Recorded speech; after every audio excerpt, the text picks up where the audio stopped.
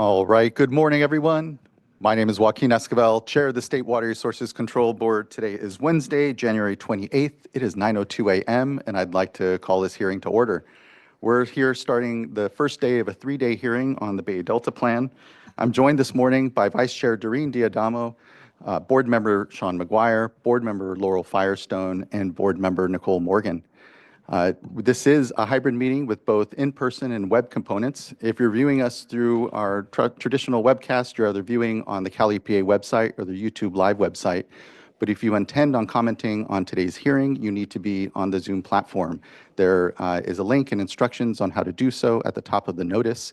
But if you're having any challenges getting onto the Zoom platform, please do just email the clerk of the board at board.clerk@waterboards.ca.gov, and she can help get you on the platform. Once you are on the platform, your camera will be off. You will be on mute until it's your turn to speak during today's hearing. For those of you here in the room, good morning. Good to see you, everyone. We're here in the Sacramento Environmental Public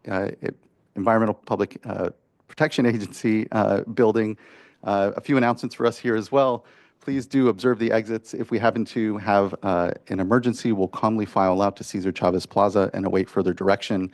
Additionally, if you intend on commenting on today's hearing, there is a laptop at the side of the room in order to sign up. If you're having any challenges, though, please do just email the clerk of the board or just talk to the clerk, and the clerk will be able to make sure you're signed up. Today's public hearing is an opportunity for the board to receive comments on two recently released documents related to the potential Sacramento Delta update to the Water Quality Control Plan for the San Francisco Bay, Sacramento, San Joaquin Delta Watershed, or Bay Delta Plan. On December 12th, 2025, staff released a revised draft of the updates to the plan, along with a new Chapter 13 of the supporting draft staff report. That release initiated a public comment period, and we're here today to listen to your input. I will now provide some information on how the hearing will be conducted. The hearing is being held in accordance with the notice dated December 12th and fulfills the requirements for receipt of oral comments as described in the board's regulations and the state and federal law. There will be no sworn testimony or cross-examination of participants. The board will not take any action today or during either of the two remaining board hearing days. Rather, board action will occur at a later publicly noticed board meeting. Please keep your comments limited to the December 2025 revised draft of the Bay Delta Plan and the new Chapter 13 of the draft staff report. While I or my fellow board members may ask staff for clarification, staff and board members will not be responding to oral comments today. Board staff will prepare written responses to oral and written comments prior to the board taking final action on the report and updates to the Bay Delta Plan at a future meeting.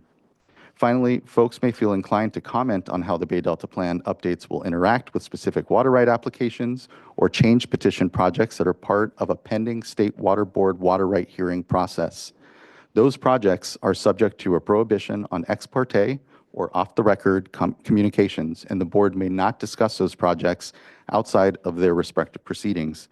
Therefore, any reference to new projects must be made generally. If you reference specific projects by name during your comments, I will politely ask you to refrain and remind you of these restrictions.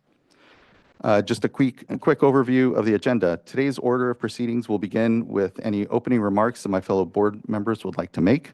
Then we will hear remarks from Secretary Wade Crowfoot of the Natural Resources Agency, followed by remarks from Director Carla Namath of the Department of Water Resources. We will then hear an overview presentation from staff. Following the staff presentation, we will hear from any elected officials and tribal leaders who may be present or are not already part of your panel presentations. Then we will move to those groups who have requested to make panel presentations and individual comments. Staff will provide an overview of the panel presentations and times for individual comments in their presentation. Please plan to take a short break in the afternoon and lunch, and we'll take another break in the morning here. As described in the notice, we are limiting speaking times to ensure a productive, efficient, and fair hearing. Oral comments by individuals will be limited to 3 minutes per speaker. Panels will be limited to 20 minutes unless otherwise arranged. Speakers should also make their comments at only one of the 3 hearing days to ensure all interested participants have an opportunity to speak. As a reminder, we are accepting written comments as well, and we encourage you to keep oral comments as concise as possible and submit more extensive written comments. I just want to take a moment and to really recognize that the Bay Delta watershed, as we know, is a complex system that serves as a critical resource for the state. It provides drinking water for millions of Californians, provides much of the water supply for farmland throughout the state, and is vital to California Native American tribes whose cultures are deeply entwined and ways of life entwined with the watershed and the ecosystem. Providing balanced protection for all beneficial uses is incredibly important and requires careful consideration. For those of you that are joining us, you may have been tracking what is now a decadal project before the board and the update of the Bay Delta Plan. For those of you that have been tracking and have been part of this conversation, welcome back to this hearing and workshop. For those of you that may be just tuning in and trying to orient yourself and where we are with the board's process and work, I just offer a few remarks. I think it's important to remember that the last time the state board significantly updated the Bay Delta Plan was in the mid-90s. The grand compromise at that time was that the state water project and the Central Valley project would be on the hook for water quality standards, and other water right holders and users within the broader Bay Delta watershed were left out of requirements when it comes to water quality standards. What happened since the mid-90s was the Endangered Species Act came along and continued to further clamp down on project operations in the South Delta. What I think we can all acknowledge and admit is that while the Endangered Species Act is very critical, and certainly project operations and pumping operations in the South Delta are important, it is not enough to recover this watershed. And this project has been one of trying to expand the scope of participants in the watershed to contribute to the health of this critical ecosystem. And so we find ourselves here now, the board having adopted the first component of the Bay Delta watershed, the Lower San Joaquin, in 2018, and now coming to conclusion and attempting to come to conclusion on the Sacramento Delta components. It has taken us time to get here. And I think it's important to acknowledge, though, that in that time, when the board first put out its notice for this project in 2008, 2009, this state went through two historic back-to-back droughts.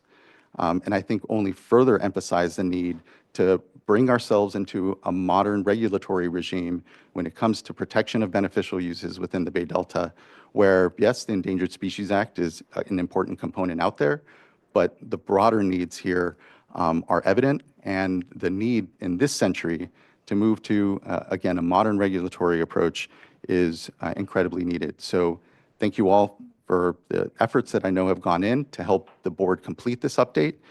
And thank you for those that have critiques. We're here to openly discuss those, to understand them, and collectively move forward as a state on how best to provide protection, again, of this critical watershed and resource. Given the value and complexity of the system, it's important that we deliberately and intentionally move through this update process with the balancing and protection of beneficial uses as our main goal. The revised proposed plan amendments contain two implementation pathways for new water quality objectives: a regulatory pathway and a voluntary agreement, or VA pathway. The VA pathway, which also constitutes regulatory requirements, allows for the Healthy Rivers and Landscapes, or HRL flow, habitat, and related commitments to be implemented for an 8-year period with the possibility of extension. I know that people have strong opinions and concerns regarding various details on both pathways, and I want to be clear that while we will listen and attempt to resolve concerns to the extent possible, we need to move forward with adopting the update and getting to the more difficult work of actual implementation. Because of the complexity of the watershed and the time it takes to move the process forward, it is imperative that we have a plan that can adjust to changing circumstances that without having to start all over again. Yes, the plan is broad and contains some experimental components, but that is how it should and needs to be. The board has moved forward with voluntary efforts in the past and remains generally supportive of this approach if it works. But too often, if the voluntary approach ends or is not successful, the board is left to start over from scratch, and the system is left without protections for too long while that work gets done. Here, the board will annually and periodically review implementation of the Bay Delta Plan, and the board may consider modification or termination of the VA pathway if commitments are not met or if significant evidence shows that beneficial uses are not being protected. The board may determine that some or all of the HL water rights are subject to the provisions described under the regulatory pathway. I know that some water users will not like that, but it is imperative that we have regulatory provisions in place to serve as a backfall. There are other provisions for course corrections as well, and this approach has not been implemented in Bay Delta before. But I have said all along that the update cannot be an either or, and the revised proposed plan amendments reflect this view and represents a novel approach to achieving both ecological and water management benefits. Your input on the newly released Chapter 13 of the draft staff report and the revised draft updates to the Bay Delta Plan will help inform the next steps the board will take to update the plan. We're intently listening to your feedback and really appreciate everyone's time and attention here. Next, I'd like to turn to my fellow board colleagues in case there's any comments that anyone would like to make here at the top. Board Member Firestone. Thank you. Yeah, I'm really looking forward to the next 3 days. The board's public process is critical in making sure that we can get broad input from all the parties that are impacted by the various aspects of this proposal, getting expertise from folks that are implementing different pieces from our tribal sovereign governments, from water users, agencies, community members. And we are really fortunate to be structured in a way where we can transparently and iteratively take feedback, make sure that that we as decision makers are understanding the implications of what we're adopting, that we can make sure that we are adopting something as intended, that it can be implemented, and we're clearly thinking through the implications. As the chair eloquently and stated, this is really high stakes. This is a long time coming. The proposal that is currently in front of us and that we'll be discussing today is really a reflection of the comments and input that we've received, and how the board as a whole, the 5 of us, are weighing the extremely difficult trade-offs that the chair set forth and the extreme complexities of the Bay Delta system, not just both from an engineering and natural ecosystem perspective. As we said, this is really the time that we're looking that I think it's really important for us as a board to share the intent of what we're proposing so that folks can meaningfully comment and help us ensure that we're achieving that intent, that we're fleshing out remaining issues, and that we're hearing from folks not just in written comments, but helping us make sure that we're on a path to success. I think as we've said, there's and the chair has said, this current revised proposal is clear in that it recognizes that the state and federal governments and major water rights holders have put together a package, the Healthy Rivers and Landscapes program, that they believe will be able to stabilize the estuary's declining fish populations and support achieving the salmon doubling goal by 2050. And I think what's clear is that this board as a whole wants to give that program a chance to work. But we also recognize, as the chair said, that we need to have a functioning regulatory structure that can one, cover those that are not part of the VA pathway, protect flows that are being delivered by the HRL program so that they can have their intended effect, and have a clear and implementable pathway if the Healthy Rivers and Landscapes program stops or parties of that program fail to perform their commitments. And I think SGMA has shown us how important it is to set up regional collaborations for success by having a strong, clear backstop. So this proposal is intended to do that. And without a regulatory program that's implemented to do each of those things, we are really undermining the ability of the HRL program to succeed. So as I'm listening to comments over the next 3 days, things that I'm particularly interested in is how we can make sure that the VA pathway is set up to succeed in its goals. Specifically, I'm most concerned about addressing the changing baseline that could significantly harm the ability of the HRL flows to have any real effect. And I'm particularly, given the uncertainty coming from our federal government, I am wanting to make sure that it's clear that if parties from the Healthy Rivers and Landscapes withdraw or fail to perform, that we have a realistic and implementable regulatory pathway that will apply to those parties. And that we, as the chair said, we're not stuck without a pathway forward as we've seen in the past.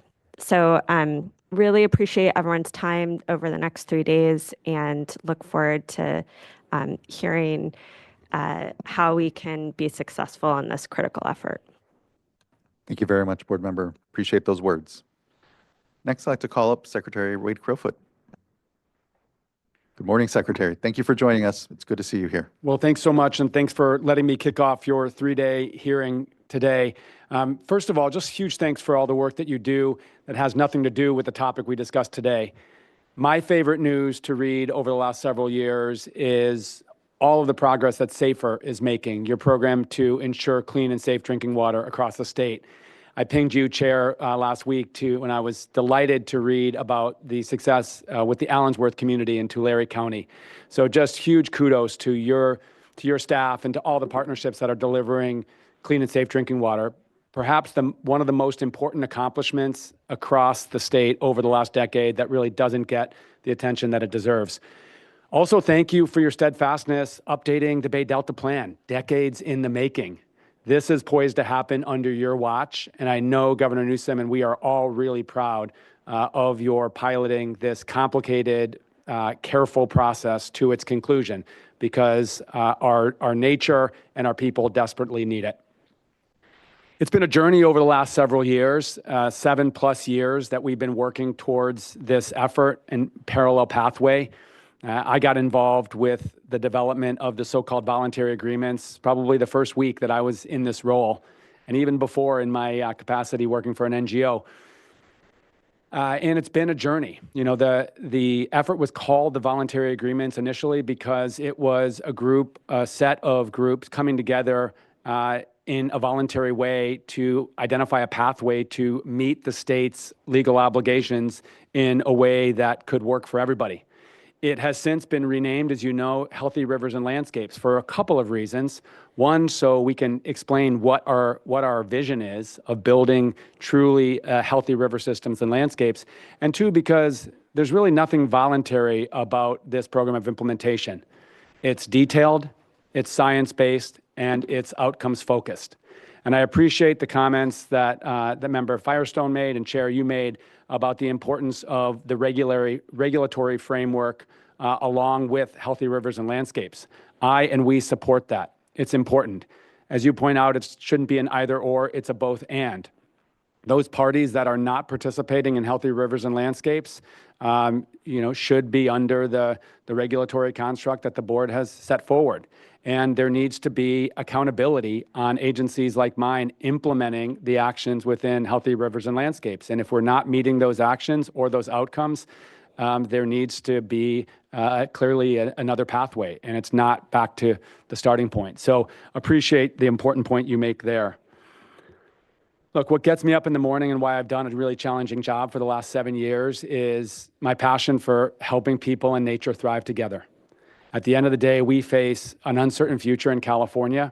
It was only 3 years ago when we really hit the depths of some of our salmon populations, scraping towards extinction. And at the same time, we had 5 million Californians underwater rationing. We were planning within a series of weeks in the winter of 22 going into 23 to half the state to being underwater rationing. And it was those 9 atmospheric rivers that created their own challenges that saved us from that. But at the end of the day, this is a really important update, and this update has to protect all beneficial uses.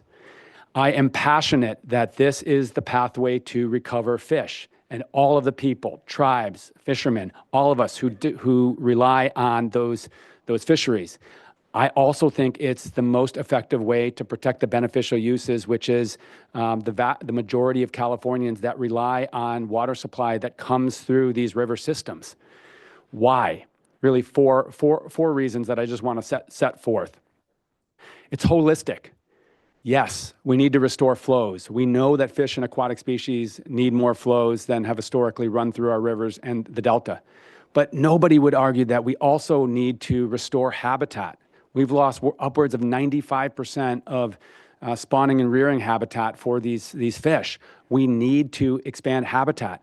We need to do that in a way that's thought through and with the flows. And right now, as I've understood it over the last decade, the Water Board doesn't have the regulatory gear or regulatory mechanism to really drive that habitat. And so this habitat is we're accountable for delivering this habitat at massive scale in healthy rivers and landscapes. So holistic, but also adaptive. Our systems are changing year to year, even within seasons. We have to be more adaptive to help fish and wildlife recover and manage our water supply. And at the end of the day, I think none of us expected to have as dynamic a water system as we have and are now facing. And simply put, regulations or court orders can't be the way that we manage our system. We have to do it more adaptively, with scientific monitoring and in a transparent manner. And I'm really proud that HRL sets up both. The idea that we have these assets, so-called assets, restored flow, habitat, and we scientifically monitor how they're working with the hydrology that's coming in a given season or between seasons, and we can adapt. And we want to do that in a transparent and inclusive way. And I'll talk at the end a little bit about process and what we've learned. But our commitment as state agencies implementing this is to bring everybody who wants to the table to understand the decisions that we're making, the science that we're using. Because at the end of the day, this is the paradigm we need: collaborative, adaptive management versus conflict and litigation. Third, it's science-based. Your staff has been tremendously diligent, as it should be, to really run this proposal and planned implementation or program implementation through its paces, based on a scientific basis report, a blind scientific peer review, months, I think years of analysis on this proposal. And as you point out, this does include some actions that could be considered experimental. But we are in that mode. We can't work on the margins. We can't do what we've done before because it's brought us to where we are now. We need to remain science focused. We need to ensure that the monitoring is better than ever. We need to be transparent about that. And frankly, you then ultimately need to decide, or not even decide, but determine whether the actions that we've taken, habitat, restored flows, achieve the outcomes that is required. And if we don't, then there's obviously another pathway. It's not back to zero. Lastly, this is fast moving. I'm super passionate about getting things done quickly. And this has been a long process, and it's needed to be a long process. But we haven't waited for this process to take action. We know there are no regrets, improvements that we need to make. So I want to just draw your attention to, and huge thanks to the Water Board for your leadership in the cutting green tape effort. How do we get more environmental restoration on the ground more quickly? I couldn't be prouder and more thankful of your work at the Water Board to do that in partnership with our Department of Fish and Wildlife.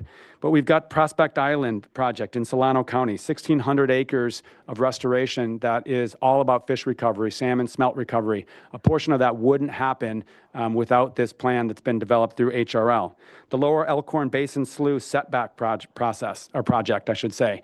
1,000 acres of levee setback on the Sacramento and the Yolo Basin, again, driven by this process. Just last week, we were in the Sacramento Valley focused on the implementation of an MOU that we created last year called Floodplains Forward to accelerate the expansion of seasonal floodplains driven by healthy rivers and landscapes, where our federal agencies and state agencies and partners are working together to say, okay, how do we roll up sleeves and get projects on the ground at the scale we need, driven by the accountability that HRL has and the very ambitious habitat restoration goals. So I can just tell you with everything that I bring to this job that I'm passionate about this approach. I'm passionate about us attempting this approach. And, you know, as long as I'm in the job and after I'm in this job, I'm committed to actually getting this done. Last point on process, because I know there's been a lot of concern on process. I'm really proud that in this building with Secretary Blumenfeld that many years ago, we invited an inclusive table to help us develop what became HRL.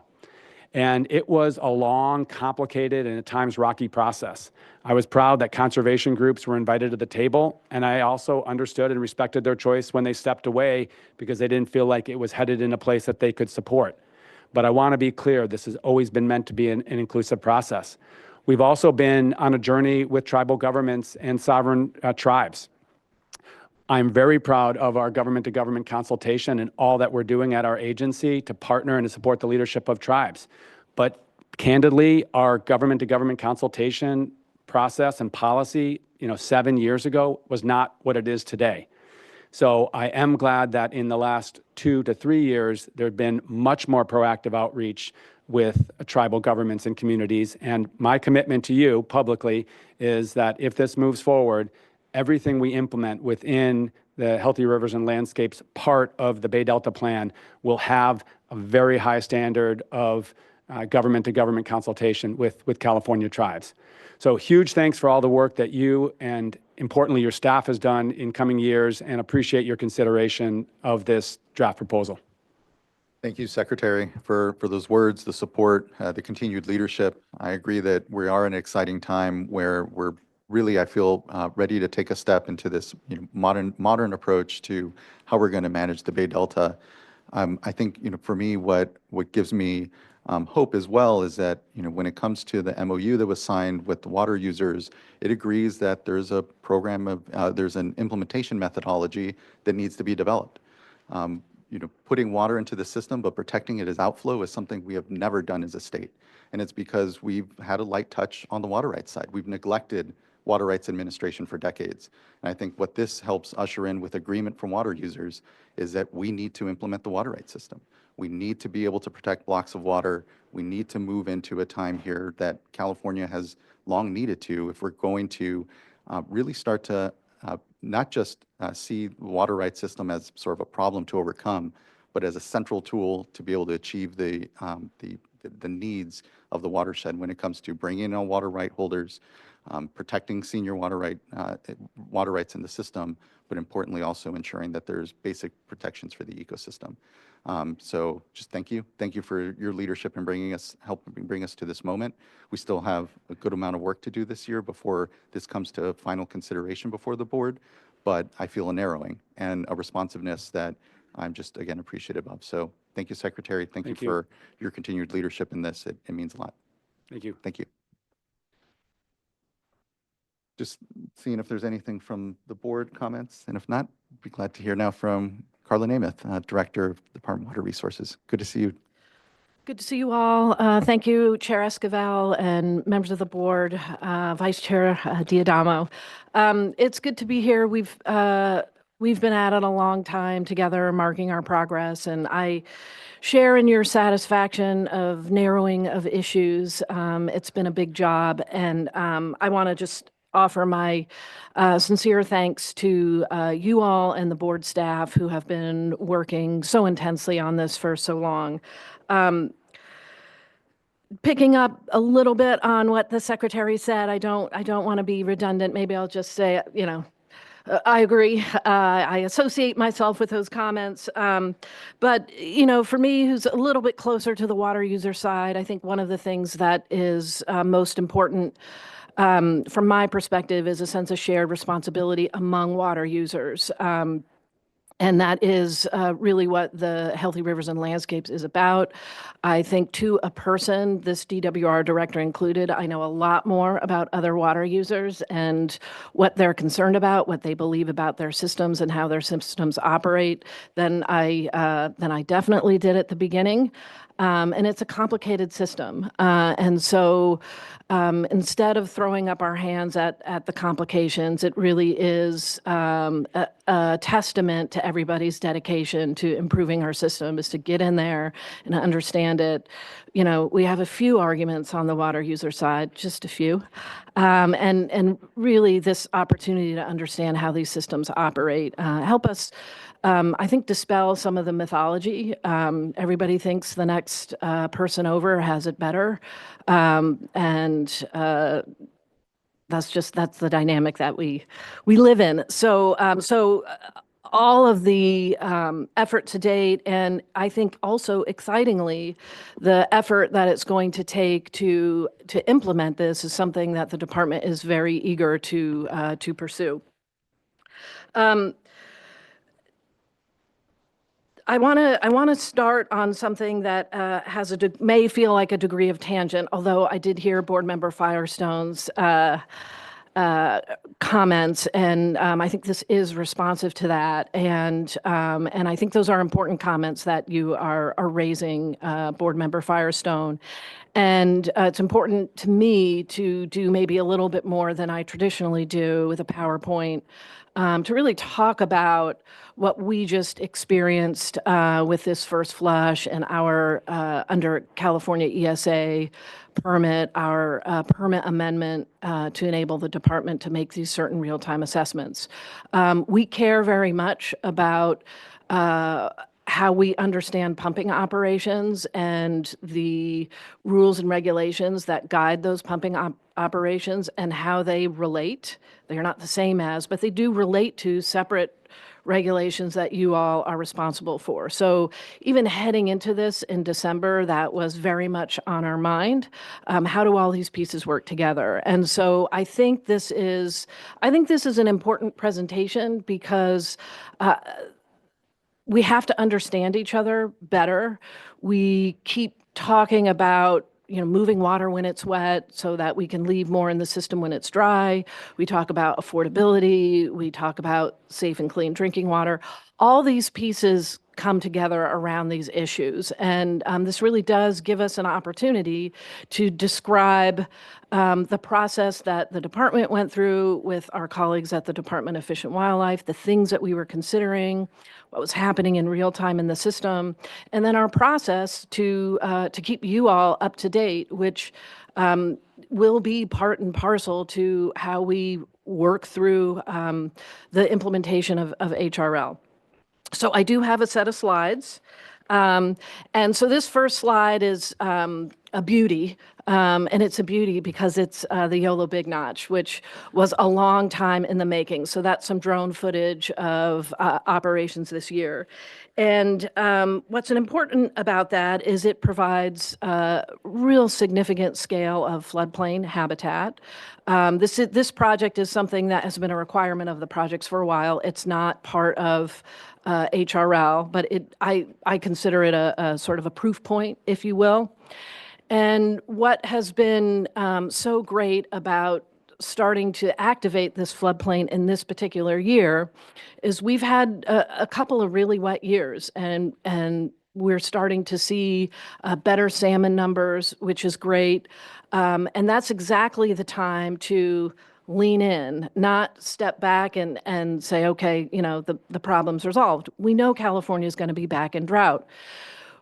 And what was great about this year and what's so great about this project is and is envisioned by HRL is when we have those wet water years, we also have places where salmon can go that's safer and more beneficial for them than just staying in the rivers as they would today.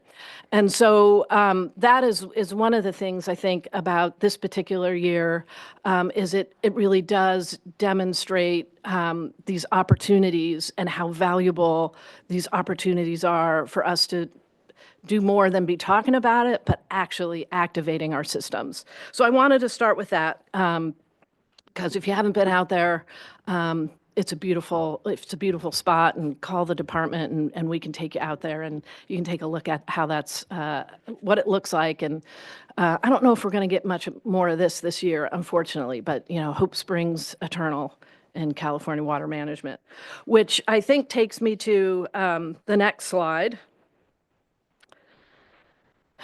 So yeah, hope springs eternal in California water management. I'm not going to go over this in too much detail. I think we've all seen it a lot. This is all what we're working for, but this is just the point that starts a lot of our water presentations in California is we have a very flashy system. It's getting flashier, and project operations are, in point of fact, quite dynamic. And even though we do things in monthly time steps with our modeling, how water moves through the system is really important in terms of the opportunities it presents and does not present to move water. So next slide, please. So the first flush regulatory process for the Department of Water Resources was essentially through California Endangered Species Act. Our existing permit includes adaptive management. To effectuate adaptive management, we need to seek an amendment. So all of that has been contemplated by the California ESA permit that was approved in 2024. What this amendment did for first flush was it allowed the department to do an assessment of existing conditions and understand whether incoming hydrology, which is modeled coming in, so we have an assessment of fish that are in the system, we have an assessment of turbidity and other things, and we are looking at the storm coming in, and we are trying to anticipate whether there's an opportunity to flexibly to move more water, to adjust our old and middle river regulations in a way that's safe for fish, in a way that doesn't draw more fish into the pumps. And so what we do is we prepare that assessment, and we send that assessment to the Department of Fish and Wildlife, and they deny or modify our operations plan as they see fit in accordance with California ESA. And then what happens is we get into actual real-time conditions. The storm comes in.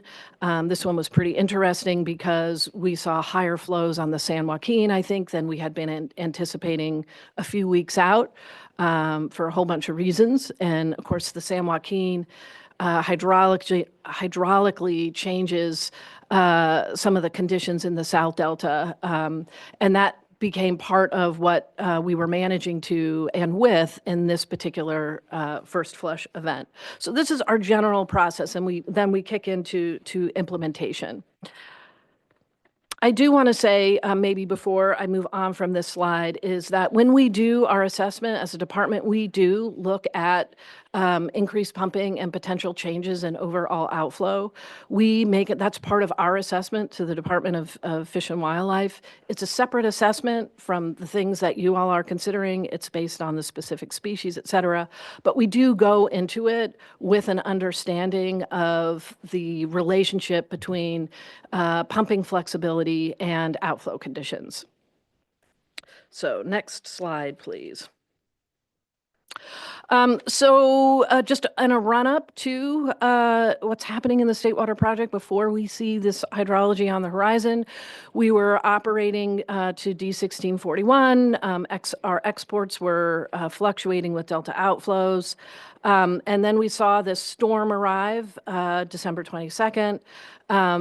And those flows and turbidity trigger old and middle river flow management and delta inflow rises. That's generally how this works heading into a storm event.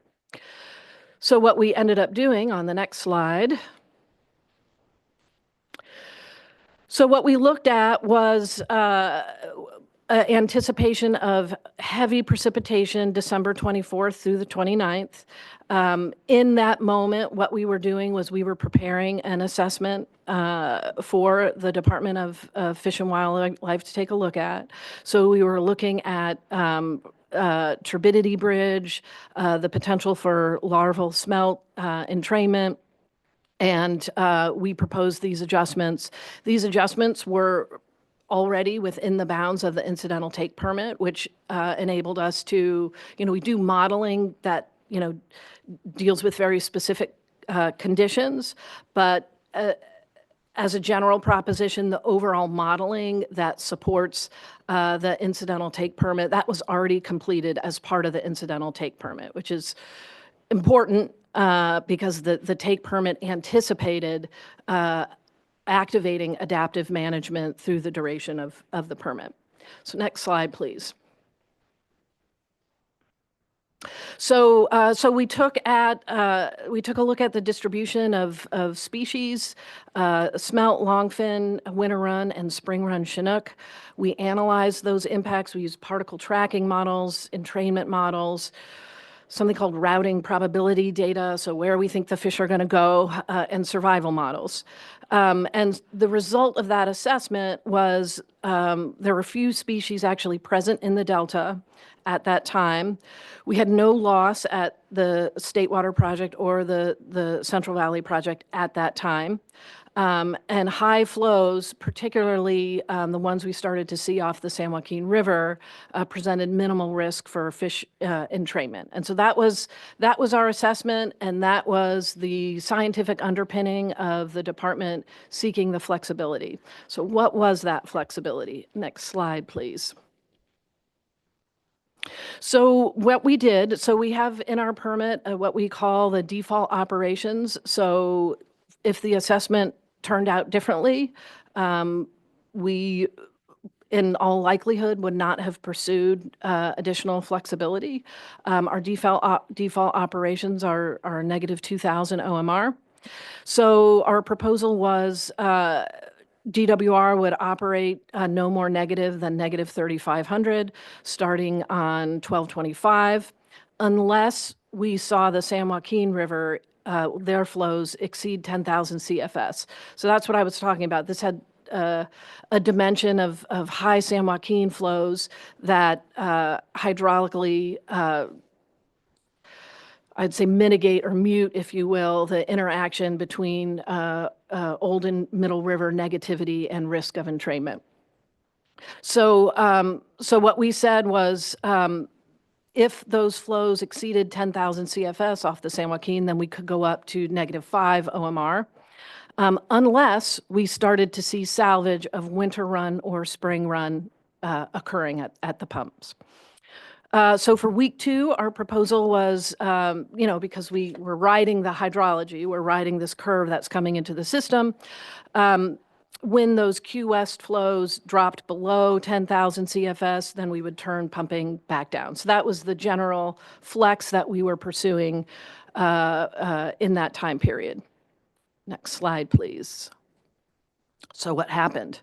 And so as I mentioned, overall, we are paying attention to State Water Project pumping operations and its effect on overall outflow. And so what you're seeing really here is this is operationalizing this idea of seeking opportunities to move more water when it's wet, when it's safe for fish. And in this instance, the safety for fish is about the interaction between the pumps and fish species under California ESA. So ultimately what happened was in the period between the 23rd of December and through that first week in January, the actual overall outflow with the pumping flexibility that I mentioned was about just north of 90,000 CFS. Without the amendment, it would have been 91,671. So the overall outflow reduction in this period was about 1%.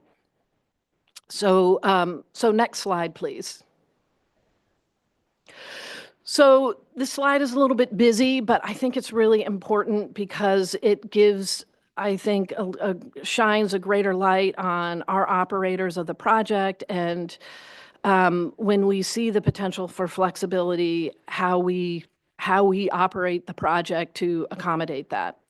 So as I mentioned, we had been operating to D1641.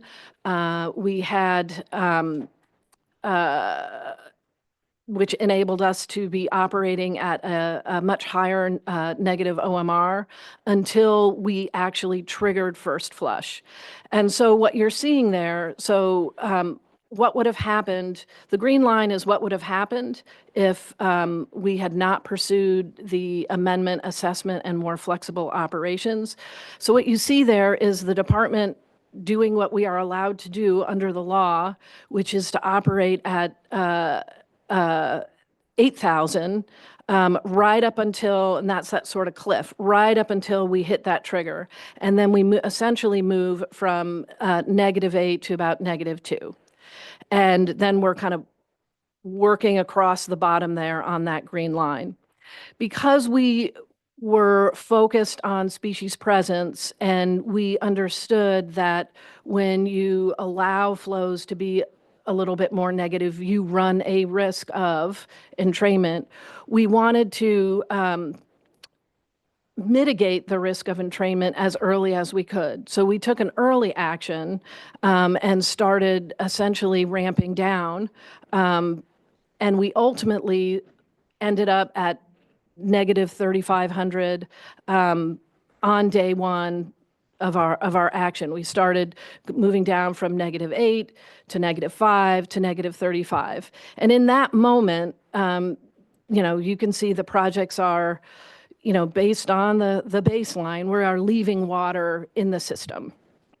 And then you see, as these high outflows start, we see that bump on the San Joaquin River, then we are increasing our pumping to a negative 5,000 OMR regulation, and we're really running that system.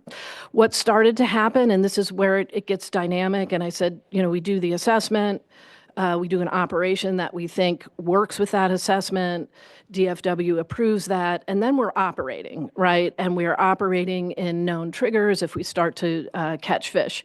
So what you're seeing in the middle there is we did have a spring run salvage, and that meant we reduced exports to -3,500. That spring run salvage was something that was unusual. And so we have more, work to do on the environmental DNA side of the house, if you will, to understand those movement of fish at that time. That was not anticipated. But that's also my point.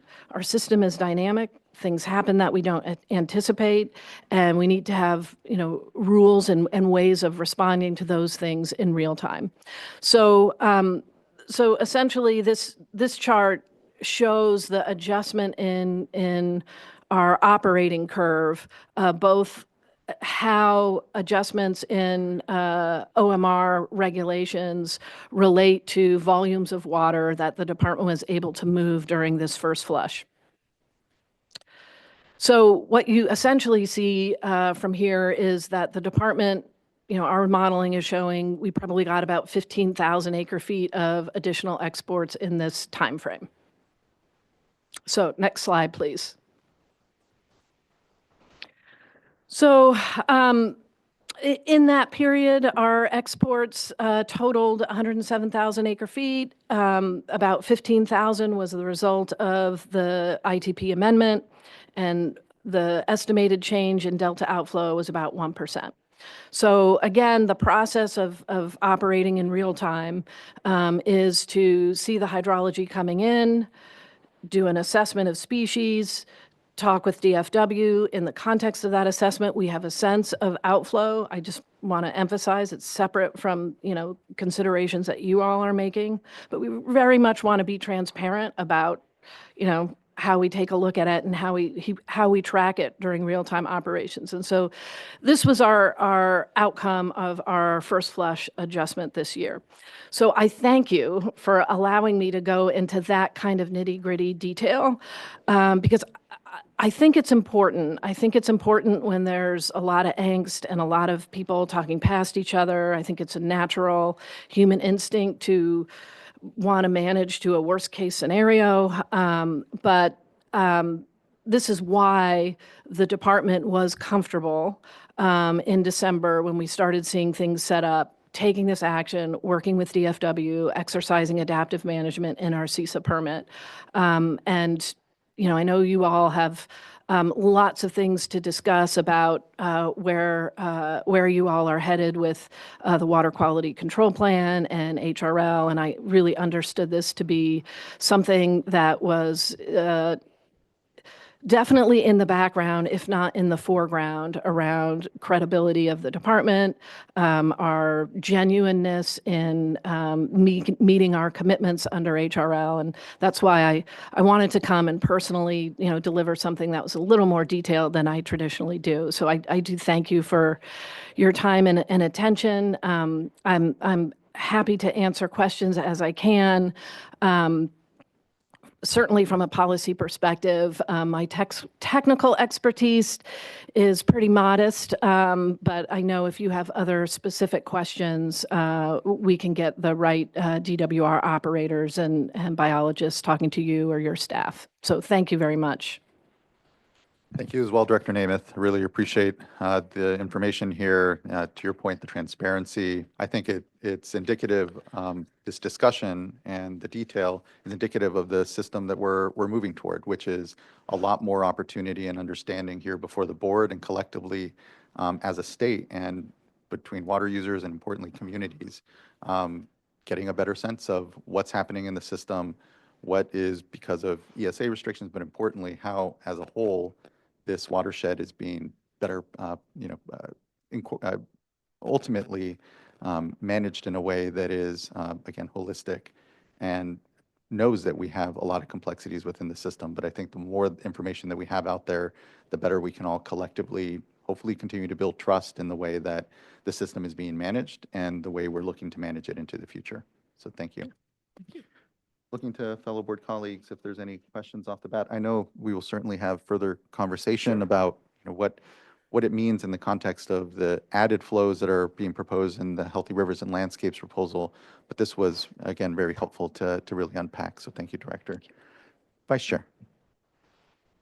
Thank you. I just want to take this as an opportunity. I see Secretary Crowfoot is no longer here, but to really thank both of you and former Director Bonham for all of your leadership and intense amount of time and focus that you've provided since I hearken back to the resolution that was adopted in 2018, where we directed our staff to work with you on technical information and regulatory information as you started this on this process. And so I know there have been many endless meetings and really that intensity and your leadership, I think, has gotten us to the point where we are kind of collectively here today. So really want to thank you for that.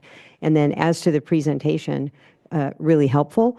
But I think that ongoing discussions between your staff and ours would be helpful for us to get a better sense, not just on this snapshot of what occurred. And I appreciate all the different factors that you have to consider, but providing more information on what could occur, sort of the bookends, time frame, and modeling and that sort of information. So look forward to receiving that from you. Thank you again. Thank you. Thank you, Vice Chair.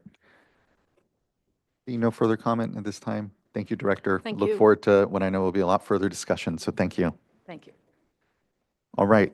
That now brings us to the staff presentation, and would like to hand things off to Ms. Diane Riddle. Good to see you this morning, Ms. Riddle. Good to see you too. Thank you. Good morning. Again, my name is Diane Riddle. I'm one of the Assistant Deputy Directors for the Division of Water Rights. I oversee the board's Bay Delta planning and implementation efforts. With me here today from the division are Nicole Williamson, Sam Beshevkin and Matt Holland, program managers in the Division of Water Rights in our Bay Delta program. Also with us here today are Penn Scoble and Tina Leahy with the Office of Chief Counsel. We also have additional team members in the room today and down in the lobby to assist folks if they need that. Next slide, please. I'll start by providing a summary of the topics we plan to discuss today. First, I'll begin with an overview of the purpose and format of this hearing. Then I'll provide a brief high-level background of the Water Quality Control Plan for the San Francisco Bay, Sacramento, San Joaquin Delta watershed, simply referred to as the Bay Delta Plan or the plan throughout the day today, or the draft plan, the proposed plan. You'll hear a lot of terminology. It's all referring to this one plan. Next, Sam will provide a summary of the December 2025 revised draft updates to the Bay Delta Plan. Then Nicole will provide a summary of the newly released Chapter 13 of the draft staff report supporting the Sacramento Delta updates to the Bay Delta Plan. Lastly, we'll end with the staff presentation with next steps and future opportunities to participate in this process. Next slide, please. So the purpose of this hearing is to receive comments on the two documents that were released on December 12th, 2025, including a revised draft of the Bay Delta Plan with updates focused on the Sacramento River and Delta components of that plan, referred to as a Sacramento Delta update to the Bay Delta Plan, as well as a new Chapter 13 of the draft staff report supporting the Sacramento Delta updates to the Bay Delta Plan. Staff will be providing an overview of the revised draft Bay Delta Plan and Chapter 13 in today's presentation only. In subsequent hearing days, we will provide a very abbreviated presentation to allow as much time as possible for public comments. Summaries of both the revised draft updates to the Bay Delta Plan and Chapter 13 can be found in the notice posted on the board's website. The recording from today's hearing will also be posted on our YouTube page, so if folks would like to see that. Next slide, please. This slide identifies today's agenda. First, we'll hear from a panel of Healthy Rivers and Landscapes representatives. Then we're anticipating that we would take a lunch. Following the lunch, we will hear from a panel from Golden Gate Salmon Association and California Sport Fishing Protection Alliance. The third panel we'll hear from today is from Restore the Delta and Shingle Springs Band of Miwok Indians. Then the fourth panel we'll hear from today is from San Francisco Baykeeper and Friends of the River. After each of the panels, the board members may ask questions or provide input, but no formal action will be taken in this hearing. We'll then hear individual public comments, which are anticipated to begin after 2 p.m. Again, this is an approximate time. It depends on how much dialogue occurs as part of this discussion today, so an approximate time. Then we're expecting to take public comments up until around 5 p.m. today, unless we end earlier because there aren't comments to take us to that time. Next slide, please. This slide provides a preview of days 2 and 3 to help the public to plan if you're planning to attend either of those days. Thursday and Friday, again, we'll have opening remarks from the board chair and again, a very abbreviated staff presentation. On Thursday, we will then hear from a panel of fishing organizations, followed by Solano County representatives. Then we are expecting some time for individual comments before we take a lunch break. Then when we come back from lunch on Thursday, we will have a panel of tribal representatives and a panel from Central Delta Water Agency, followed by individual comments up to around 5 p.m. again, depending on the number of commenters. On Friday, we plan to start with individual comments after a brief introduction from Chair Esquivel and staff. Then we expect to hear from a panel of youth with Save California Salmon, followed by 2 additional panels from Save California Salmon, who will discuss north of Delta issues and tribal cultural resources. After lunch, we will then have time for the remainder of the individual comments and closing remarks from the board. Next slide, please. With that overview of the hearing days, I'll now provide some background and context for the hearing today. The State Water Board's mission is to preserve, enhance, and restore the quality of California's water resources and drinking water for the protection of the environment, public health, and all beneficial uses, and to ensure proper water resource allocation and efficient use for the benefit of present and future generations. The State Water Board is also responsible for allocating surface water rights, protecting the public trust and public interest, and preventing the waste and unreasonable use of water. The State Water Board addresses the convergence of its water rights and water quality responsibilities and protection of beneficial uses in the Bay Delta, in part through the Bay Delta Plan. The Bay Delta Plan identifies beneficial uses of water to be protected in the Bay Delta watershed, currently including municipal and industrial, agricultural, and fish and wildlife uses. We'll talk more about tribal uses later. Those water quality objectives are primarily flow-based water quality objectives for the reasonable protection of beneficial uses. There are also other water quality control plans that address other constituents. Lastly, the plan includes a program of implementation to achieve the objectives, including the flow and non-flow actions, the habitat restoration, and other types of actions, and monitoring and assessment measures to evaluate compliance and effectiveness of the implementation actions. The Bay Delta Plan, like all water quality control plans, is required to be reviewed periodically and updated as needed to provide for the reasonable protection of beneficial uses of water. Next slide, please. Now I'll talk a little bit about our planning processes. The State Water Board has been engaged in the process to update and implement the Bay Delta Plan for a number of years, as Chair Esquivel remarked in his opening statement. The start of that effort was focused on the update to the lower San Joaquin River flow and southern Delta salinity portions of the plan that was completed in 2018. The completion of the Sacramento Delta updates to the plan that we are discussing today will complete the comprehensive update to the Bay Delta Plan to provide for the reasonable protection of fish and wildlife beneficial uses. As we'll discuss in more detail in this presentation, together the updates to the plan represent a significant step in addressing actions by all water right holders to implement the Bay Delta Plan, instead of that responsibility only applying to the Central Valley Project and the State Water Project operations, as has historically been the case. These updates also lay the foundation more broadly for implementation of the water right priority system in the Bay Delta watershed in the long term, beyond only doing so during droughts, which has been the case up until now. The updates to the plan also provide for adaptive implementation of the plan to allow for more nimble responses to changing circumstances with specific adaptive management provisions built into the plan, as well as a commitment for regular annual and periodic review of the plan to ensure reasonable protection of beneficial uses. Next slide. This slide details the extensive public process undertaken by the board in developing the Sacramento Delta update to the Bay Delta Plan. I won't go over the details, but this slide helps to emphasize the significant amount of work and public process that has gone into this update, including 2 scientific basis reports, development of the most complex hydrologic model in existence to our knowledge, the Sacramento Water Allocations Model, or SACRAM, development of thousands of pages of technical analyses, numerous public meetings, several peer reviews, and several opportunities for written public comments over more than a decade, including 2 of the most severe droughts when staff were largely redirected onto drought response efforts.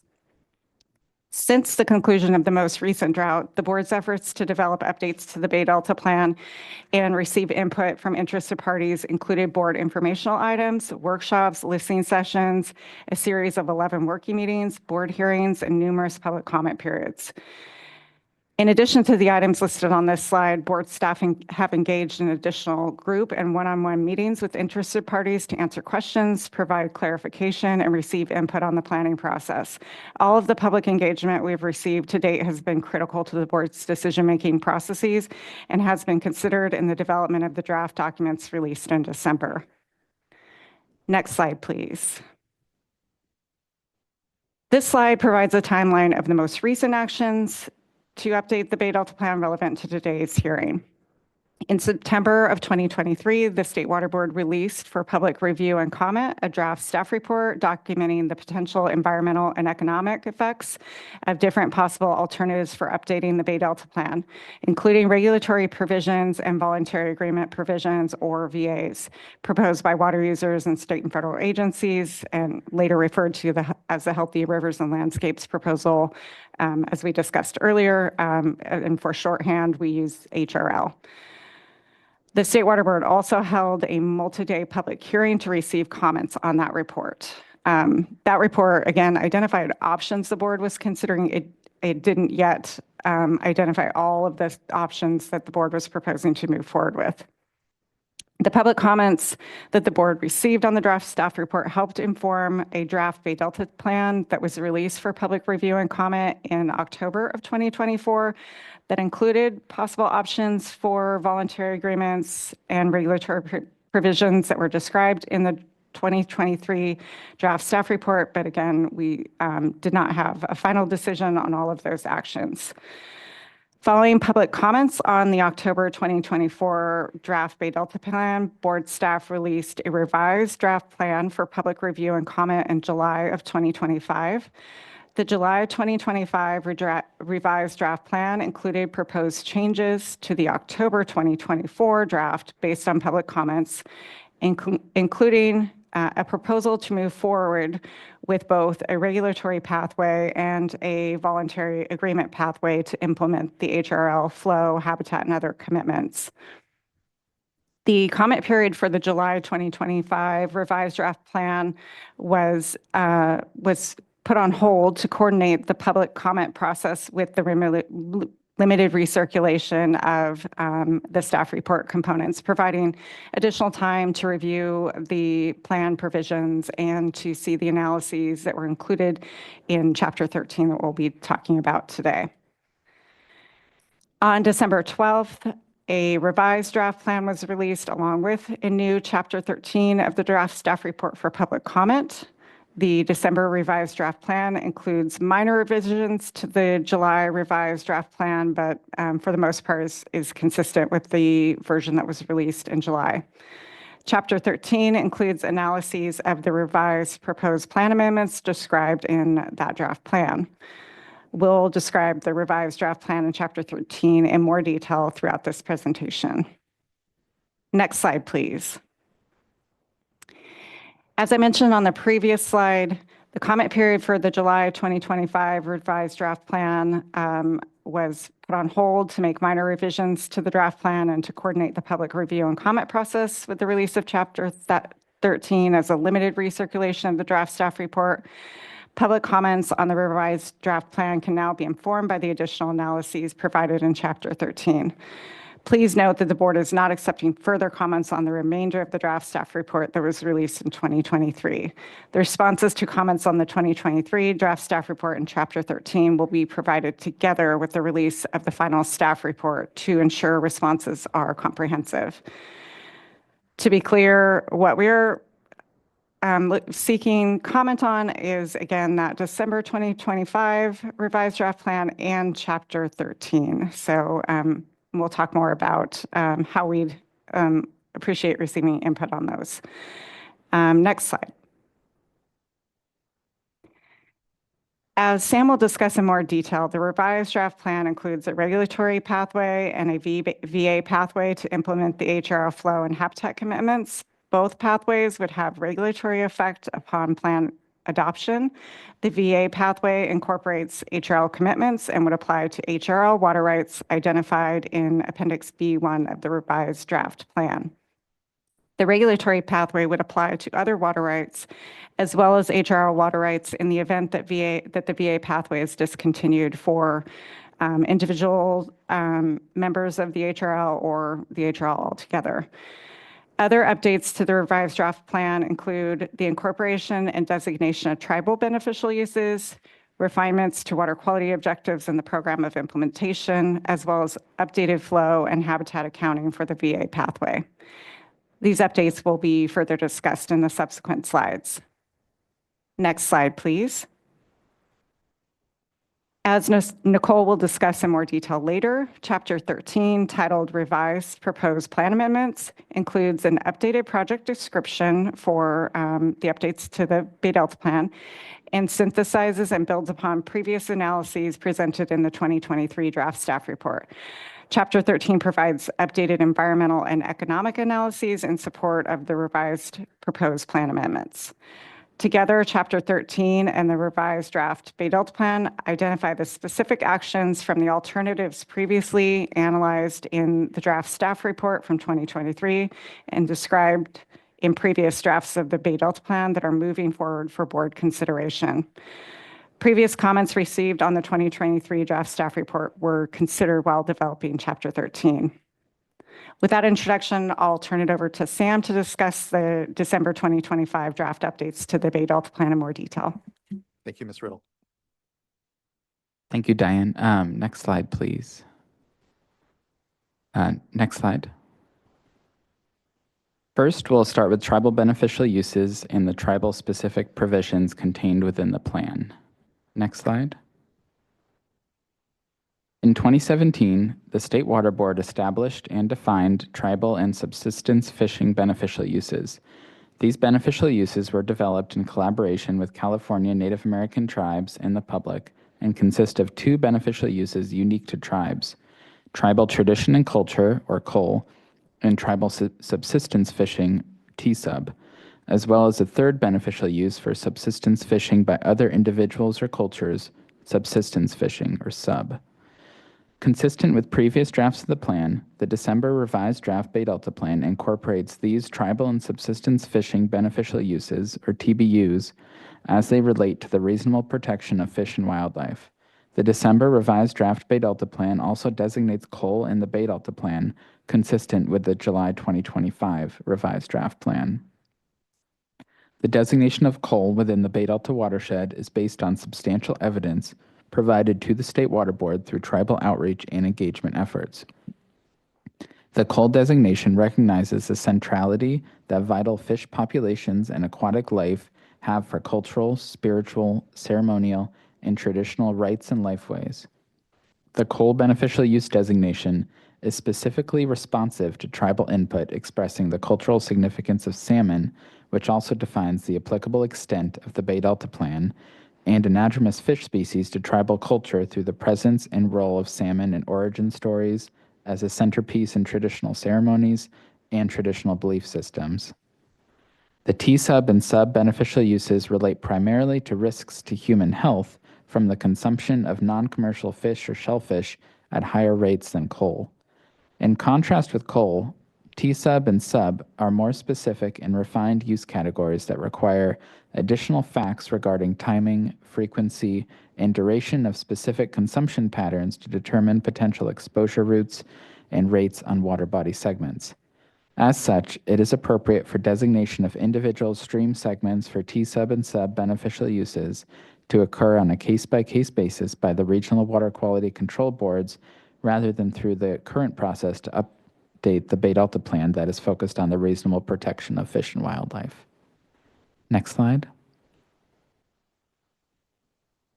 The December revised draft Bay Delta Plan also contains specific provisions for tribal outreach and engagement and incorporation of traditional ecological knowledge, or TEK. These provisions were developed in response to substantial comments received from tribes and as the result of engagement between tribes and board staff.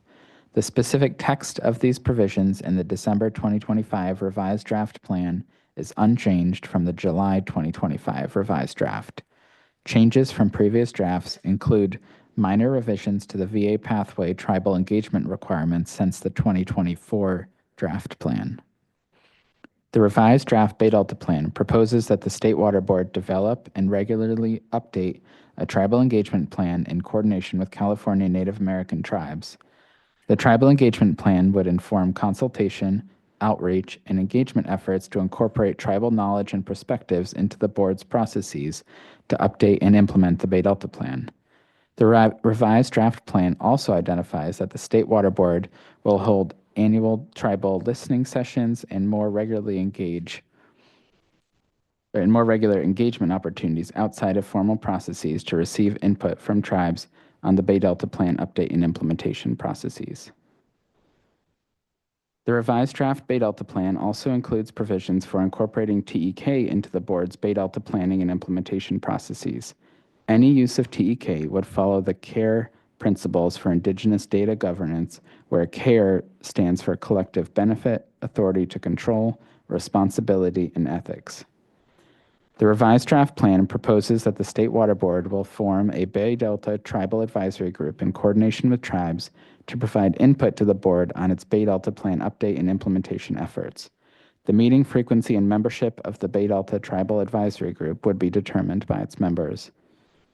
With respect to the VA pathway, the revised draft plan would require that HRL participants engage with California Native American tribes and consider their input in decision-making affecting HRL governance, including but not limited to tribal participation in the HRL Science Committee. HRL participants would be required to develop a tribal engagement plan in coordination with tribes, describing specific tribal engagement opportunities related to HRL milestones that would require approval by the Executive Director of the State Water Board prior to year 1 of the initial 8-year term of the VA pathway. The tribal engagement plan would be required to include the designation of a tribal coordinator responsible for engaging with tribes and liaising between the HRL participants and the State Water Board on tribal matters relevant to the VA pathway. Next slide. Next, I will describe the proposed new water quality objectives. Next slide. The revised draft Bay Delta Plan incorporates proposed new water quality objectives for the protection of fish and wildlife beneficial uses. These objectives were not changed between the July 2025 draft and the December 2025 draft, but the objectives were revised since the 2024 draft plan. The proposed new objectives include new Sacramento Delta tributary inflow, cold water habitat, delta outflow, inflow-based delta outflow, interior delta flows, and fish viability objectives. The numeric portions of the inflow objective from the 2024 draft plan were moved to the program of implementation, but the narrative portion was retained.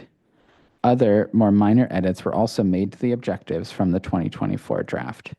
Collectively, these objectives would apply to both the regulatory pathway and the VA pathway. Under the VA pathway, the objectives would be implemented by the HRL, flow, habitat, and other required commitments. Under the regulatory pathway, the objectives would be implemented by a percent of unimpaired flow that I'll describe in the next slide, and associated delta outflow requirements, cold water habitat management, and other requirements. Next slide. Next, I will talk about the regulatory pathway that would be applicable to water rights not covered by the VA pathway. Next slide. Under the regulatory pathway, the Sacramento Delta tributary inflow objective would be implemented by requiring tributary inflows based on a percent of unimpaired flow. That flow level remains the same from the 2024 draft plan at 55% of unimpaired flow, with the ability to shape flows and adjust the required flow within an adaptive range of 45 to 65%, including through local cooperative solutions. However, upon initial implementation, water supply adjustments would also apply to existing water rights that would provide for the unimpaired flow level to be reduced. These water supply adjustments were included in recognition of the water supply impacts that could occur to existing water diversions without these adjustments, and the need for time for water right holders to adjust to these reductions, and in recognition of associated possible cold water management concerns. The water supply adjustments would be based on the prior 12 months Sacramento Valley Four River Index. During the wettest third of conditions, the requirement would remain at 55%. During the intermediate third of conditions, the requirement would be reduced to 45%. And under the driest third of conditions, the requirement would be reduced to 35%. In addition to these watershed scale water supply adjustments, additional tributary-specific water supply adjustments are included for tributaries that are rainfall-dominated or have majority municipal water supply demands. These tributary-specific adjustments would apply to Puda Creek and the Mokelumne and Calaveras rivers and would more frequently reduce the flow requirement to 35% and off-ramp the new inflow requirement in the driest conditions based on reservoir storage conditions. The draft plan identifies that decisions regarding application of the water supply adjustments to new water right applications would be made during consideration of those applications. The draft plan also identifies that the water supply adjustments could be modified or eliminated in the future after initial implementation. Next slide. To implement the cold water habitat objective under the regulatory pathway, reservoir owners and operators would be required to develop long-term cold water management strategies identifying actions to provide temperature management integrated with implementation of the new inflow requirements. In response to comments that the initial carryover storage requirements were too restrictive, the revised draft plan allows reservoir owners and operators to propose carryover storage levels within ranges identified in the plan for board approval as part of their development of a long-term temperature management strategy. If operators do not propose a carryover level, the board would initiate a public process to determine the appropriate level. The strategies would also identify other actions that will be taken to provide temperature management. Annually, operators would be required to develop temperature management plans identifying specific operations each year in conformance with approved temperature management strategies. Next slide. To implement the inflow-based delta outflow objective under the regulatory pathway, required delta outflow would be calculated by adding up the applicable required inflows from the Sacramento Delta tributaries, including an equivalent amount of Sacramento Valley floor and delta accretions, and required lower San Joaquin River flows, making appropriate adjustments for natural losses. Next slide. Now I'll move on to describing the VA pathway. Next slide. The approach for the VA pathway is based on the proposal by HRL participants that their proposed combination of flow and habitat commitments can yield ecosystem benefits with lower impacts to water supplies. The VA pathway is an alternate implementation pathway applicable to HRL water rights for meeting the new proposed objectives for Sacramento Delta inflow and cold water habitat, inflow-based delta outflow, and native fish viability, and the existing objective for salmon protection. The VA pathway includes flow, non-flow habitat restoration, science, and governance provisions. The VA flow commitments vary by tributary, month, and water year type. The VA pathway would be implemented for an initial 8-year term, after which the VA pathway could be extended, modified, or terminated based on an evaluation of ecosystem benefits. Implementation of the VA pathway could begin no later than January 1st, 2027, although that start date could be delayed up to 1 year with executive director approval. The revised draft plan includes the ability for the board to modify or terminate the VAs prior to year 8 if the board finds that VA commitments are not being met, or if the board finds that the VA commitments will not provide for reasonable protection of beneficial uses or will jeopardize the continued survival of native fishes. If the board decides to terminate the VA pathway, the board would release an addendum to the scientific basis report and either amend the Bay Delta plan to update the regulatory pathway or provide a new determination that the regulatory pathway is legally and scientifically appropriate under the provisions of Water Code Section 13241. That determination would be judicially reviewable under California Code of Civil Procedure Section 1085. Next slide. The VA pathway would apply to the water rights identified in Appendix B1 of the revised draft plan. Minor modifications to the water right list, including the addition of a water right less than 100 acre-feet, may be approved by the executive director after a 45-day comment period.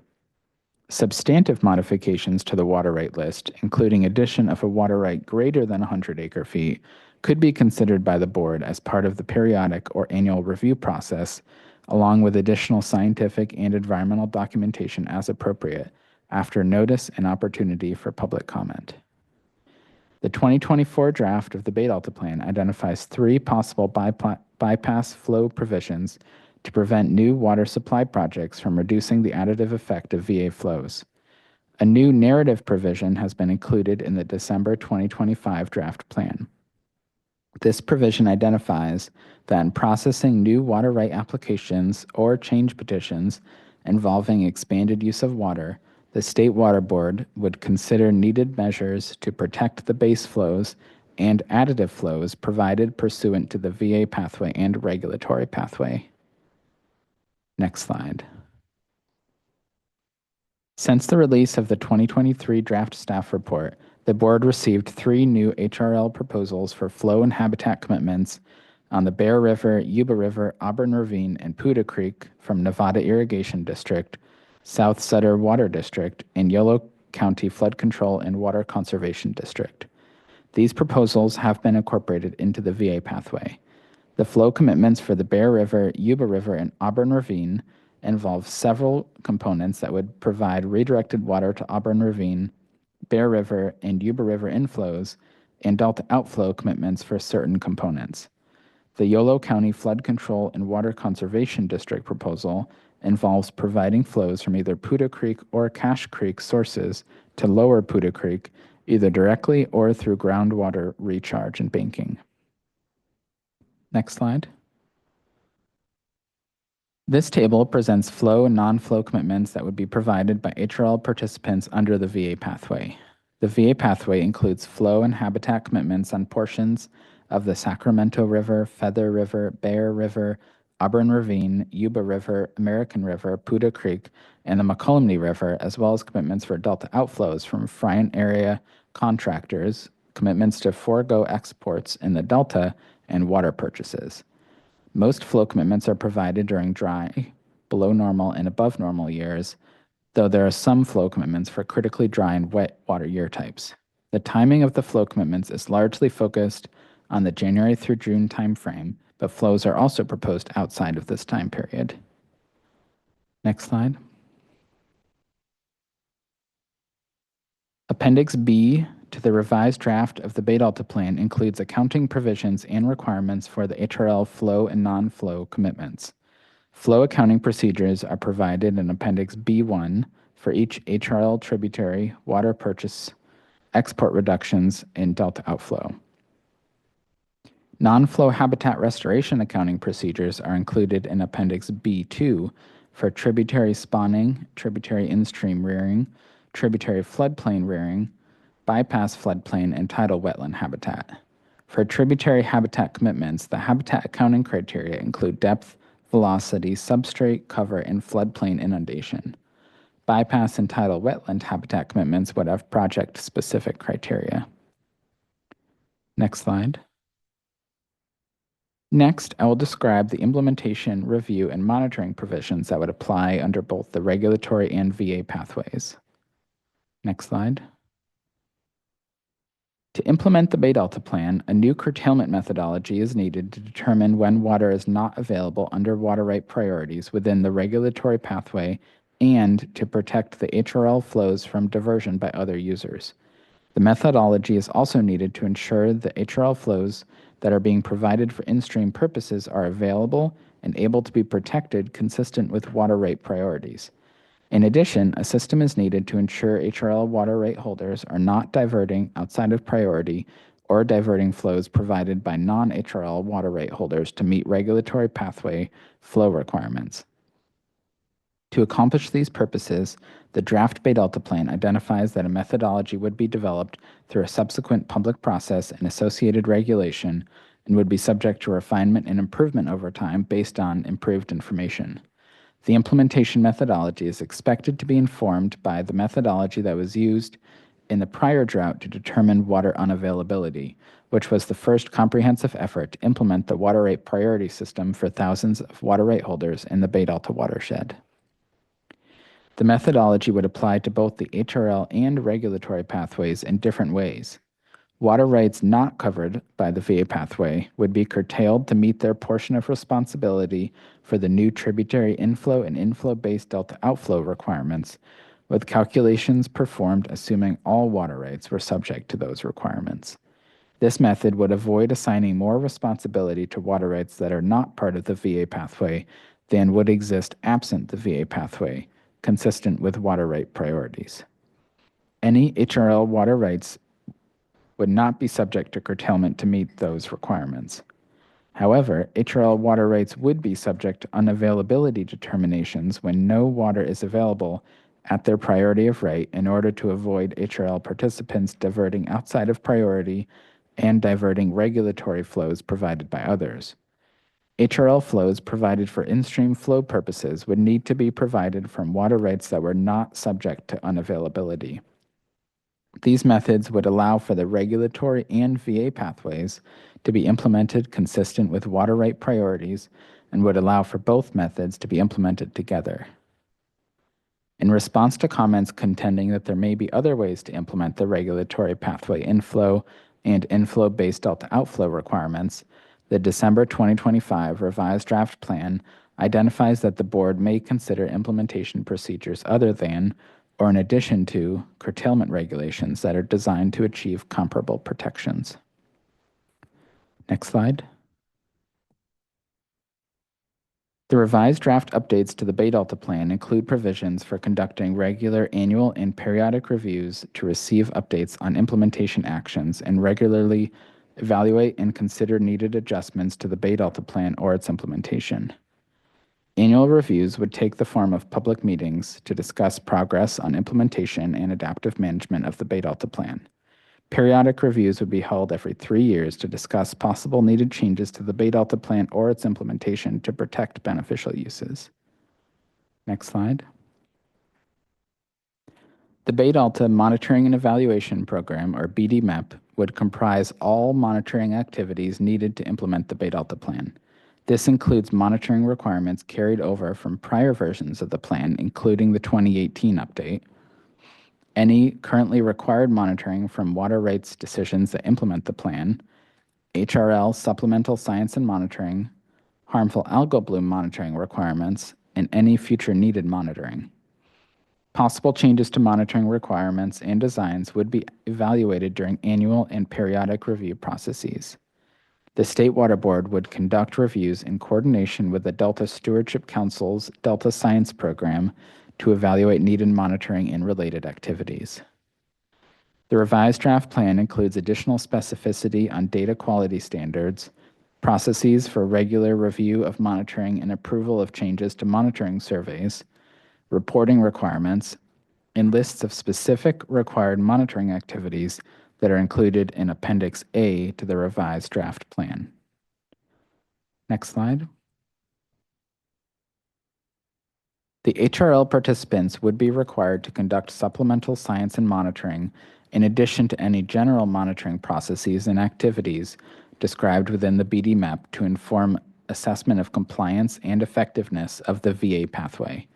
This would include developing HRL hypotheses, metrics, targets, and associated monitoring for approval by the Executive Director. The HRL supplemental science and monitoring is included within the BDMEP.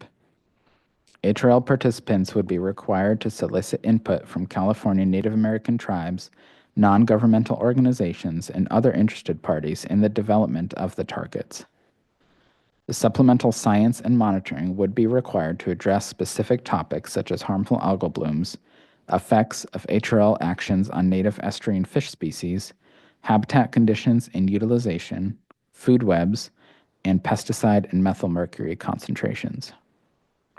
To inform the implementation of the VA pathway, HRL results and outcomes would be reported annually to the State Water Board. Triennial reports will be required to provide an analysis of HRL progress to date on contributing toward the applicable narrative objectives, including progress related to HRL hypotheses, metrics, and targets informed by required monitoring. Now I will turn it over to Nicole to discuss Chapter 13. Next slide. All right, thank you, Sam. Next slide, please. Consistent with the revised draft Bay Delta Plan, Chapter 13 describes the revised proposed plan amendments, including a regulatory and VA pathway and the designation of coal tribal beneficial uses. For consistency and to avoid redundancy, Chapter 13 relies on analyses from other chapters and sections of the 2023 draft staff report where appropriate.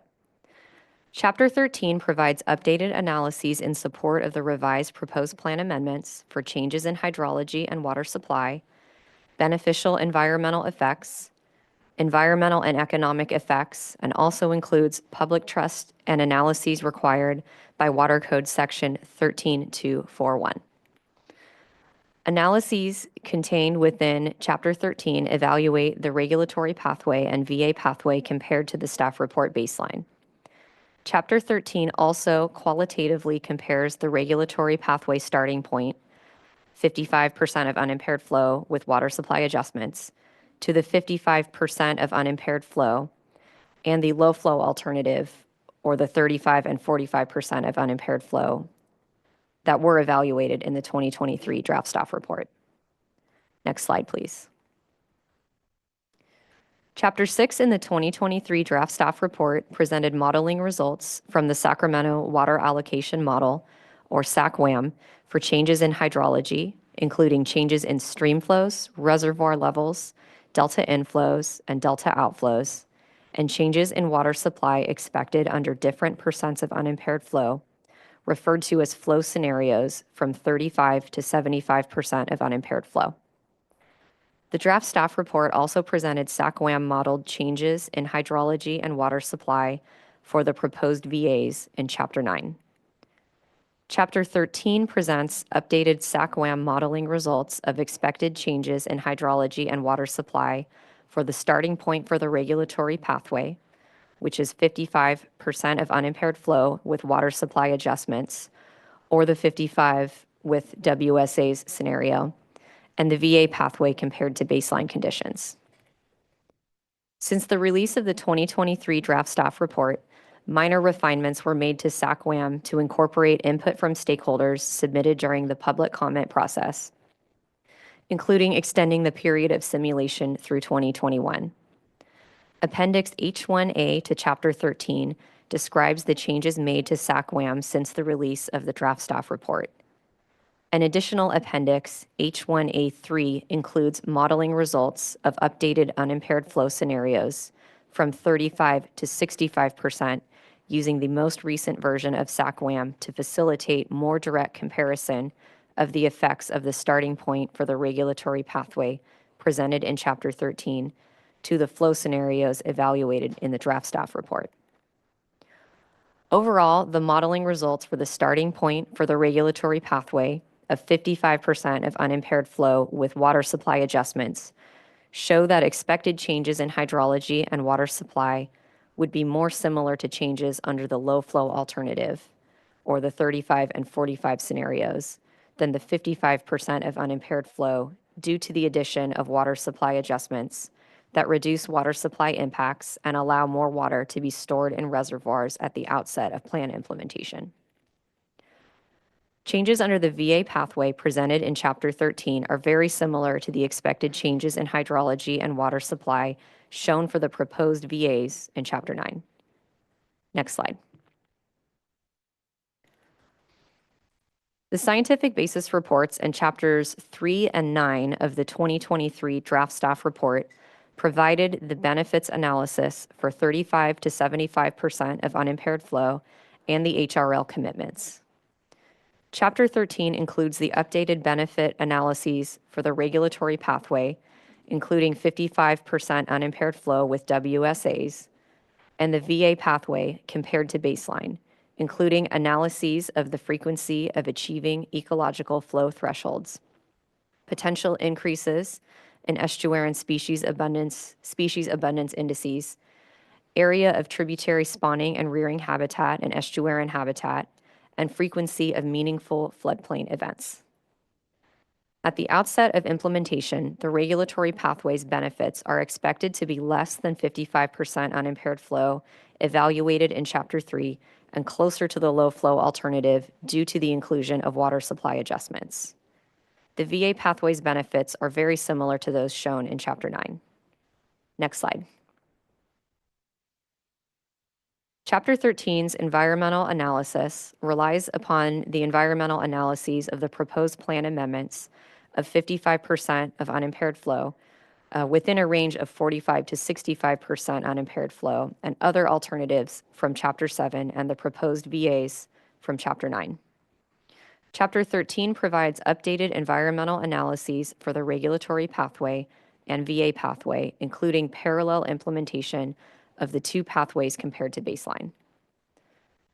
Overall, the environmental analysis in Chapter 13 concludes that because the changes in hydrology and water supply under 55% unimpaired flow with WSAs would be less than under 55% unimpaired flow and more similar to the low flow alternative, the environmental impacts of the starting point for the regulatory pathway would be less than those evaluated for the 55% unimpaired flow in Chapter 7. However, because the water supply adjustments could be modified after initial implementation on some or all tributaries, and flows could be higher in the range of unimpaired flow in the future, impacts could be as high as those evaluated in Chapter 7. The environmental impacts under the VA pathway are very similar to those identified in Chapter 9. Generally, because the changes in hydrology and water supply under the VA pathway are less than under the regulatory pathway, the associated environmental impacts would be less for the term of the VA pathway. In addition, changes in hydrology and water supply and associated effects with implementation of the VA pathway for HRL water rights and the regulatory pathway for non-HRL water rights would be expected to be somewhat higher, but similar to those under the VA pathway alone, even with additional flows provided by non-HRL water rights under the regulatory pathway added to the VA pathway. The Chapter 13 environmental analysis includes a summary of environmental impact conclusions that have changed from the 2023 draft staff report and an impact summary table that summarizes the environmental impact conclusions and applicable mitigation measures for both pathways. Next slide. Chapter 13 includes an environmental analysis supporting the designation of tribal tradition and culture, or COL, beneficial uses. Chapter 13 describes activities associated with TBUs, water quality objectives and implementation measures to protect the uses, and reasonably foreseeable non-flow compliance measures and response actions that may result from the designation. While not designed to directly protect fish populations and aquatic life, the reasonable protection of COL as it relates to tribal cultural ceremonies and spiritual lifeways that are connected to salmon overlaps with the reasonable protection of the aquatic life beneficial uses identified in the Bay Delta Plan or designated in the applicable Regional Water Board water quality control plans, including the fish and wildlife beneficial uses. Implementation actions taken to protect aquatic life beneficial uses related to flow, water project operations, and physical habitat restoration support healthy fish populations upon which tribal cultural uses depend. Therefore, the objectives needed to protect fish and wildlife beneficial uses and tribal beneficial uses overlap and are addressed by the objectives and program of implementation in the Bay Delta Plan. Other tribal uses and activities encompassed within COL, such as navigation, gathering and consumption of natural resources, and immersion ceremonies, may also be supported by actions to protect other designated uses. However, water quality objectives or site-specific water quality or water rights requirements may be considered in the future if it is determined that additional actions are needed to reasonably protect other tribal uses and activities encompassed within COL. The environmental impacts of flow actions already evaluated in the staff report may be used to inform future flow-based actions for the reasonable protection of COL uses not already addressed in the Bay Delta Plan. COL uses may be adequately protected by water quality control measures also needed to reasonably protect other uses such as REC 1 and COM. However, new water quality control measures could include new water quality objectives or site-specific discharge requirements. The environmental analyses of the staff report are broad and already identify and evaluate the reasonably foreseeable water quality compliance measures and response actions resulting from a coal designation. Chapter 13 identifies where these are evaluated in the staff report, primarily in Chapter 7, the environmental analysis, including a summary of any adverse environmental effects associated with those means of compliance and response actions, and any mitigation measures to lessen those adverse environmental effects. Next slide. I will now go over some reminders regarding the public comment process and review the major next steps in the Sacramento Delta Bay Delta Plan update process. Next slide. The hearing will continue tomorrow and will conclude on Friday, January 30th. All written comments on the December revised draft updates to the plan and Chapter 13 are due on Monday, February 2nd, 2026. As detailed in the notice, the board is not accepting further comments on the remainder of the draft staff report that was previously released for public comment. Commenters are encouraged to organize letters using clear headings to distinguish between comments on the revised draft plan and Chapter 13. Also, we are asking that commenters identify and distinguish specific CEQA-related comments from other comments to the extent possible. Please email comment letters and any questions to sacdeltacomments@waterboards.ca.gov. Next slide. After the close of the comment period, State Water Board staff will review the oral comments received during the hearing and the written comment letters. Based on both the comments on the 2023 draft staff report and these new comments, staff will develop the final draft of the Bay Delta Plan and final draft staff report.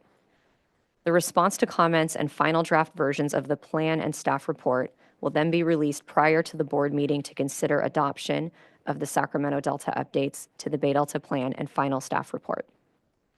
Next slide.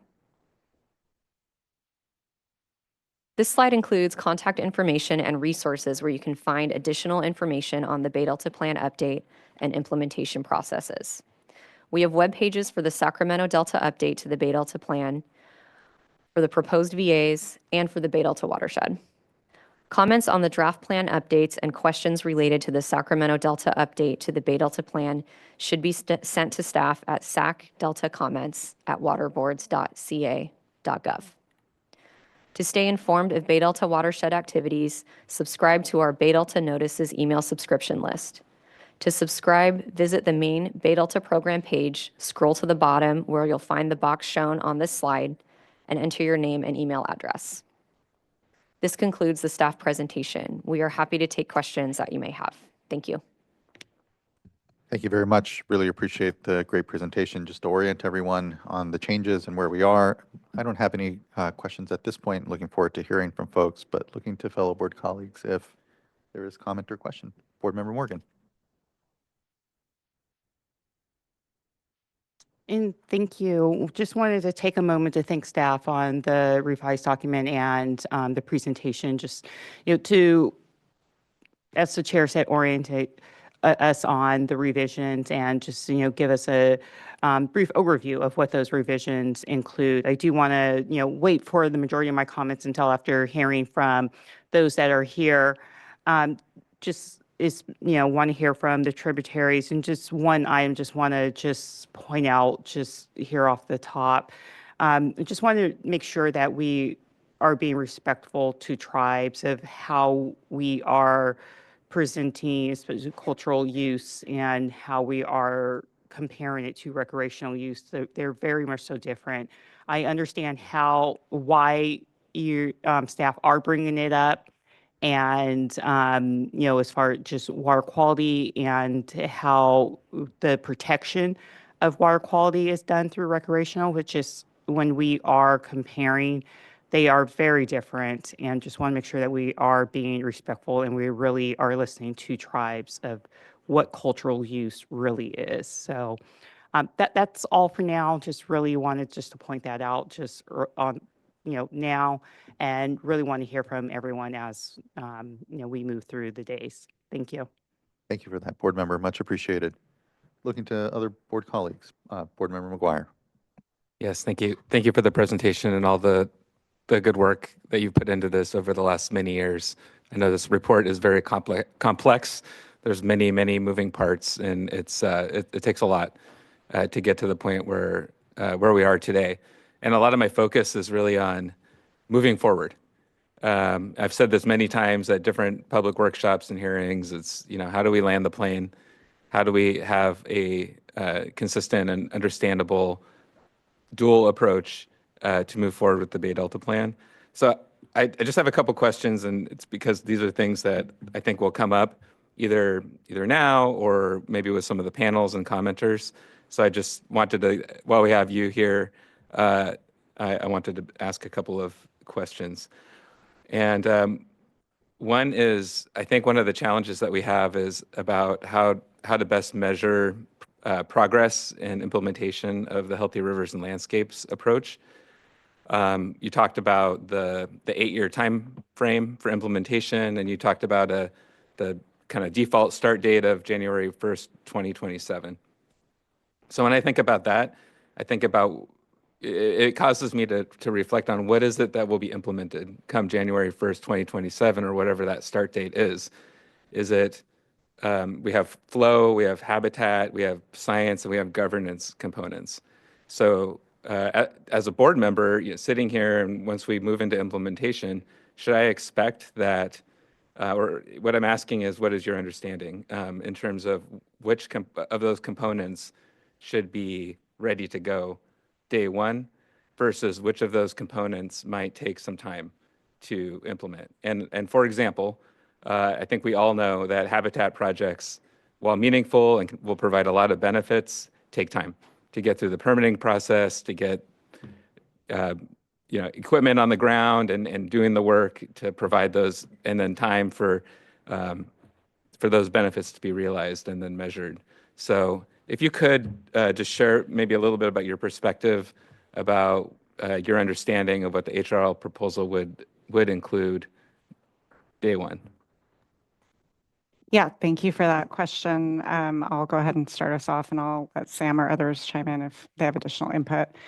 Our expectation, the January 1st, 2027 start date of the HRL commitments is for the flow commitments that we would expect within that first year, that the flow commitments would be fully deployed. All of those commitments would be met that first year and throughout the duration of the voluntary agreement pathway. However long that lasts, those would be met each year that it is in which the flows are triggered to be required depending on the flow asset. The habitat commitments, the way that the plan is written now, the expectation is that those habitat commitments would be met by the end of the VA pathway period, the 8-year period. I would expect that we would have updates on progress on implementation of the habitat actions as well as the flow actions as part of our annual and periodic review processes. We could also consider, some intermediate, timelines if that's something you all want to consider. I also believe a lot of the habitat commitments have already been started, as Secretary Crowfoot alluded to. And I expect the HRL panel that we're going to hear this morning will be speaking to that issue, but that would be another possibility. There are also due dates for development of metrics and targets included in the plan, so those should be developed fairly soon after adoption of the plan. With respect to the funding related issues, the plan itself does not speak to the funding related aspects of the HRL commitments. It speaks to the actual flow and habitat commitments themselves and the science and governance commitments that will be provided through the funding mechanisms.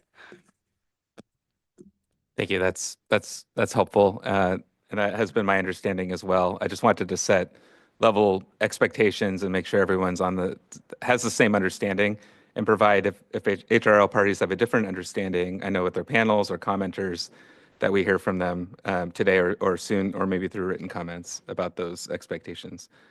And I have one other question for you, and a a lot of what's been weighing on me as well is about the dynamic system that we have. Hydrology changes, it swings in wild directions one way or the other amongst years, but also just within the season itself. We all know this. And you talked a bit about environmental effects and how those effects are analyzed in the report through extensive modeling. I have never seen so much modeling.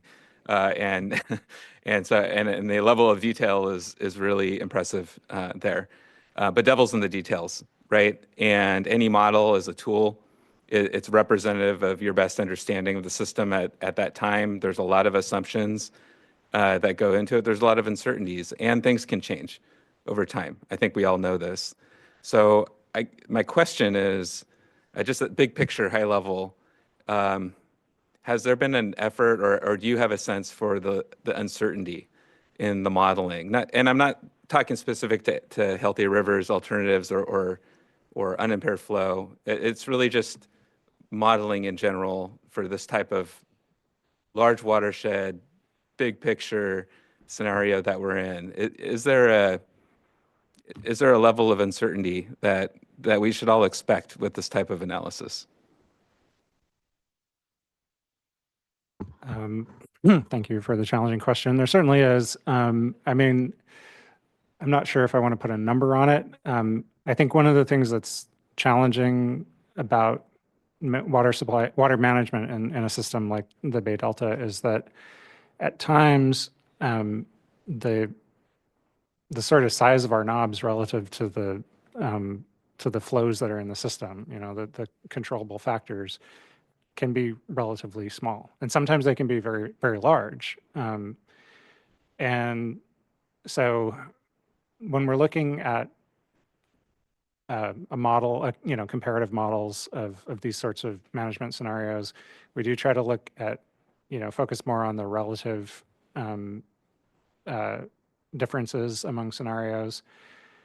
But I mean, there's still a lot of uncertainty. There's a lot that you can't capture in a monthly model, and you kind of have to use a monthly model in order to model 100 years of hydrology, at least with our current technology.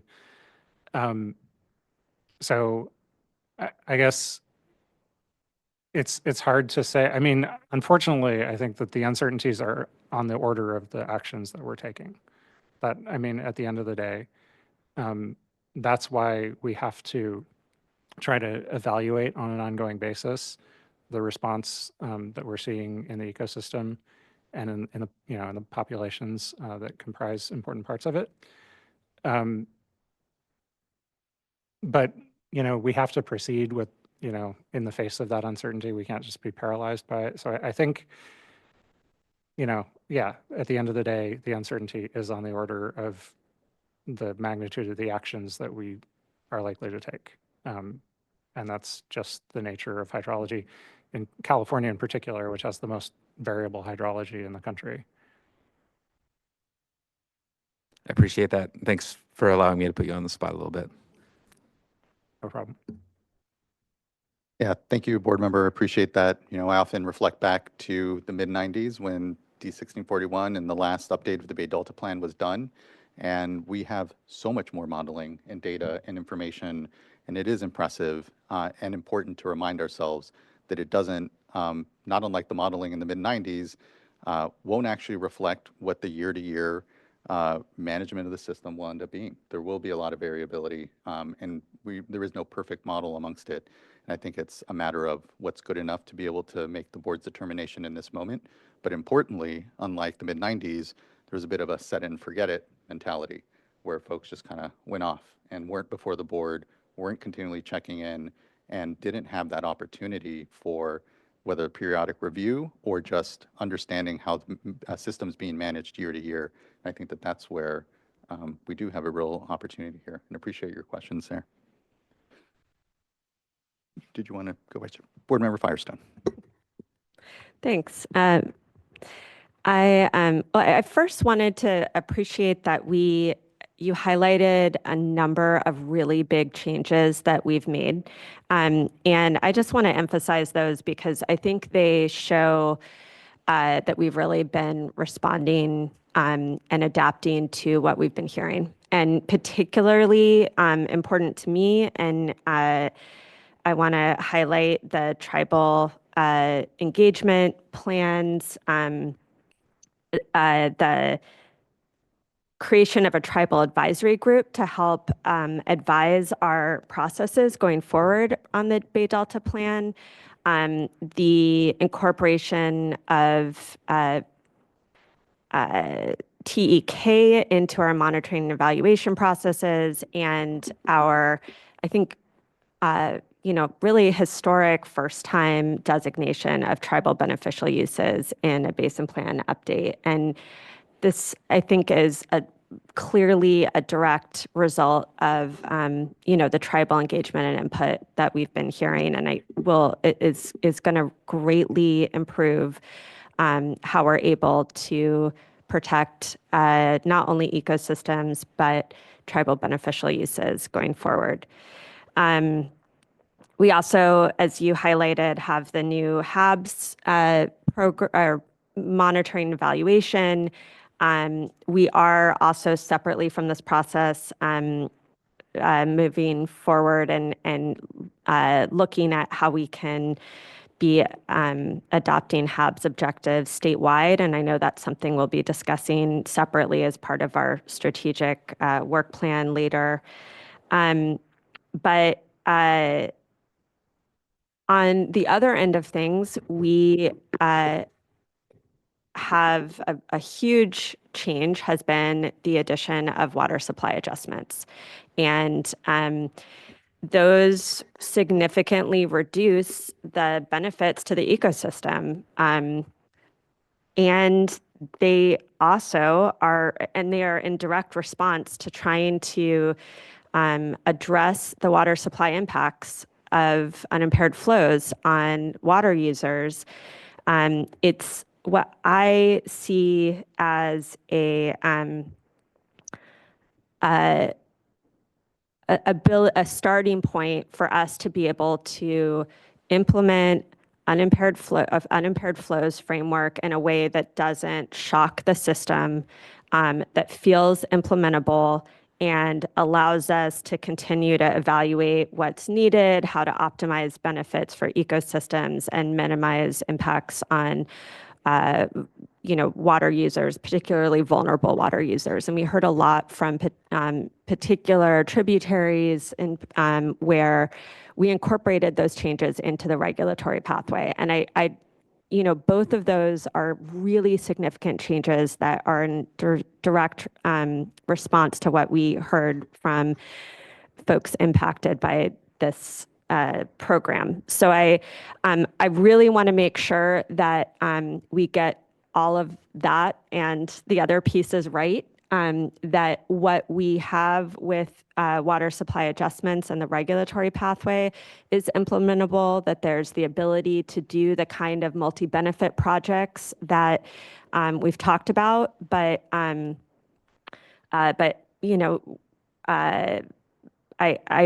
I think it's important to call those things out. Okay, questions. On the HRL pathway, I wanted to clarify a couple things. So there was just some discussion about uncertainty. We heard from Director Namath about the incredible complexity of operations and management decisions that determine how much flow actually happens. But at the end of the day, what we need to do is understand, with not perfect certainty, but enough certainty that we understand what we're approving and what we're giving a chance to work. And I think that it's important to clarify the HRL flow obligations in terms of their relationship to a baseline. For one, I just wanted to make sure it seems really clear, but I want to get clarification from staff that The HRL flows are on top of the D1641 flows, and I guess make sure that that's the understanding of staff. Yes, the HRL flows, the base upon which, and the terminology that we use is base and reference conditions, both in the plan and Appendix B1. The plan and Appendix B1 defines what the HRL commitments are to be added to. That includes D1641. There are also a number of other provisions that the HRL commitments are intended to be added to as identified in Appendix B1. Because the D1641, one, it only is really related to project operations. It doesn't relate to the other tributaries that are not projects. There's also quite a big difference between D1641 and the actual conditions that we see on the ground today that are driven by a whole number of different factors, including other regulatory requirements, flood control provisions, water demands, available storage. It's just a very complex dynamic, the actual flows that you see in the system today. For the most part, most of the HRL commitments, our understanding is should be additive to something that's close to existing conditions with some changes to biological opinions. Originally, the MOU had identified that the commitments would be additive to the 2019 biological opinions. In the latest draft of the plan, we've changed that to the 2024 biological opinions with our understanding that those are very similar to one another. That is our understanding that they should be additive to the flows resulting from those regulatory constraints being in place, as well as a whole number of other regulatory constraints in the system for project operations and for water purchases and some other provisions. There are some of the HRL assets that are additive to a different kind of base. Some of them are intended to be only additive to the regulatory flows that are existing. That's the case for the Mokelumne River, and others have a more complex base, like the Friant proposal, which is more complex. We can get into the details if you'd like, but most of the assets are intended to be additive to conditions that are close to baseline conditions with some nuances related to the biological opinions and incidental take permit, as our understanding. And there is a table that we had in the staff presentation that categorized which are in which category, which may have different provisions related to specifically delta outflow, which are intended to be additive to delta outflow above those base conditions, and which are more of an in-stream flow management activity, changing the timing of flows that may not be accounted for as additive to delta outflows. So it's complicated. And Appendix B1 tries to clarify those issues. As Matt pointed out, it will be complicated to account for these things. We have attempted to make Appendix B1 as robust as possible. We're happy to receive additional input as to how to improve upon what we have there, to make sure that we're all on the same page about what the flow commitments are and how we're going to measure them and what they're additive to. Yeah, super complicated. And I think, as I know we'll talk more about this, but my concern is making sure that as there's flows added, particularly through the HRL process, that those flows and benefits aren't eroded from the bottom by actions, particularly if I think what I've heard from HRL parties is, we need to protect flows and protect the HRL flows. And, we've talked about ensuring that we're able to implement the water rights priority system and in our implementation regs. But also as the parties themselves are adding those flows, ensuring that the parties aren't, through other actions, eroding those base flows in a way that might really, significantly impact the benefits they're trying to achieve. So, okay. Another question I have on HRL is that, and Board Member McGuire asked about this, but just to build on it a little bit. So one of the things I'm concerned about with the HRL program is making sure that if it's not happening, if there's not performance, that we're able to toggle that party, or if the whole thing isn't happening, the whole thing, to a program of implementation, to the regulatory pathway. And I think we can only do that if it's clear, if performance metrics are clear. As you said, I think we have that for flows.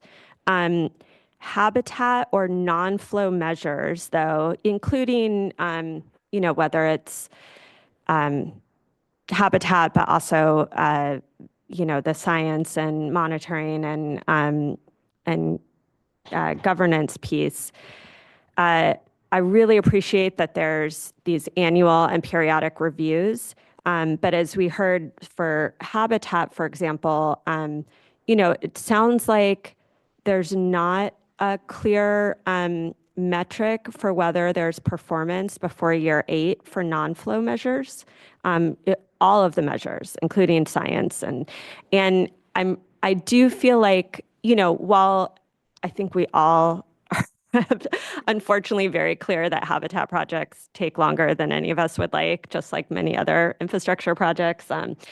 As I know we'll hear, there's a lot underway already, and I really would like us to be looking at and understand if there is currently any milestones at all around non-flow measures where we could have some clarity whether the program's being implemented or not.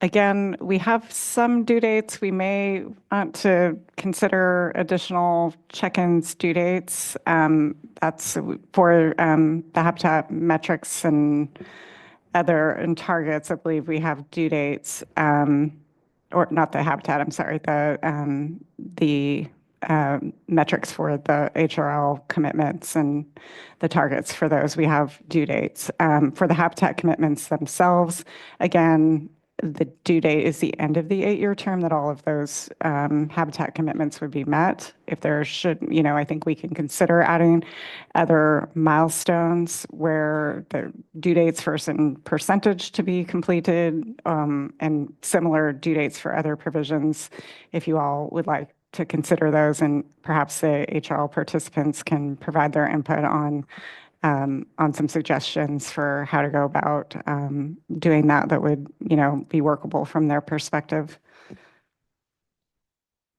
Great. Okay. Yeah. And I know we'll talk more about that. And I'm interested in the HRL party's presentation on this. So another question, sorry, I have a lot. Try to be concise. So we've acknowledged in a lot of venues that we need to provide frameworks for drought response and the repeated TUCP requests that have been coming to us with regularity to waive water quality standards.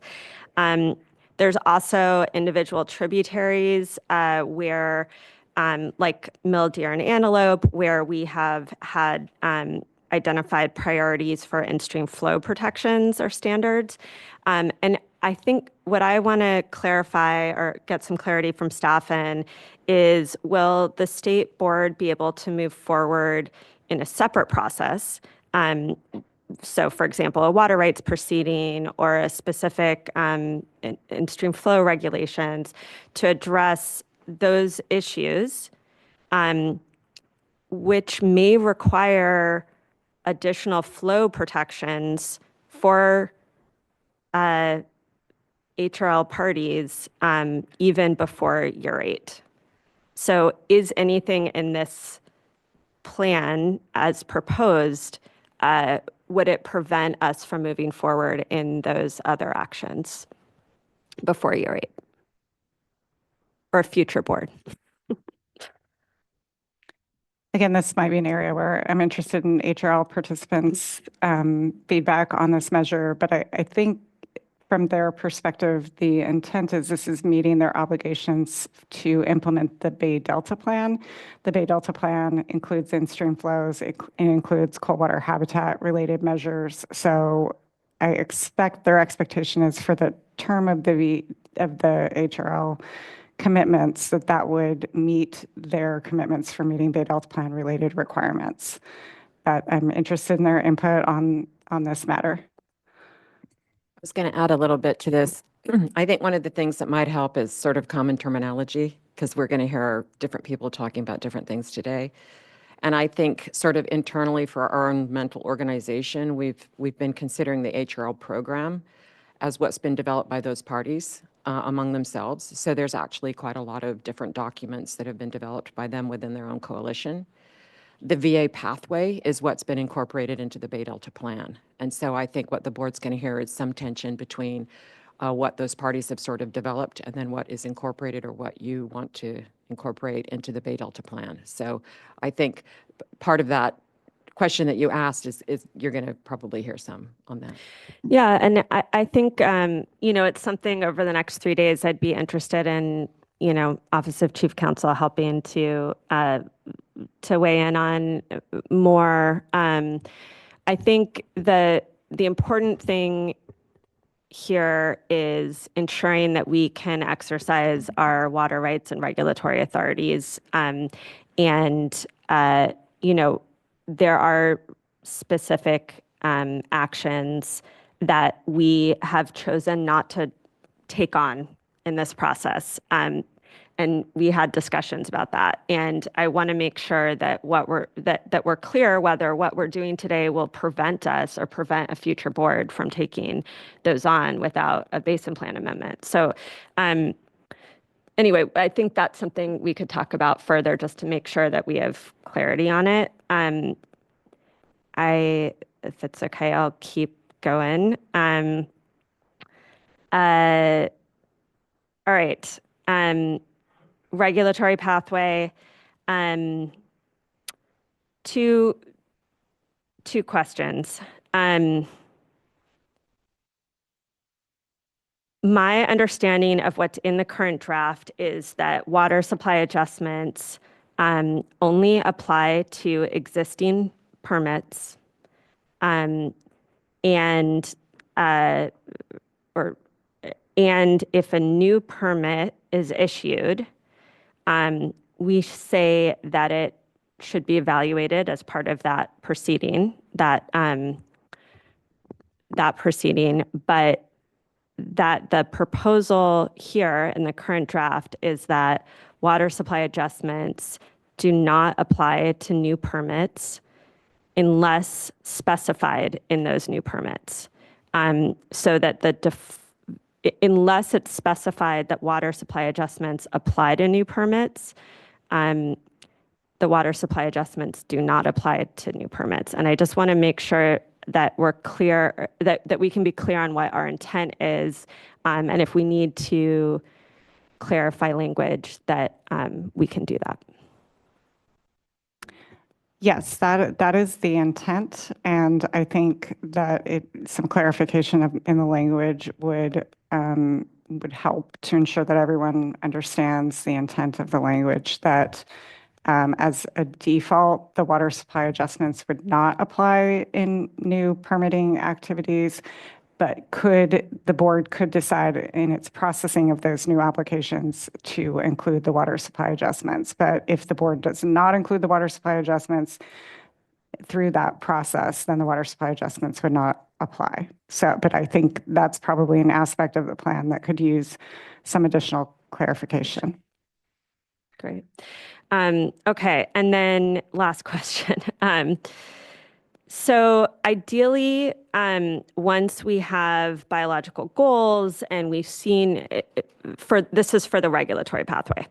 For the regulatory pathway, once we have biological goals, we've seen how water supply adjustments are playing out.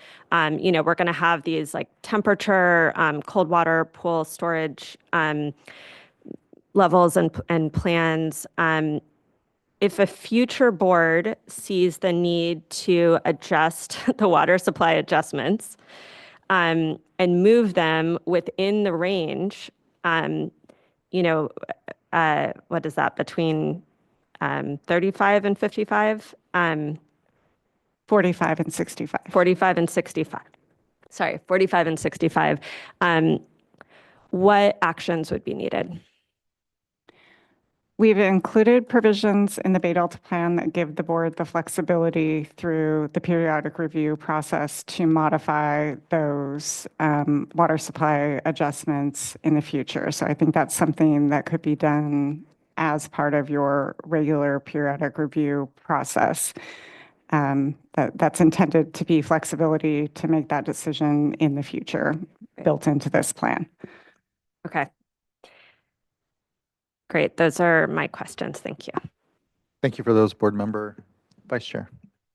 Just a follow on that, Ms. Riddle, would that apply, that opening it up process through a periodic review, could it apply to new projects?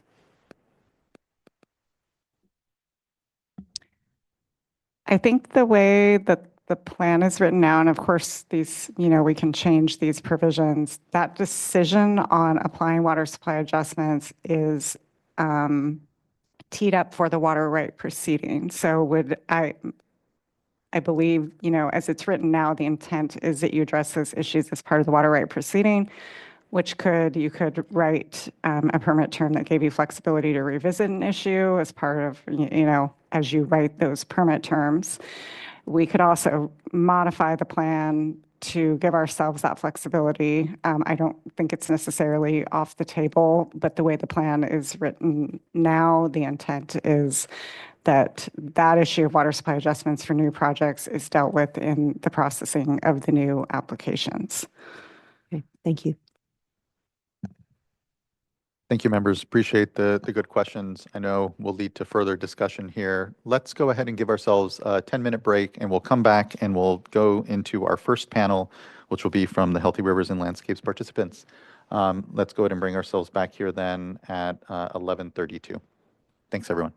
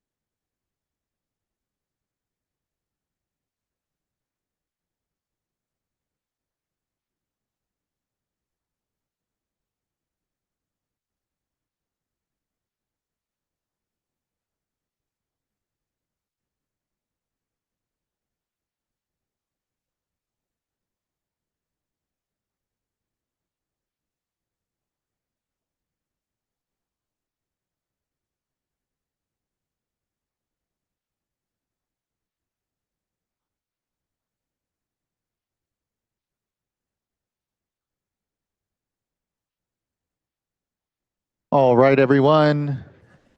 It is 11:35. If we can start to wrap up our conversations, we'd like to begin again.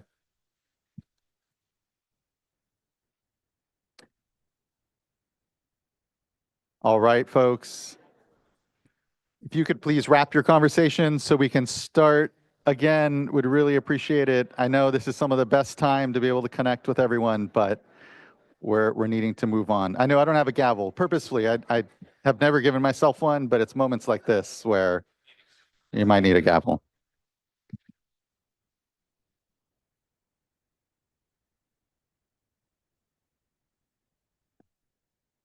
Ms. Conrad, I apologize to calling you out, but if you don't mind taking a seat, thank you. All right, thanks everyone. Appreciate the break and appreciate, I know, the good conversation that goes on between our items here. We are now with our first panel, which is the Healthy Rivers and Landscapes participant panel. I'd like to hand things off to Mr. Todd Manley. Great. Thanks, Mr. Chair and members of the board. We appreciate and good morning still. We're still in morning. You guys are ahead of schedule, so kudos on that. So we really appreciate the opportunity to be with you today. And for this panel, we're really going to be focusing on 3 issues.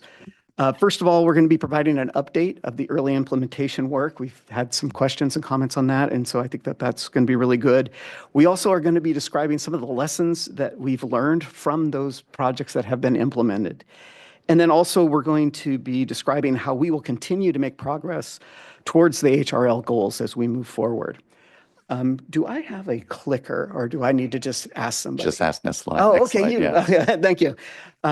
Yeah, if you could advance the slide. So I am Todd Manley. I'm with the Northern California Water Association. Next slide, please. And joining me on the panel today, we have Josh Martinez with the Department of Water Resources, Michelle Workman with the East Bay Municipal Utilities District, and Max Stevenson with the Lower Poudre Creek Coordinating Committee and Solano County Water Agency. Next slide, please. And we're representing a broad statewide coalition that is supporting the Healthy Rivers and Landscapes program, many of whom are in the room today, but also watching online as we go through this hearing. So thank you. Next slide, please. So we thought it would be good to start off with sharing some overarching themes here.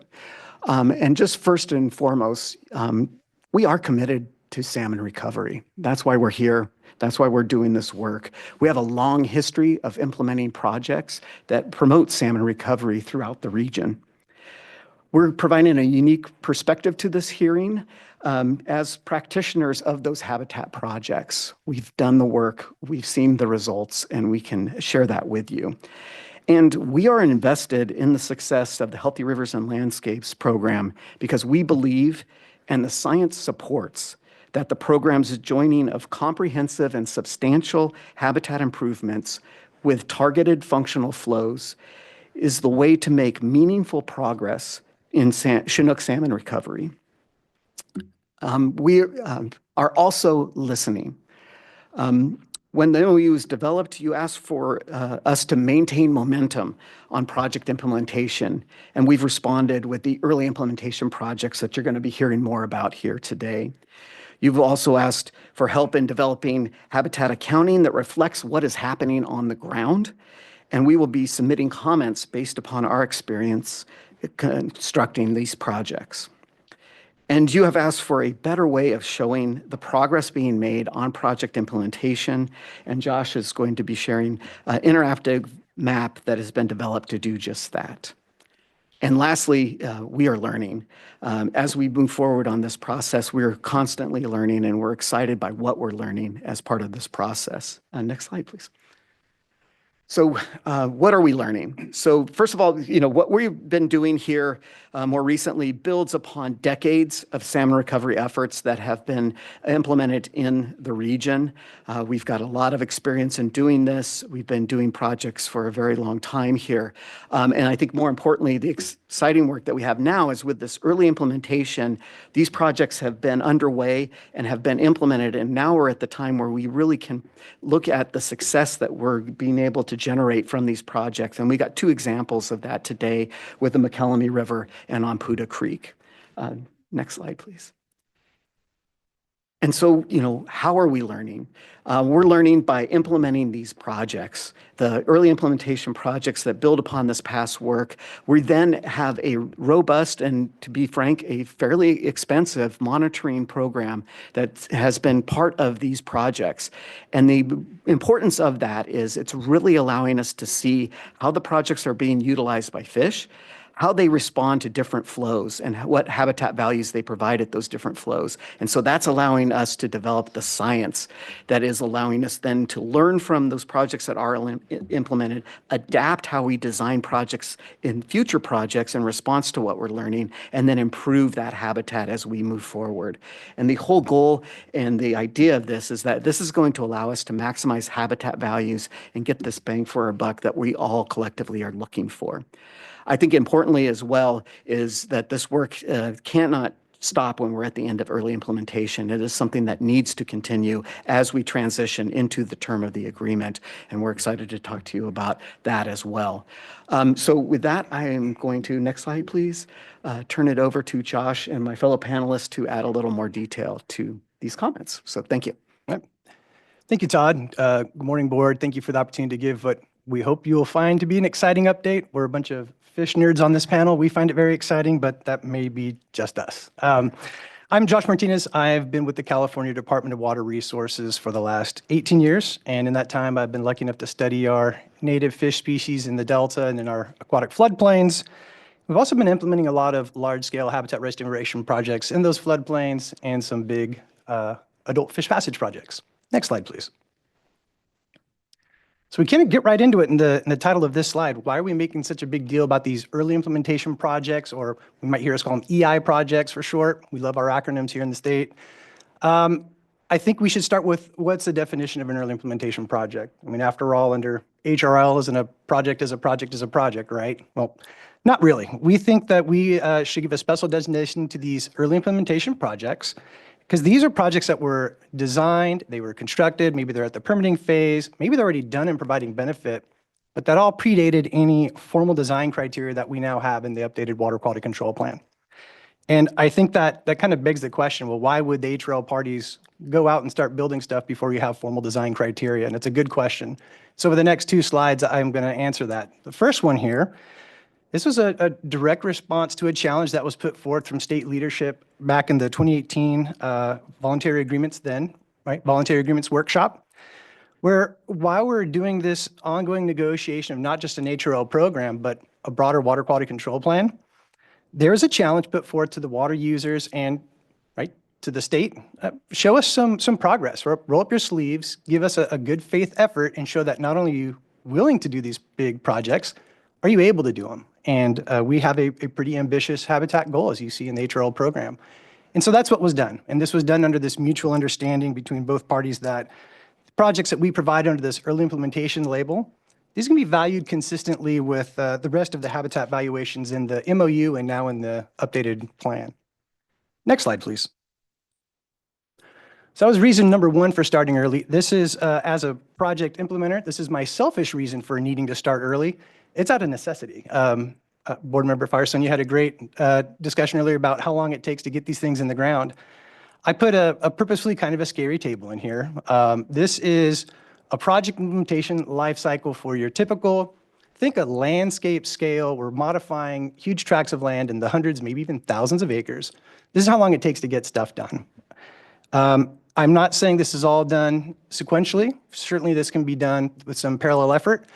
But each of these phases, concept development, you need to decide what it is we're willing to do, develop tools to evaluate those concepts, and ultimately select a preferred alternative. That's 1 to 3 years. Design, but we've got some projects that are well beyond that 1 to 3 years of design. The real estate component is a really tricky one. We have a lot of these public-private partnerships that we're finding. We need to add a minimum of 2 years to a schedule. That is not really done in sequence. Getting us to permitting. As a practitioner, I think a lot of the folks in this room, when we build out our project work schedules, that's the critical path item. Oftentimes it's 2, 3, 4 years. I'll sheepishly say maybe it's gone even longer in one project I've worked on to get full permits to go out and actually start construction. Most of our projects in the river have really narrow work windows, so it may seem like a smaller project, but it's 1 to 3, sometimes more years to even build the project.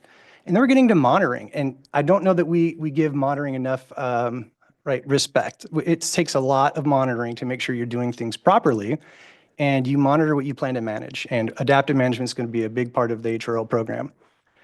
All this to say, we do this out of necessity, right? We need to get a little bit of a jump on those bigger projects to make sure we're going to meet that 8-year timeline.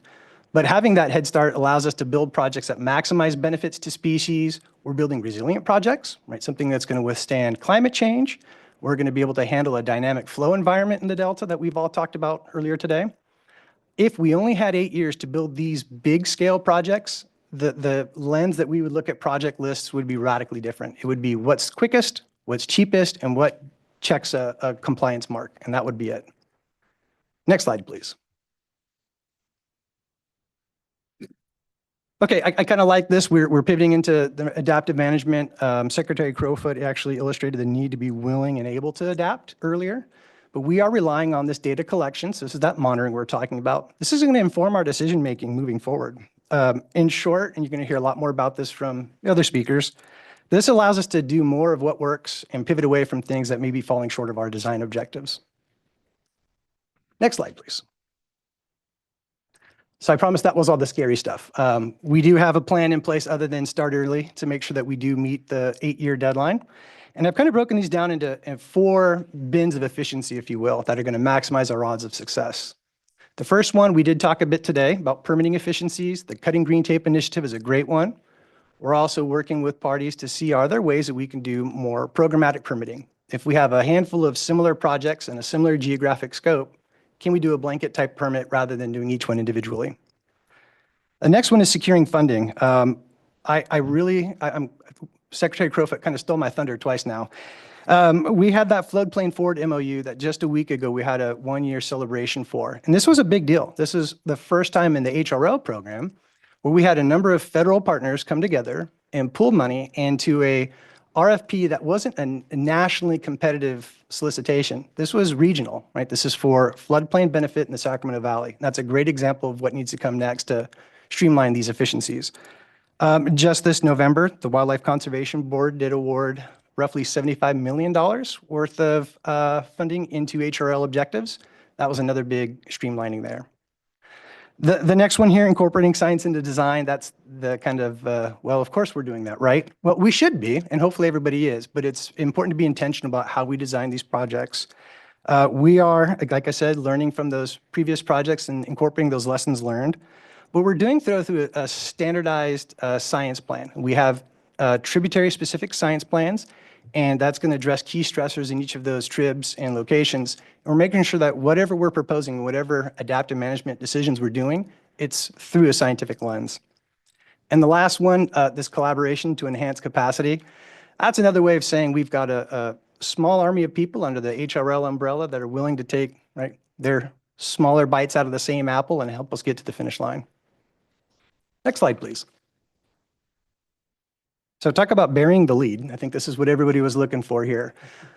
This is our update on the status of our early implementation projects. We currently have 58 projects that would fall under that EI banner. We do have a map here. I know there was a request that we put together a map of projects. We are working through the ADA remediation process to get this uploaded onto our CNRA website. We actually have bigger plans for this map. We want to make an interactive site where folks can hover over each individual dot and get the project-specific details. So that is coming. But I like this map. It shows the broad geographic extent of where we're doing projects. And if you look down at the bottom there, you can actually see a wide variety of projects in this early implementation portfolio. So some highlights of those 58 projects, 35 are done, complete. They're in the river. They're providing benefit as we speak. Another 7 are currently under construction, and 11 more are going to construction this year. Next slide, please. All right, so we're gonna kind of shift towards these success stories. I snuck one here at the 11th hour. Todd had mentioned we're gonna have 2. Here's number 3. This is the Lower Elkhorn Basin Levee Setback Project. I'm stealing somebody else's thunder for a change. I did not work on this project, but this is a really big project along the Yola bypass and the Sacramento bypasses. We're talking in excess of 1,000 acres. It's a floodplain project. It's been inundated twice over the last 2 years, and we've been able to get out there and monitor it. And what we found is this is one of the most productive landscapes we've ever measured. So this image on the left, this is taken from the property. You see the inlet water sample. This is as the water is flowing into the parcel. I'm not saying you should drink it, but it's definitely clearer than the one on the left and the image on the left there. This is as that water's had a chance to incubate and become productive. The big image on the right here, when we talk about fish food, this is what we're talking about, right? Zooplankton. We call them bugs, but they're not bugs. It is zooplankton. In our monitoring, we found over 250,000 of these bugs per, I put square meter in the slide, forgive me, per cubic meter. So extrapolate that over a 1,000-acre parcel. I mean, this is the engine that's driving the aquatic food web, and that's why we feel it's so important to get these fish onto these landscapes. Next slide, please. So I'm going to hand it off now to my other colleagues. We're going to show how we are kind of shifting away from this lens of, but can we actually do this? We're now firmly in the, how are we going to optimize these projects to maximize benefits? And I gave an example of a large-scale restoration project, but we're going to look at the McCollum River and Puta Creek, and we're going to show how you don't necessarily need a massive project to deliver outsized benefits. Thank you. Oh, next slide, please. Great, thanks, Josh. I'm Michelle Workman. I am the manager of the Department of Natural Resources for East Bay Mud, working on primarily the McCollum River in this context. And so thank you for the opportunity to speak. Next slide, please. I want to just start off by showing some of our current successes on the McCollum River, because I think they're very related to HRL and the program that we have ahead of us. We have experienced in recent years some really good successes on the McCollum River, and those successes have come after signing what we call the Joint Settlement Agreement, which was an agreement under our FERC process. And that agreement was really providing provisions for flow, habitat, and temperature management on the McCollum River that we've been implementing since 1998. And the graph shows a pretty clear change in what we're seeing in salmon populations on the river from before Comanche went in, after Comanche went in, before the JSA, and then post-JSA. And so, you know, what the JSA has given us to date is the opportunity to expand spawning habitat quality and availability to the point where we don't have a requirement for spawning habitat under HRL because we have the capacity to meet the doubling goal population in the river. It's also helped us increase our escapement numbers to the river and increase our contributions to the ocean. And those are all really great, but if I can see the next slide, what the HRL can add on top of that really is give a boost to that. So we've spent a lot of time managing for the adult side of the equation, with the goal being the doubling goal population. But over time, it's clear, and the modeling from the HRL program shows that we are deficient in that critical habitat for juvenile species. And so now we can switch our activities to really focus on, now that we've improved spawning habitat and capacity and escapement numbers are really good, how do we improve survival of that juvenile portion of the program? And I think the HRL helps us elevate that through a number of different pathways. One, really opening up funding streams has been hugely important in trying to implement projects. It's hard to implement projects on a small river that's all locked into private landowner. There's very little public land on the McCollum River.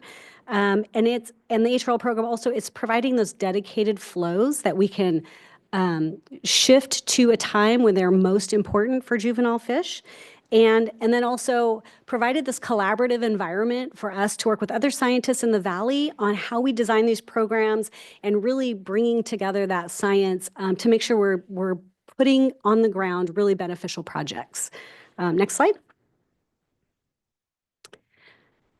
So when we were talking about the habitat that on the McCollum River and the restoration projects, I think it's really important to clarify that this wasn't a decision about habitat overflow, and it wasn't a decision of flow for flow's sake. So this was a very mindful integration of what flows are needed to inundate the kinds of habitat we need to build capacity for juvenile fish in the river.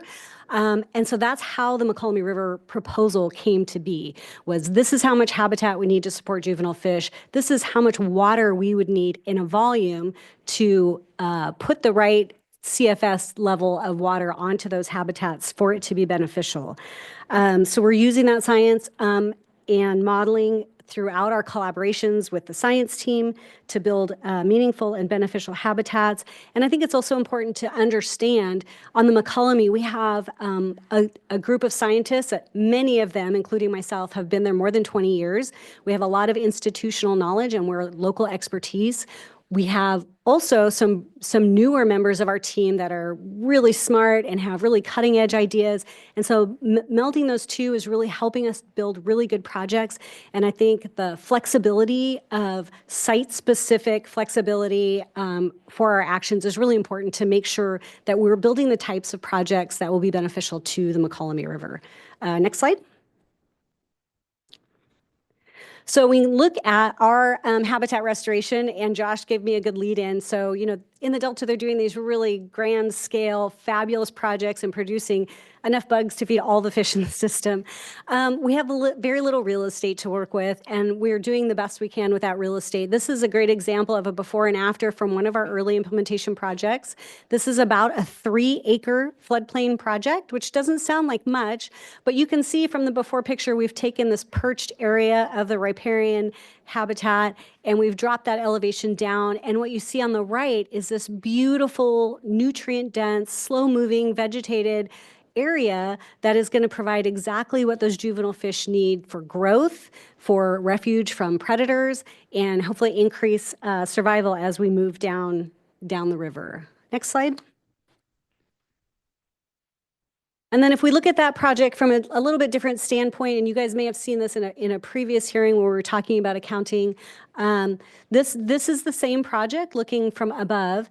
And the beauty of this project is that we've used our dedicated HRL flow pattern to fill this project, and we know that we can implement these flow levels for enough time and duration and provide the magnitude and the depth and the frequency to really fill this habitat. And as flows come up from the initial inundation of 800 CFS on the slide, and as it moves through the habitat, what you really get is not just more habitat, but a much more complex habitat mosaic in that habitat design. So there's, you know, lots of different features in that habitat that come online as the flows go up, but there's still good habitat at those lower flows. And so we're really excited about this design and being able to sort of optimize benefits to fish on very small footprints.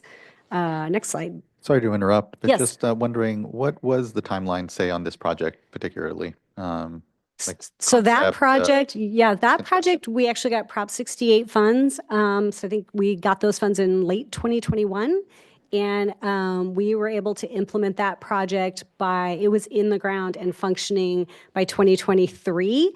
It's a pretty quick timeline. I will say we own that property, so that reduces a little bit of the permitting. It's also above the legal floodway input on the channel, so we didn't need flood board permits. So there was a little bit of internal streamlining because it was our own property and because we have the Prop 68 funds. And we can do, on these small scale projects, because we have a big team, and we have some annual contracts with construction folks for the spawning habitat maintenance, we have the ability to get in and out and target these projects, get them built, and then watch how they perform and come back and kind of modify them if they're not performing the way we think. So that's kind of the beauty of these small projects on our own property. Really appreciate that. Yeah. And so the other thing that this timeline has given us, I know this is a long timeline for everyone and we all have a little bit of fatigue, but having this early implementation period has really provided us an opportunity to do some of the effectiveness monitoring up front. And so this has been in place since 2023. We're monitoring it every spring. We have had inundation flows, as you can see. And so we're able to get out there, start collecting data, see if it's working, see what is working and what's not working, and then use the science committee for input, to use adaptive management to change things if they're not working. But the really beautiful story about this piece that excites me as a fish nerd is, you'll see in the pictures, there's a Chinook salmon smolt. So that's the target, right? So they're using that habitat and that's really great. But that bottom picture is a 3-spined stickleback. And for the non-fish nerds in the room, it's not a super common native species, but it's a native species. And I've worked on the McCollum since 1993, and the only place we've ever seen 3-spined stickleback has been in the one small tributary, not in the main stem. So building this habitat and watching these native fish come in and use the habitat and function in a place where they weren't functioning before, super exciting for us to see. And then I also wanted to mention too, as part of this effectiveness monitoring, we're also in the process, like when we talk about timeline and how we're going to meet all these targets, in the process of modifying our monitoring regime. We have a really great, solid, long-term monitoring program, but there are some tweaks that we need to make to that program to meet the gold standard under the science plan, and we're working on that right now, and we're actually implementing uptick in monitoring this year to see how we can staff that up and how we can collect some of this extra data that we haven't been collecting that's going to be useful in the evaluation of these projects. Next slide. And then just to finish up, where we're going, we're really looking forward to and hopeful for adoption of this plan, this piece into the water quality control plan.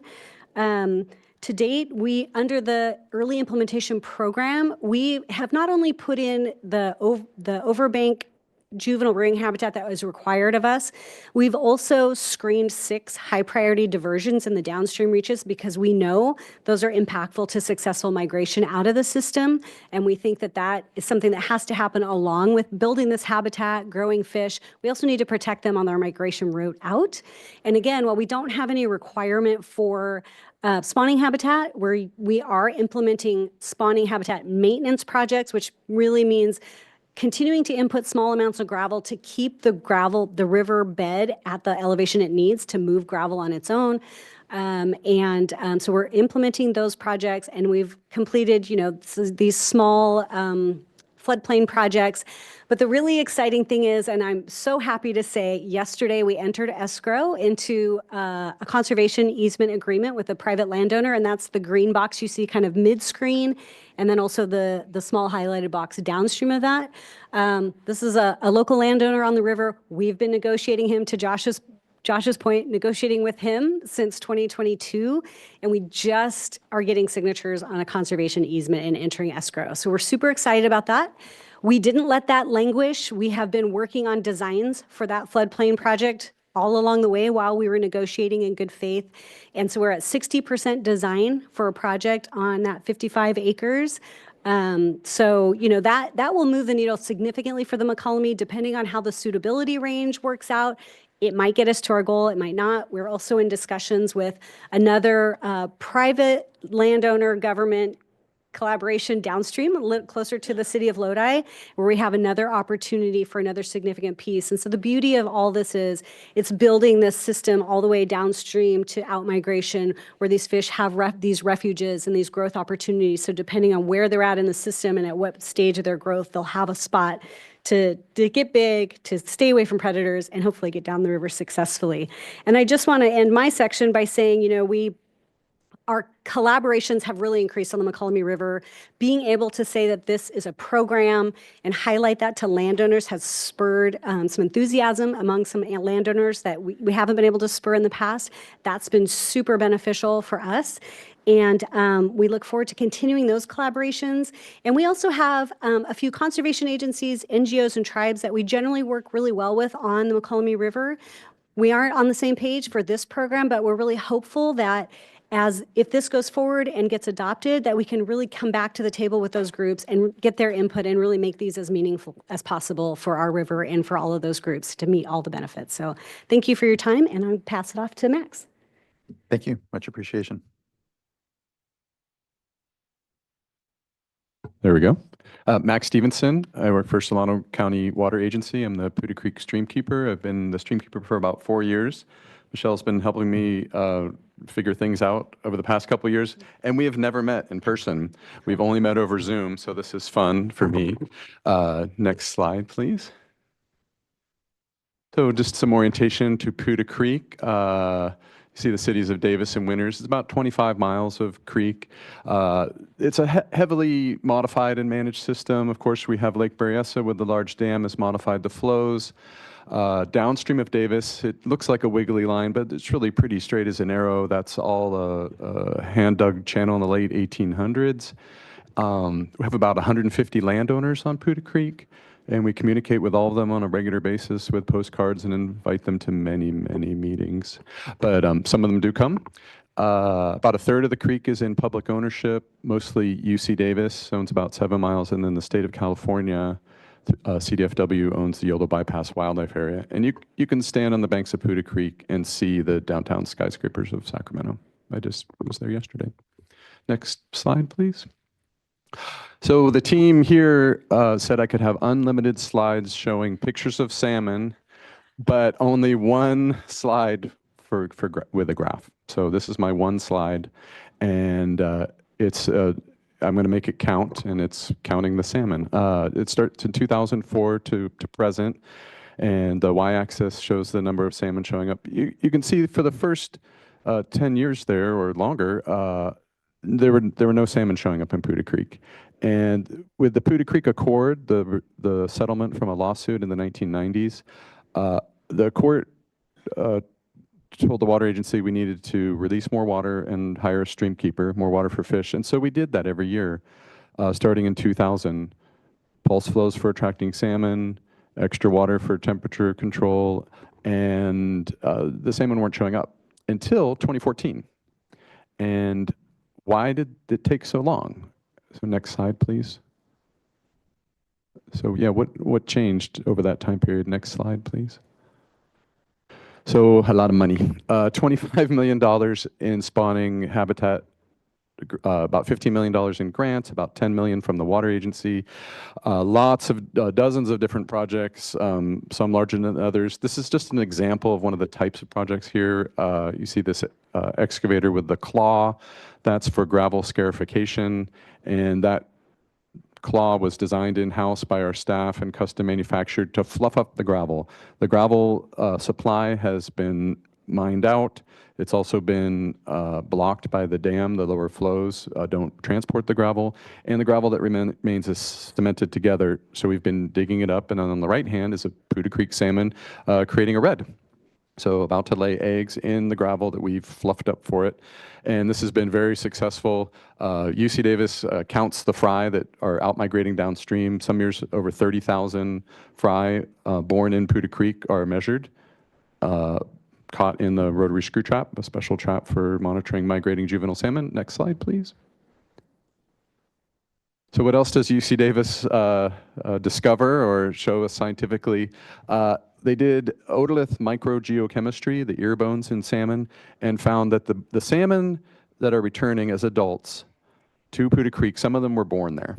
They are not just lost hatchery strays, although a lot of them are. And this was a big deal in the fishery science world. This is peer-reviewed, scientific publications, the highest standard, and basically, we as a community, the Puda Creek community, the regulators, the water agencies, the landowners, helped make this run happen. We created a natal spawning run. And then the next slide, so even better, this past year, in November, we had record numbers of returning adult salmon. You may have seen it in the news. I got texts from France and postcards from Maine and Missouri. I was thrilled, right? But I was a little surprised too. People love a record, and boy, Puda Creek, is only 10, 15 feet wide in some sections, and thousands of salmon swimming around. You walk down there, like, there's dogs playing in the water, and you hear all this splashing, and it's not. They're 30-pound king salmon jumping. Next slide, please. So this is a quote from one of the professors at UC Davis. There's a lot of potential to have more Puda Creeks out there. And that's what I believe. And part of it is, having a stream keeper, someone to not just manage the water or the gravel or but manage the people. The community building is really what made this happen, because there was a lot of animosity during the lawsuits, which I'm going to talk about in a second. Next slide, please. Yeah, so no single action was responsible for the salmon returns. I mentioned the community and the gravel augmentation, but next slide. So we've got a little cartoon here of 6 key practices. On the left, the timely cold water releases. You can't do anything without the water. We definitely need that, and we were releasing that for many years. But we needed to do the other steps, address the other parts of the salmon life cycle. Gravel, fish barriers, but over on the right, the collaborative effort, this idea that, takes a community. That's what I'd like to talk about next. Next slide. Yeah, so this is my last slide, and I want to tell a little story. This is at the Winter Salmon Festival. I'm there in the hat in the center. In November last year, we were celebrating the 25th anniversary of the Accord, and we had a little committee to decide how to do it. Half hour of politicians giving proclamations, which was very nice. But then my boss said, hey, we need to invite the people back that started this whole thing, 25, 30 years ago, and they need to talk about what happened. And I was afraid. I had pictures of my Uncle Bob at Thanksgiving, like, oh no. And it turned out to be great. So one of the retired general managers from the water agency, he got up and he said, we fought for years in court over this in the 1990s. And when the court told us, decreed that we needed more water and a stream keeper, and to go back to the meeting room and work with the people that were suing you to figure out the details, he stated at the event in November that he had a change of mind. He was like, okay, I'm a water manager. I do flood control and water supply and recharge and water quality. I can add this salmon thing to my plate. I can add fish to the mission of this agency, and the board went along with it. And in fact, I don't know how this happened, but the court, there was a very small salmon run. There wasn't a big salmon run before the big dams in the 1950s. And so the decree from the court was to provide more water for fish and the stream keeper. But during the Accord negotiation process, the extra flows for the salmon were added. Those were not demanded by the court. The parties agreed to do that.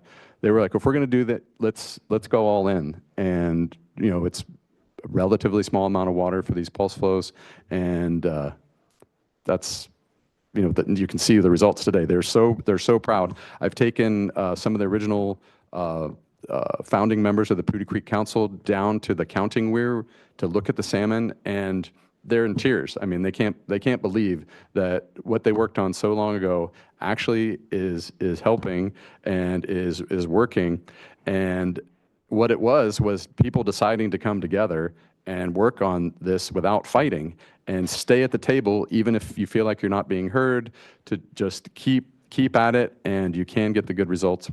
And in conclusion, sometimes I'm accused of being a Pollyanna a little bit, and that might be true. But the previous stream keeper, Rich Maravich, he always looked at it as the power of human intention. If we decide to make a salmon run, we can do it. If we put that on our list of goals, we can do that.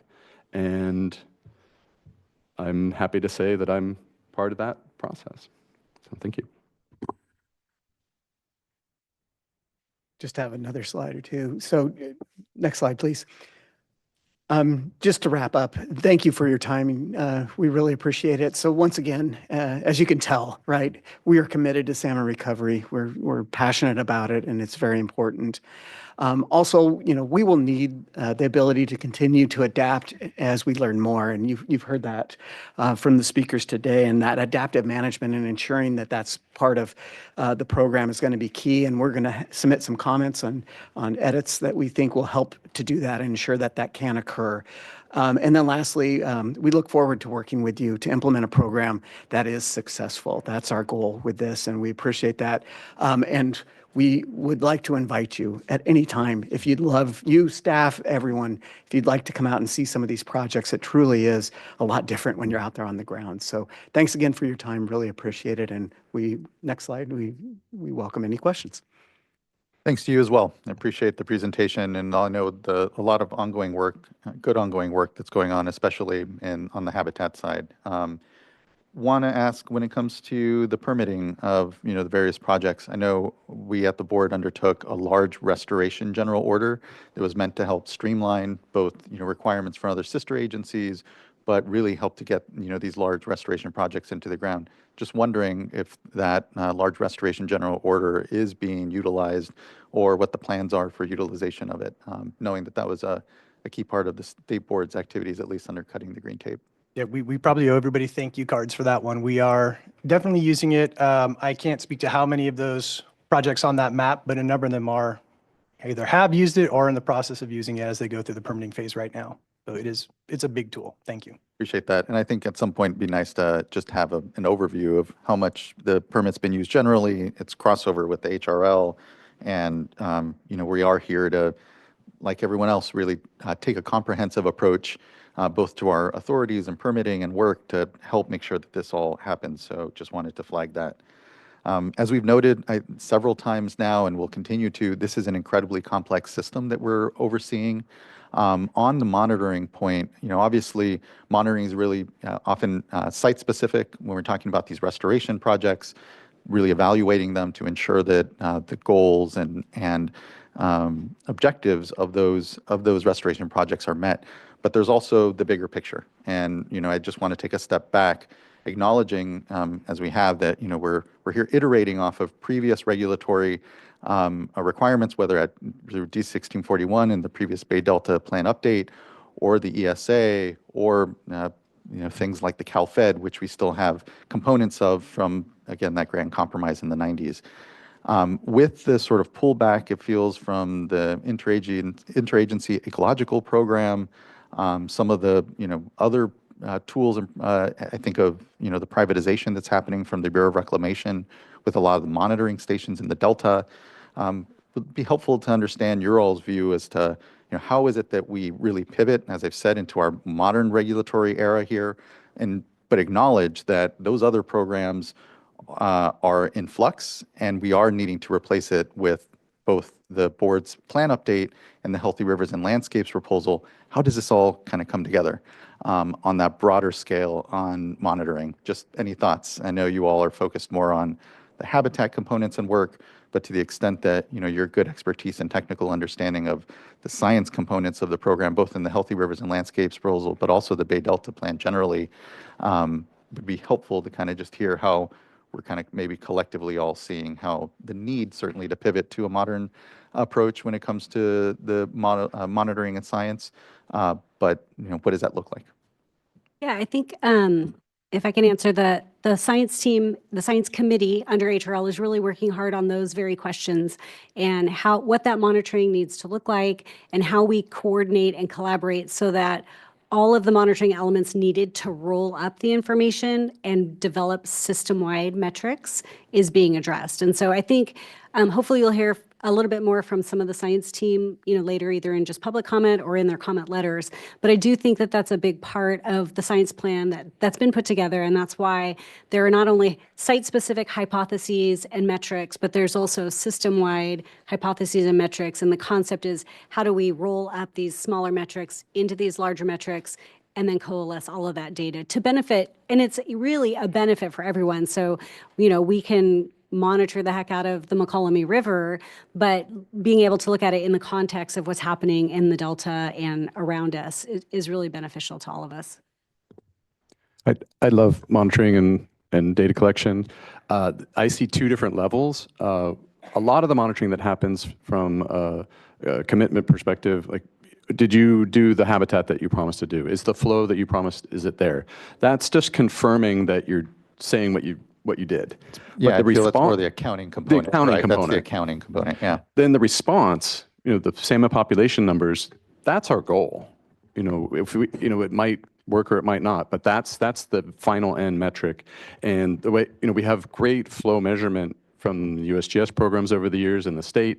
That's ongoing flow measurement in perpetuity. We use it for dozens of different or hundreds of different uses, real estate, flood management, water quality, loading, everything. What I see us doing with the biology is starting that long-term monitoring, focusing on salmon here, as we're going to be monitoring those populations into the future beyond HRL, we're establishing something to manage that resource into the future, no matter what we do. And if it's HRL continues in 8 years, or if we have other development projects or other restoration projects, we need to collect that data no matter what. And it's not just for HRL. It's for the long-term management and, for many generations in perpetuity.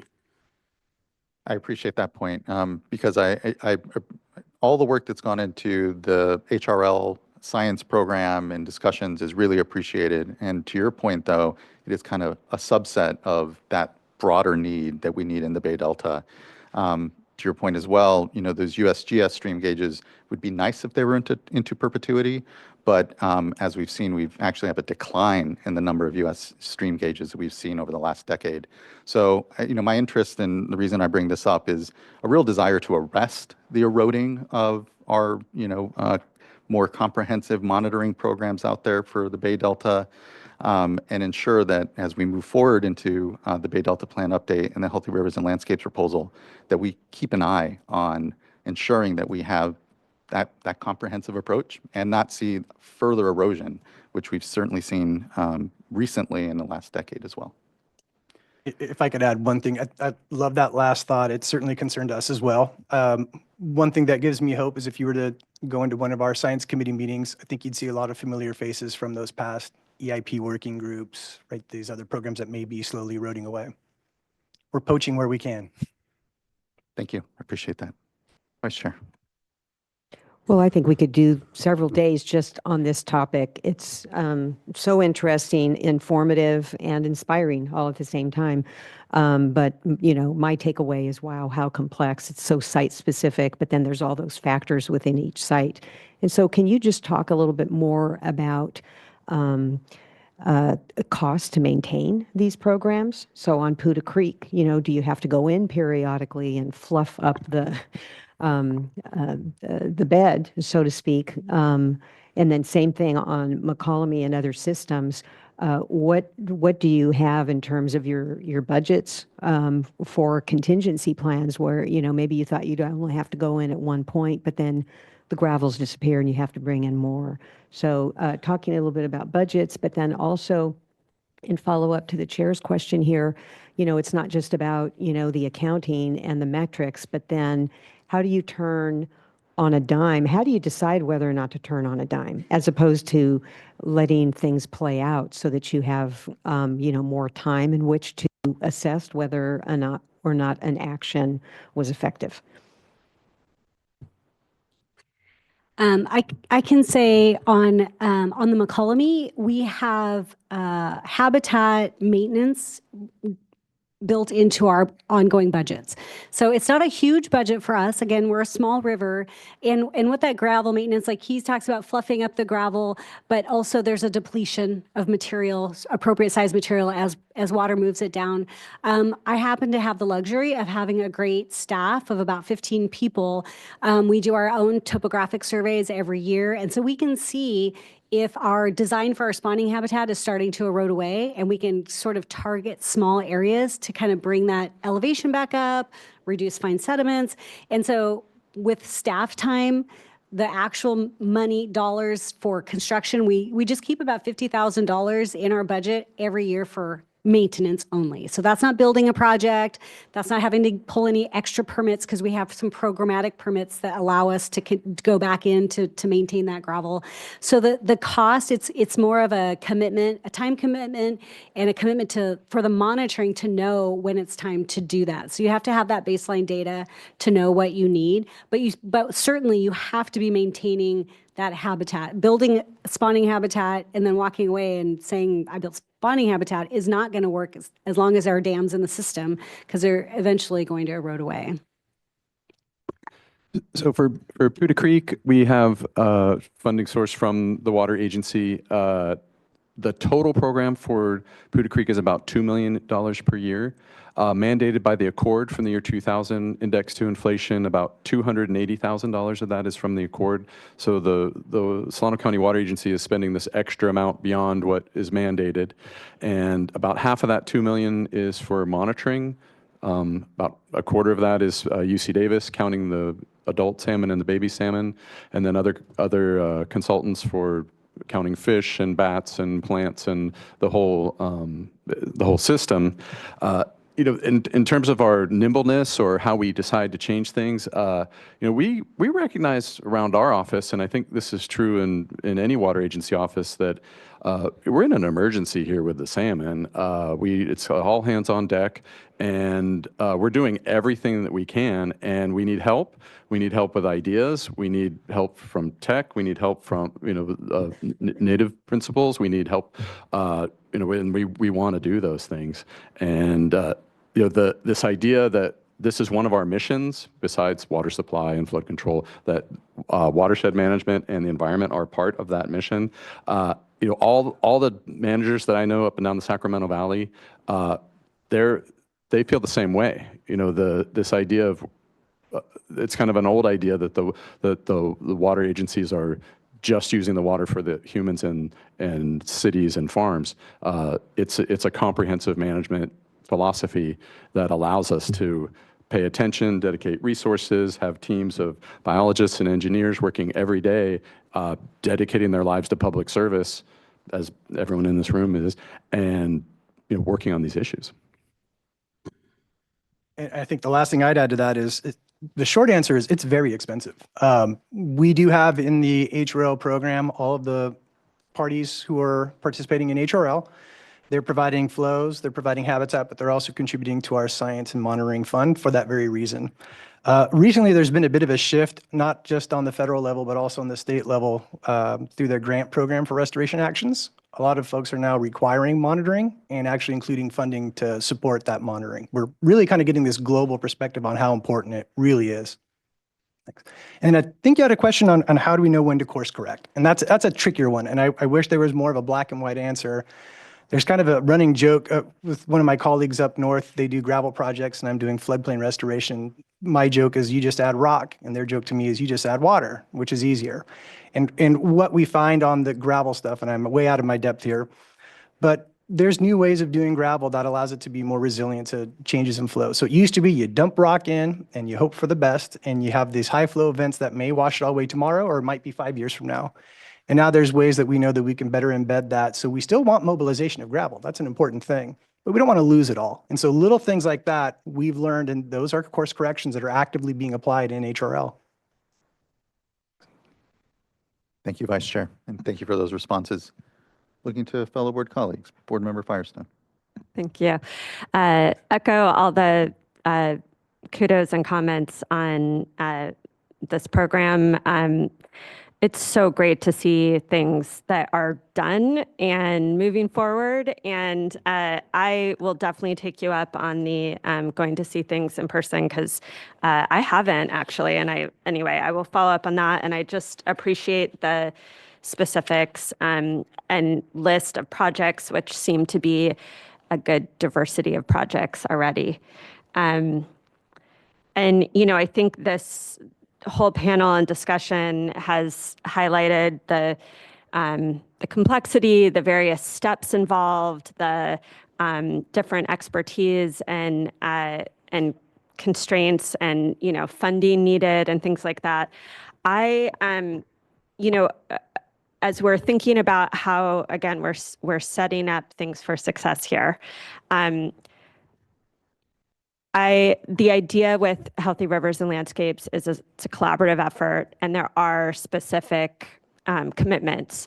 And I am concerned, as I said before, that the non-flow commitments. I think maybe I'll be more specific, like specifically habitat as well as the science piece in terms of monitoring and studies. We can't just habitat, you've already shown there's a lot you can already point to in terms if you were going to create milestones.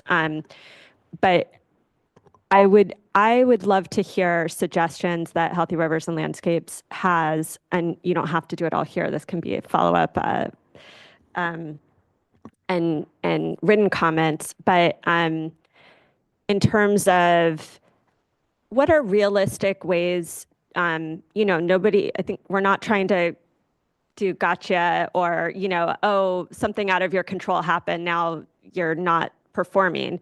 But the reality is there's a lot of partners. This is a lot of money. these are big commitments in terms of habitat, for example, and science, and these are big studies. And so I wouldn't want us to say, we can't do anything to recognize nothing's happening or there's not adequate progress or funding until year 8.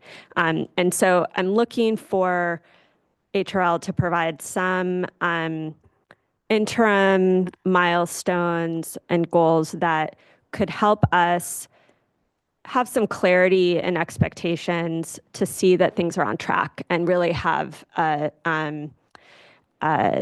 ability to be successful at some periodic level. And I know there's a lot of annual reporting and assessments built in already. So if you want to speak now on these ideas, or you can follow up later. I don't want to put you on the spot. No, happy to. We may reconvene with some of our science committee members and build a more robust answer for you. We can include in our written comments. But I think there's two things that would hopefully address the concern, and we share it, right? We can't just have this, well, we'll see what happens year 8. That's not good enough. So on the bigger scale, we plan to use the CNRA website as a hub for tracking progress. And so what we'll do over time as projects are implemented, we conduct our habitat accounting, we'll update the website, and you'll be able to track how are we doing towards that specific commitment. 20,000 acres of floodplain habitat. We have X thousand in year 2, Y thousand in year 3. And I think what you'll see, just kind of forecasting out, we'll have the early implementation projects, and I expect a bit of a plateau while we go through that permitting and the planning phase for those next projects. But then incrementally, it'll start to grow exponentially as we get closer to that year 8. I think where a good kind of natural checkpoint would be, this is top of my head, so I may change my mind later. But year 5 or 6, we should have on this website identified all of the potential projects to meet that. If we don't have all the projects identified by year 6, we're not going to build them by year 8. And so I think that's probably a really good check-in point. The second layer that we want to look at this through is the level of assessments we do for the actual projects. Max, you talked about the habitat accounting. That's just one of 3 different steps that we have. And I think this will be really important in those annual reports, giving them something that's worthwhile, not just saying we did it. So the first assessment is that habitat accounting, the implementation. Did we build what we said we were going to build? Okay, great. After a while, we'll do this we call suitability monitoring. And that's making sure this habitat is providing the conditions that we think are necessary to provide adequate benefits to our target species. And then we have a third layer, which us folks who monitor love this stuff, the biological utilization and effectiveness monitoring. So we're actually going to get out and we're going to see, are we observing species on these landscapes? And is it providing that desired benefit? So are they just there to occupy space, or are they deriving a growth benefit? Are we seeing enhanced survival? We'll be able to use the information that we learned from those 3 levels of monitoring and apply them to the hypotheses that are in our science plan. And I think the vice chair's question, I'm going to course correct. These are the kind of monitoring that is going to inform when it's time to make a course correction. I don't know if you noticed, but Josh and I got really excited when you asked that question. I've lost count of the number of conversations the 2 of us have had on this. And so, yes, I do appreciate that. And we've been thinking about this for quite a bit. And in fact, I'm going to beat this dead horse in front of you like I do in front of everybody else. We need to think of this as a 6-year program, because by year 6, if we're not well underway, it's not going to happen. And so that's been a really, I think, a real driving force for us, is that we've got to really have a sense of urgency for this, because we all know just how long this takes. And that's really important. I think also, this is a program that the kind of scope and the diversity and just the quantity of habitat in this program, I don't know of another one in California that's this big. And while that is a challenge, it's also an opportunity. I think we're going to have a lot of attention on this, and the science program is going to be, equally as large. And so I think there's going to be opportunities within that. We aren't talking about one specific project and tying science just to that. We're doing multiple projects that are the same, that are in different areas, and there's going to be a better opportunity with that science program to learn from all of those. And so I think that, yes, we need to be very clear on this. We do have, thankfully, within the MOU, the environmental targets, so we do have that immediate gut check on just where are we, how close are we, and then, based upon what we know about how long it takes to get work done, we're going to have a pretty good understanding on, are we falling behind? Are we ahead? And if we're ahead, we're not going to believe it. We're going to keep pushing, because we need to keep driving on this. But yes, that is a very, very important question. And so thank you for that. Yeah, and I'll just from experience, probably everyone in this room has had this experience, but this is going to need a lot of funding, as folks said. And, there's a lot of sources out there that you need commitments from funding from to make this happen. And I think if there's some clarity that those commitments need to be made in order for you all to move forward, it has a greater likelihood of being real and being committed. And so I'd really like us to think about how we can incorporate some deadlines in there or milestones that that are realistic. And I appreciate that. Thank you, board member, and thank you for the responses. I think definitely what it continues to call to mind is that it feels like we're ready to really get into implementation.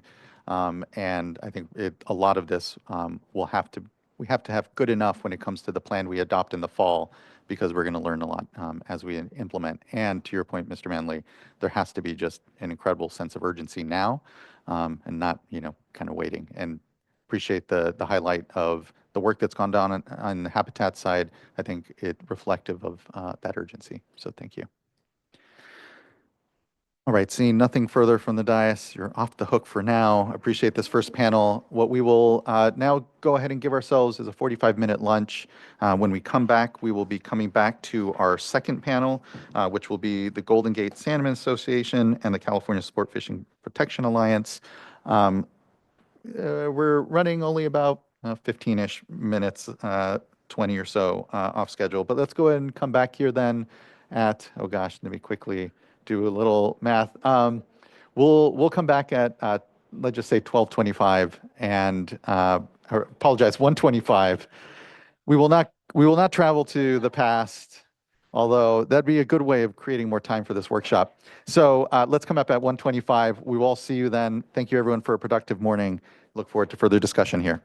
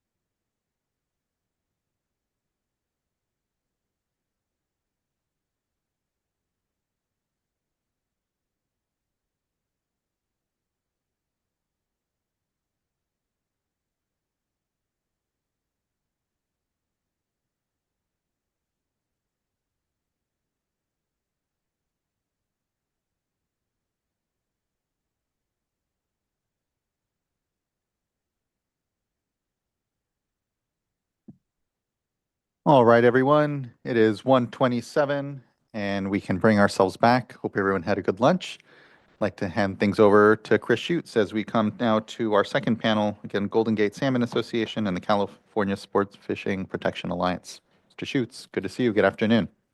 Good afternoon, Chair Esquivel and members of the board. Chris Schutz for the California Sport Fishing Protection Alliance. Next slide, please.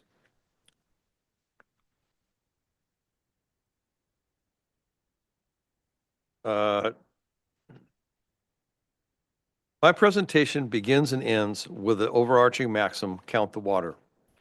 In that regard, I start by pulling data from the 2023 SED and the recirculated SED and putting the data side by side to compare the water costs of different alternatives. And I refer to them as the SED, you could equally say the draft staff report or chapter 13, but for consistency, I'll use the SED terminology. I'm going to note a key theme. In discussing the public trust, the recirculated SED generally equates the public interest with water supply. What we'll see when we make comparisons is that the VA has virtually no water cost. Others presenting after me will describe why the VA has almost no benefits for fisheries and other public trust values and resources. Above all, the recirculated SED provides no explanation for why the VA is the limit of feasible protection for public trust resources.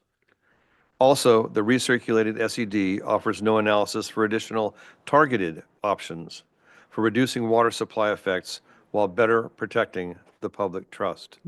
Next slide, please. I assembled this table from data provided in the 2023 SED and the recirculated SED. The sources are in the two columns farthest to the right. In this table, I compare the water cost overall and by region of 3 alternative flow requirement scenarios compared to baseline. These alternatives are 55% of unimpaired without water supply adjustments, or WSA, 55% of unimpaired with WSA, and finally the VA. I report modeled reduction in water supply in acre feet and by percent. In this table, I report on all years without regard to the water year type. Before we move on, I call attention to the note at the bottom of this slide. Between 2023 and 2025, the baseline changed, so the comparisons, at least numerically, are not exactly correct. In the next slide, I'll offer some high-level observations. I imagine you'll want to revisit the table when you have more time. Next slide, please. So here are the big takeaways from the table on slide 3. The average water costs across all years are these. VA, 1%. 55% with WSA, 5%. 55% without WSA, 14%. The VA yields average increases in several regions, including Southern California.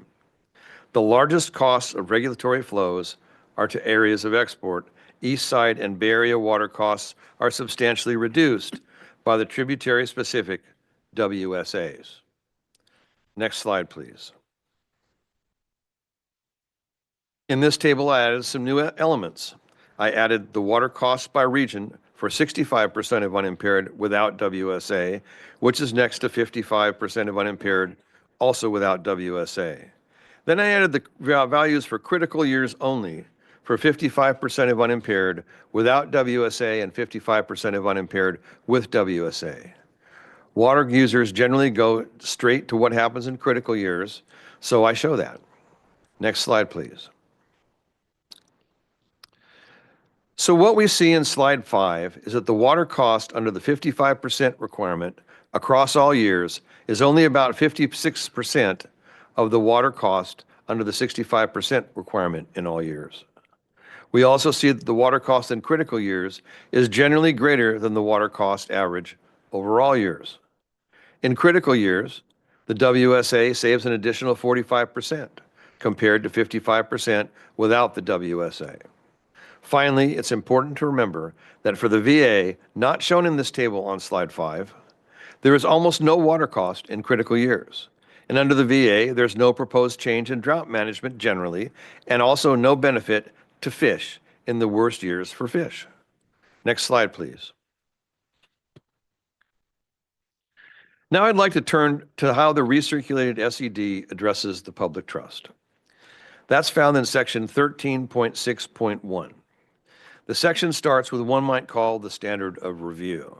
First, there's a quote from the Audubon decision about the board's affirmative duty to protect the public trust to the extent feasible. But then there's a quote from Roby in 2006, limiting feasibility to what is in the public interest, quote unquote. There's a quote from Racanelli that's really about the lack of need to evaluate each individual water right. And finally, there's a mention of Fish and Game Code, section 5937. Next slide, please. Then the section turns to a list of how the board says it's implementing a public trust analysis. It lists the topics and data the board considered. It has a statement of intent. And it has a statement that the board duly considered the public trust and the plan, and that the plan is what the board finds feasible. Next slide, please. In my view, there's a couple of important standards of review that section 13.6.1 leaves out. First is another quote from Racanelli stating a requirement that conditions in a water quality control plan must be supported by precise and specific reasons founded on tangible record evidence. Second is the fact that the Delta is in crisis, as stated in the Delta Reform Act and many board documents. And finally, there's the Light decision affirming that in a clash of public trust and the rule of priority must yield. Next slide, please. Let's start with the Light decision. The board likes to quote the Light decision, but it is extremely reluctant to apply it. The regulatory side of the revised plan does place public trust over the rule of priority in two ways. First, it requires compliance by tributary.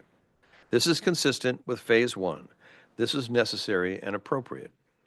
Second, the tributary WSAs create exceptions based on hydrology and use, notably for the McCollumney and the Calaveras. I won't say I support the details, but structurally, this is also necessary. But after that, the recirculated SED splits the baby and applies WSAs across all watersheds equally. You haven't shown that to be necessary, and you haven't shown why the 55, 45, 35% breakdown based on a third of water years is the right answer. You declined to look at the structure of the NGO Alternative 3 that Reclamation analyzed to the 2024 BIOPS, which looked at the interplay between storage and flow. You declined, as I understand it, because it would have been unfair to some users according to the law of priority. You didn't give the public trust its due, in this case, as stated in Light. Thus, you end up protecting all diverters based on the water cost to those users that stand to lose the most water. It's similar to managing only for critical years. The result of that is you don't protect the public trust to the extent feasible. Next slide, please. Slide 11, is that where we are? Goes to the heart of the problem. The precise and specific reasons for the decisions that the recirculated SED does not explain. Why is it in the public interest to limit the protection of the public trust to what you can do with a 1% water cost? Is there not also a public interest in restoring the Bay Delta watershed's public trust resources, especially when the legislature and this board has found those public trust resources to be in crisis? The recirculated SED claims to have balanced uses. Where do we find the balancing? Nowhere does it say how the board assigned weight to public trust and other resources. The recirculated SED really can't say how the proffered VA flows balance public and consumptive uses. They're not the result of a public trust balancing. They're a result of the acceptance of what the VA parties offered. You allowed them to do their work for you, and here we are. Next slide, please. So, 15 years after the Delta Flow Criteria Report, where indeed are we? I made a scorecard and put it on 6 slides. To read the scorecard, first look at where this board and/or the legislature addressed an issue. That's at the bottom of the slide. Then look at the results under the VA and the results under the 55% with WSA alternative. Behind the metaphor, the message is serious. Category 1, the Delta is in crisis. The VA is just in denial. One doesn't respond to a crisis with the incrementalism of the past. And the regulatory path doesn't respond to the extent of the crisis. Next slide, please. Category 2, percent of unimpaired flow. One purpose of the VA is to preempt and bury the percent of unimpaired flow concept. The regulatory path is not fully fleshed out, and it is not really ready as a backstop. We heard this morning talk about how the implementation of curtailments and such was going to take another, I don't know, a year to fully prepare. The backstop is not ready as a backstop. Next slide, please. Category 3, rules for droughts. For the VA, it's business as usual. TUCPs, no change. For the regulatory path, it's WSAs first, but it can revert to TUCPs and business as usual as any time. Next slide, please. Category 4, rules for new diversions and water rights. Both the VA and the chosen regulatory path punted entirely. Even without the VA, the bar for new diversions is case by case. Next slide, please. Carryover storage. The VA doesn't even have a hint. The regulatory path backpedaled substantially. There's weak compliance and lower requirements, and carryover is treated separately from flows. Next slide, please. Category 6, incorporate the 2008-2009 BIOPS into the plan. Remember that? That was in the 2018 framework. To preserve existing protections and guard against rollbacks by the first Trump administration. This idea was forgotten a long time ago. Next slide, please. So, to summarize, the water user community, enabled by the state, has delayed the update of the Bay Delta Plan for 15 years. Delay, deferral, and denial of crisis were the primary goals of the voluntary agreement. Stated differently, it's business as usual for as long as possible. At the same time, the goal was to enable more large water development projects, now including the new gold rush to divert more surface water to backfill irresponsible groundwater extraction. Water users never tried to work with the percent of unimpaired flow approach or any substantial increases in delta inflow and outflow. Instead, they preemptively brought small amounts of water and seemed to have persuaded the board to accept them. Remember, voluntary agreements, 15 years to date, and likely 15 more years to come. 1% water supply, water cost. Next slide, please. Thank you very much. I'll be glad to take questions. Probably after Mr. Nelson has made his Thank you, Mr. Sheets. Mr. Nelson. Presentation. Thank you. Barry Nelson with Golden State Salmon Association. Thank you, Chair Esquivel and board members. Appreciate the chance to be here today. I'd like to start by just clarifying the record somewhat. This morning, Secretary Crowfoot said that he was proud of NGO conservation community involvement in crafting the voluntary agreements. It is true that some NGOs were involved early on in those discussions. They were frustrating. Feel free to ask them questions.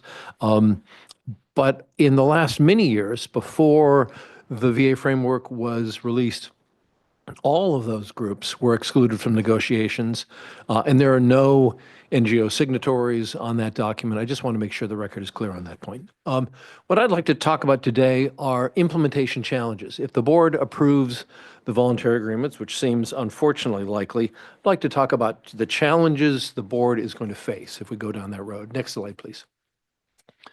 I'll talk about 5 areas: funding, habitat flows, the Bureau's position on the VAs, the backstop, close with some recommendations. Next slide, please.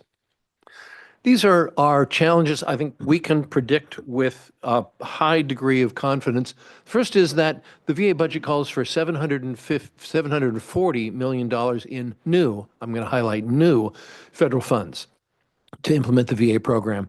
I'll point out that the big, beautiful bill that passed recently had $1 billion for the Bureau of Reclamation, most of that likely to be directed to the priorities of California water users. There is not a penny in that bill for the voluntary agreements implementation. The current federal administration has been more focused on cutting funding in environmental programs than increasing funding. I think it's extraordinarily, vanishingly unlikely that there will be $740 million in the next few years, which would be necessary in order to fund things like habitat restoration that would depend on those funds. The water users are not going to agree to backstop all of those missing federal funds. It's already been proposed quietly that we should double count existing funds, things like the CVPI Restoration Fund, a 34-year-old federal salmon restoration program, that those should be counted as VA contributions. That's frankly absurd. And as a result of that, because of these funding issues, it's likely that you're going to hear calls for delay. Next slide, please. Because of the reduction in federal funding, it is very likely that habitat restoration efforts are going to be reduced and delayed. I mentioned the CVPIA double counting. I've already heard quiet reports that CVPIA restoration projects should be counted as VA habitat restoration projects. It's absurd. That's not a new contribution to habitat restoration. That's part of, frankly, the baseline that the VA should be building on. And then finally, evaluation of the slow pace of habitat restoration compared to the promises is going to be hampered by the lack of clear milestones for performance. And I'm pleased to hear board members raising that issue. And I'll get back to that in recommendations. Next slide, please. On the flow side, it's important to remember that the rollbacks of the VA baseline, as Chris Schutz already mentioned, are underway. The rollback from the 2008-2009 biological opinion, the new Action 5 rollback, the incidental take changes that you heard Director Nemeth describe to you, those rollbacks have already reduced the water that the VA program would produce. It is possible that those rollbacks have already more than swamped the modest contributions that the VAs would contribute on average, meaning compared to the framework you saw in 2018, there may be less water today in the VA proposal than you had on the table then. These are worse environmental conditions. Next, water purchases. This is something I've testified about in the past. There is a very poor record of large-scale water purchases for the environment happening. They depend on funding.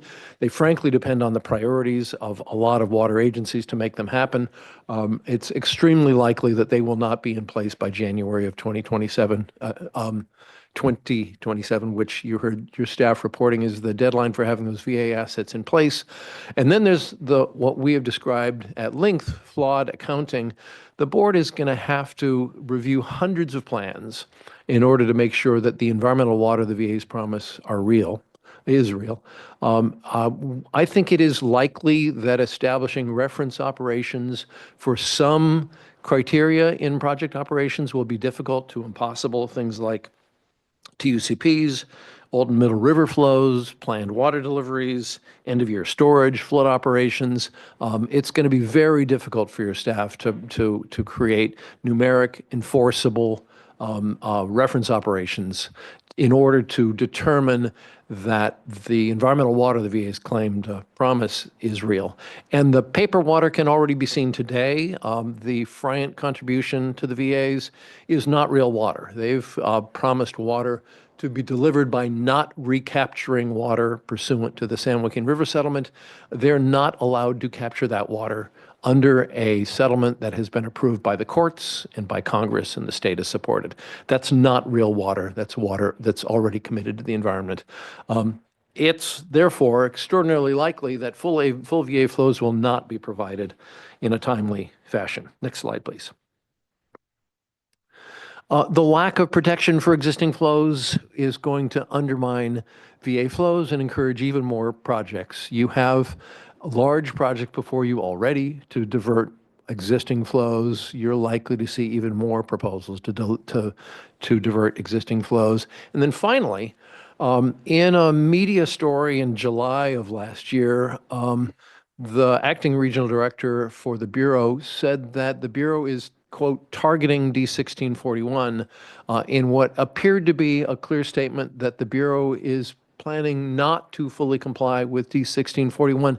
I don't know what form that will take, whether it's TUCPs or something else, but it's important to note that the Bureau is promising to undermine another of the foundational baseline components of the VA proposal. Next slide, please. So where does that leave us in terms of flows? Some of you may recall this slide of my photograph of my aunt's Jello mold salad. It has layers in it at the bottom, and just like the VAs, at the bottom are flows protected by existing regulatory requirements. Next up, the green layer, unprotected existing flows. The new VA flows are that layer sitting on top. So where do all those layers stand? Next slide, please.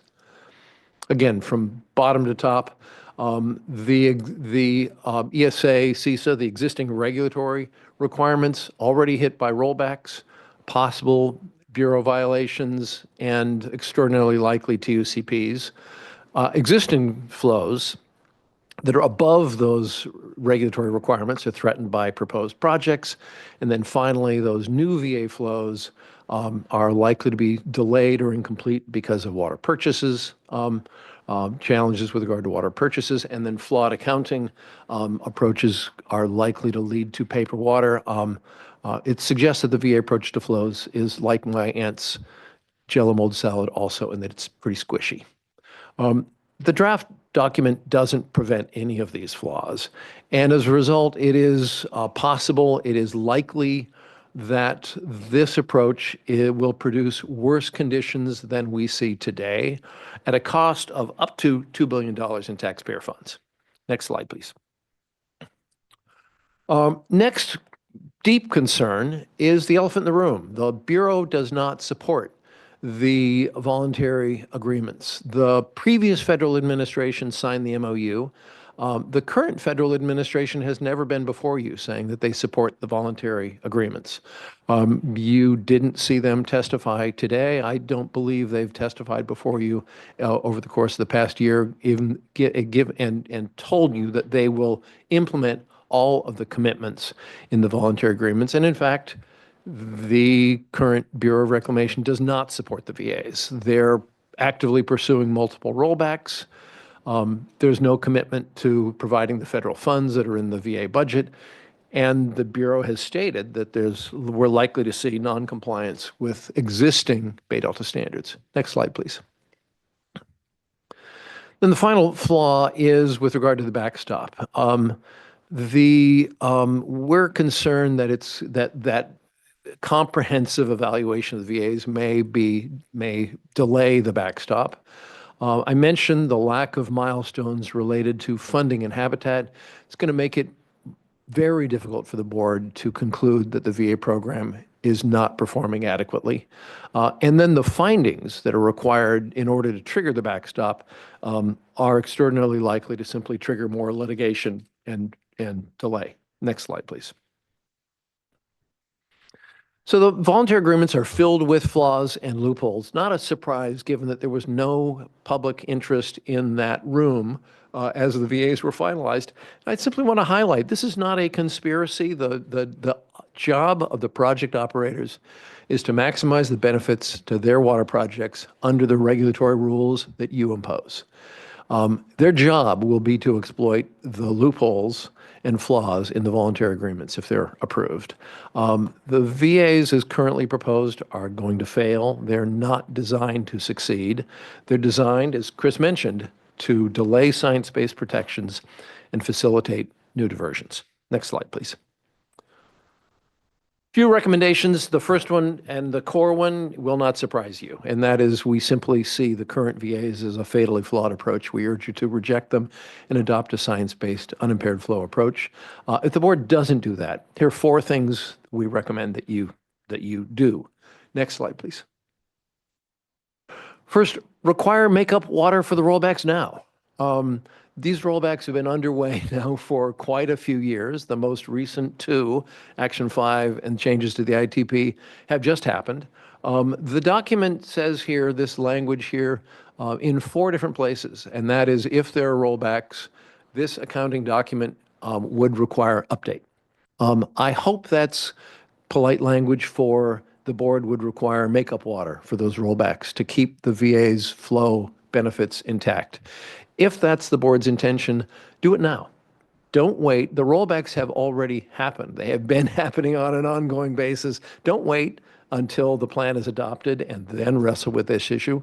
Wrestle with it now and include the makeup water in the plan as you adopt it. Next slide, please. Next, eliminate the paper water now. You can do that by rejecting Friant's proposed contribution, which is not real water. It's water already legally committed to the environment. And then next, convene an independent panel to determine if establishing objective, enforceable reference operations is even possible. And with regard to flexible issues like TUCPs, OMR flows, planned water deliveries, flood releases, end-of-year storage, I think it's going to be extraordinarily difficult to develop objective reference operations to measure VA flow contributions against. Next slide, please. Develop an effective backstop. You're going to need it. That starts with clear milestones for funding and habitat. As I mentioned, the findings look like they're designed, or that they could produce delay in adopting a backstop. We urge you to delete or simplify some of those findings. And with regard to CVPI habitat double counting, the VA program is promising to increase habitat restoration. It's important to note that there have been active habitat restoration programs for over 30 years in the watershed.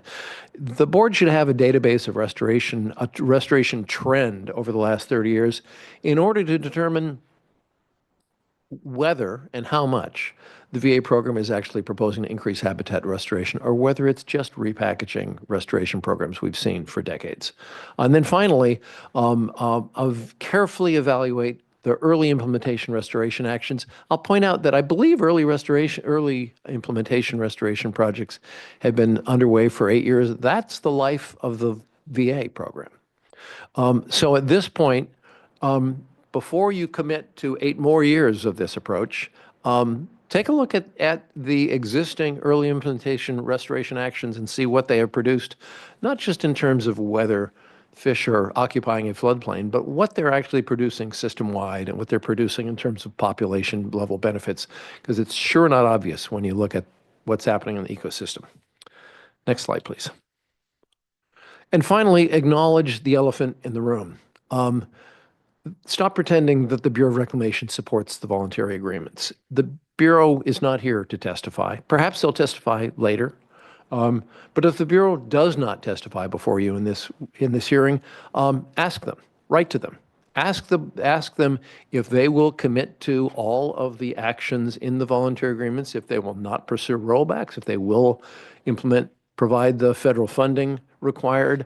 I'd like to ask a simple question, and that is, how can the board hold the Bureau of Reclamation accountable for a voluntary program that they have not told you they support? Next slide, please. This is a sobering moment for the fishing community. We're going to get a fishing season in 2026. That's great news. We don't know what that season looks like yet. The last 3 years have been staggeringly painful. We're getting a season this year because it was wet several years ago. But as Carla and Emmett pointed out, our climate is changing. And if project operations don't reform, salmon are going to see bad years more and more and more frequently, and the occasional wet year isn't going to be enough to save our industry or save the ecosystem. Thank you. Thank you both. Much appreciation for your continued leadership, expertise, engagement here with the board on this. I hear the frustration. I know that folks are frustrated out there, but hopefully you continue to see this board being responsive. Some of the concerns you shared are concerns that this board has as well. I think what we've acknowledged as well is that we're trying to do as best to get this step right, knowing that in implementation is where a lot of the learning will be done. To the comment about sort of delay and whether or not the board's proposal on the regulatory pathway right now is fleshed out enough, I think we've always been consistent that we were going to need an implementation methodology.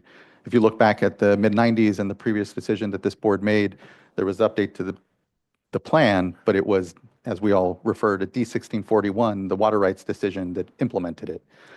So I don't see us behind when it comes to the detail around implementation and where we are.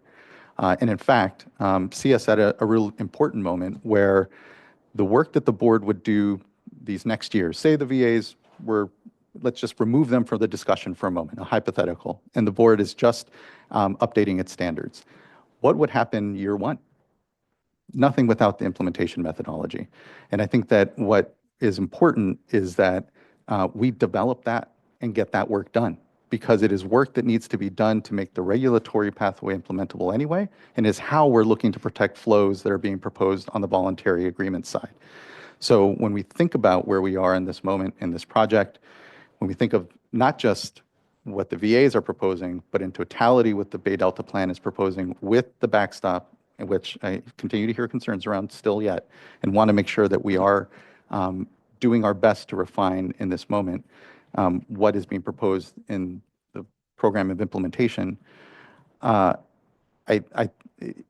find myself, here supportive because in totality, it pivots us and it gets us to the actual work of implementing water rights, not just in times of extremity here and when it's dry, but truly figuring out how we implement a more transparent system that is not just about the major project operations, but as we've said, really bringing in water right holders writ large into the system.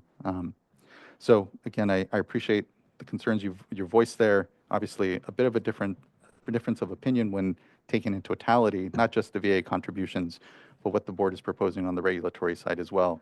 And the fact that the work ultimately these next years is the same between those two, is the balance that I'm finding myself with. But again, I do appreciate the continued engagement around what the concerns are and how we can refine, but maybe some differences of opinion there. I guess my question would be actually when it comes to the peer review, scientific peer review that was done on the draft supplemental environmental documents that supported the VAs. We went to peer review. We had 7 PhDs that reviewed the science supporting the VAs and supporting the board's path here. When it came to that document and the feedback from those 7 PhDs, did you all find particular flaw in some of their conclusions, knowing that I'll say that there were support certainly from the PhDs that reviewed. There was also concern. It's not as if the peer review came back that said everything is perfect. but it seemed on balance, the comments were supportive, but was wondering if you all found any particular issues with the scientific basis report, or importantly, the peer review that was conducted on it. I'd say the first answer would be, that's a question you should ask Dr. Pierce and Dr. Rosenfield. They're the fish experts here.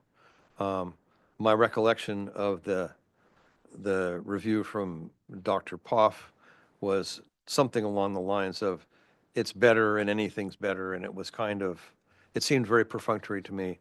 But again, I would, in making that statement and using that criterion to judge the overall voluntary agreement approach. But again, I'd recommend that you ask that question to the following panel. If I could offer a couple of additional thoughts about that. First, I completely agree. My sense of that document was that its conclusion was, well, it's better than where we are today. That does not mean it's up to meeting the challenge of an ecosystem that's in crisis. The HABs crisis in the Delta, the fishing crisis, the extinction crisis in the Bay Delta. It doesn't mean it's up to that challenge.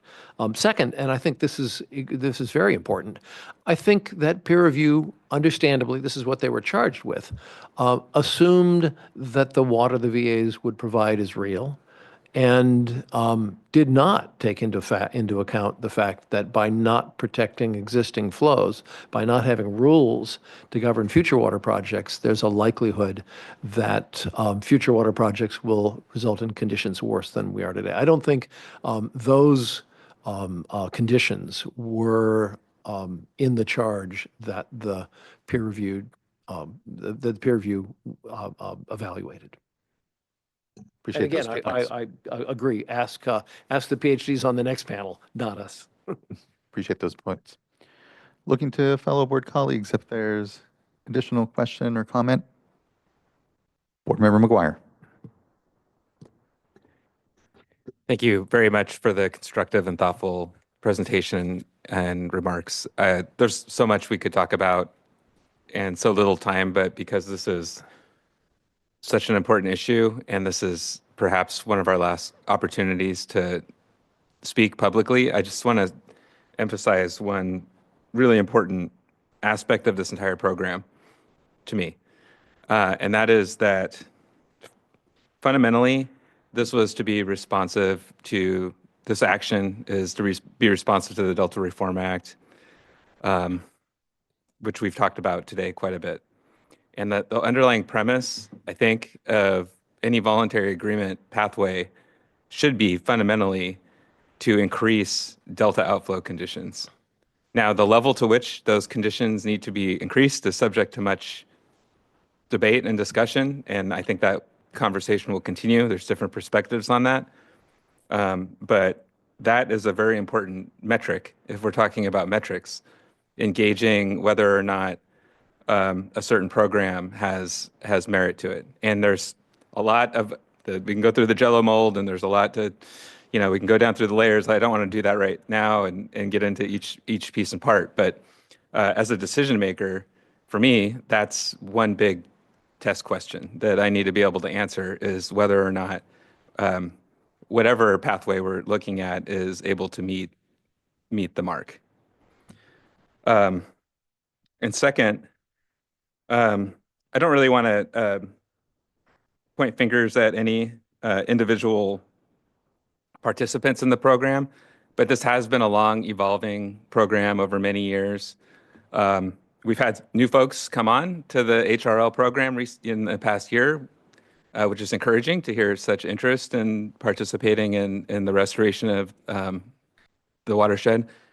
But at the same time, there's lots of moving parts. And so I think I would concur that it would make sense at some point in the coming months to get an update from the HRL parties as to their continued support and acknowledgement and interest in the pathway that's being laid out.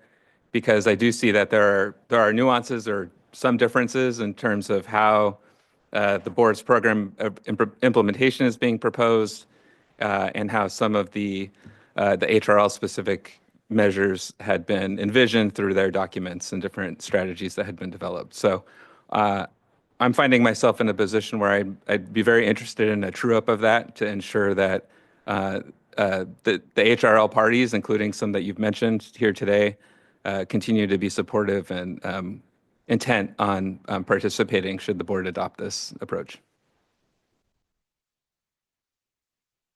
Thank you, Board Member. Board Member Firestone. Yeah, thank you for the comments. I agree with a lot of the concerns. Obviously, I've expressed some of those today already, particularly on the issue of, will the contributions of the VAs be eroded through, as you said, the categories you said were rollbacks and also lack of compliance with the standards that undermine the VA flows. I think those are two on my mind that I'd really like us and I'd like staff to be looking at how we tighten up in terms of ensuring that we can give the VAs a chance at success. I also am pretty skeptical that the at least current federal administration will be, up to the funding and partnership that I think the previous administration had committed to. But I also think that we can, what we're trying to do here is give folks a shot at making this work. And I support what Board Member McGuire said. I also think that as we think about, again, just to reiterate, I want to make sure that what we're doing today allows that, or not today, but what we will adopt allows us to adjust and move within the 8-year time frame if things don't pan out or if major partners pull out or don't contribute. So, or undermine the program with other actions that undermine the base flows. Question actually to staff, and this may be something that we we respond to in writing later, because I'm sure you'll put these in comments. But Mr. Nelson referenced the accounting document and that, and this is slide 13, that in the event of substantive provisions of project operations are modified in a manner that affects reference conditions, this accounting document would require update. And I'd like to, I think we need to do a little more in terms of clarification of what that means, how we deal with this issue. But if there's anything that staff want to speak to the intent of this or where this is now, would want to hear from staff.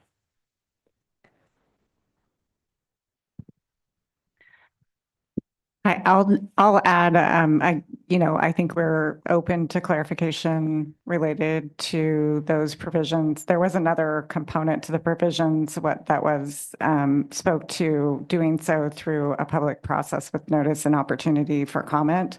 So that would be, the intent was that would take place in an open process. I think there's another question of what, possible analyses that need to support such a possible change, if it's a significant change, whether we need to be looking at, do we have all of the documentation that we need to support those types of changes? We have that.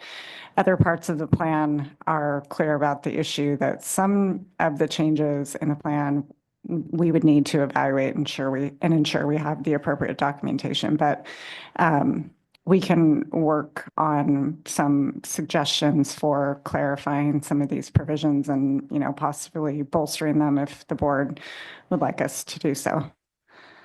Yeah, Could and I, could I add an additional thought there? That's helpful, and we'd appreciate an opportunity to participate in a public process in that regard. As I said, I assume that that means this accounting document would be adjusted to maintain VA benefits by requiring makeup water in some fashion, and that'd be enormously helpful. Yeah, I mean, I think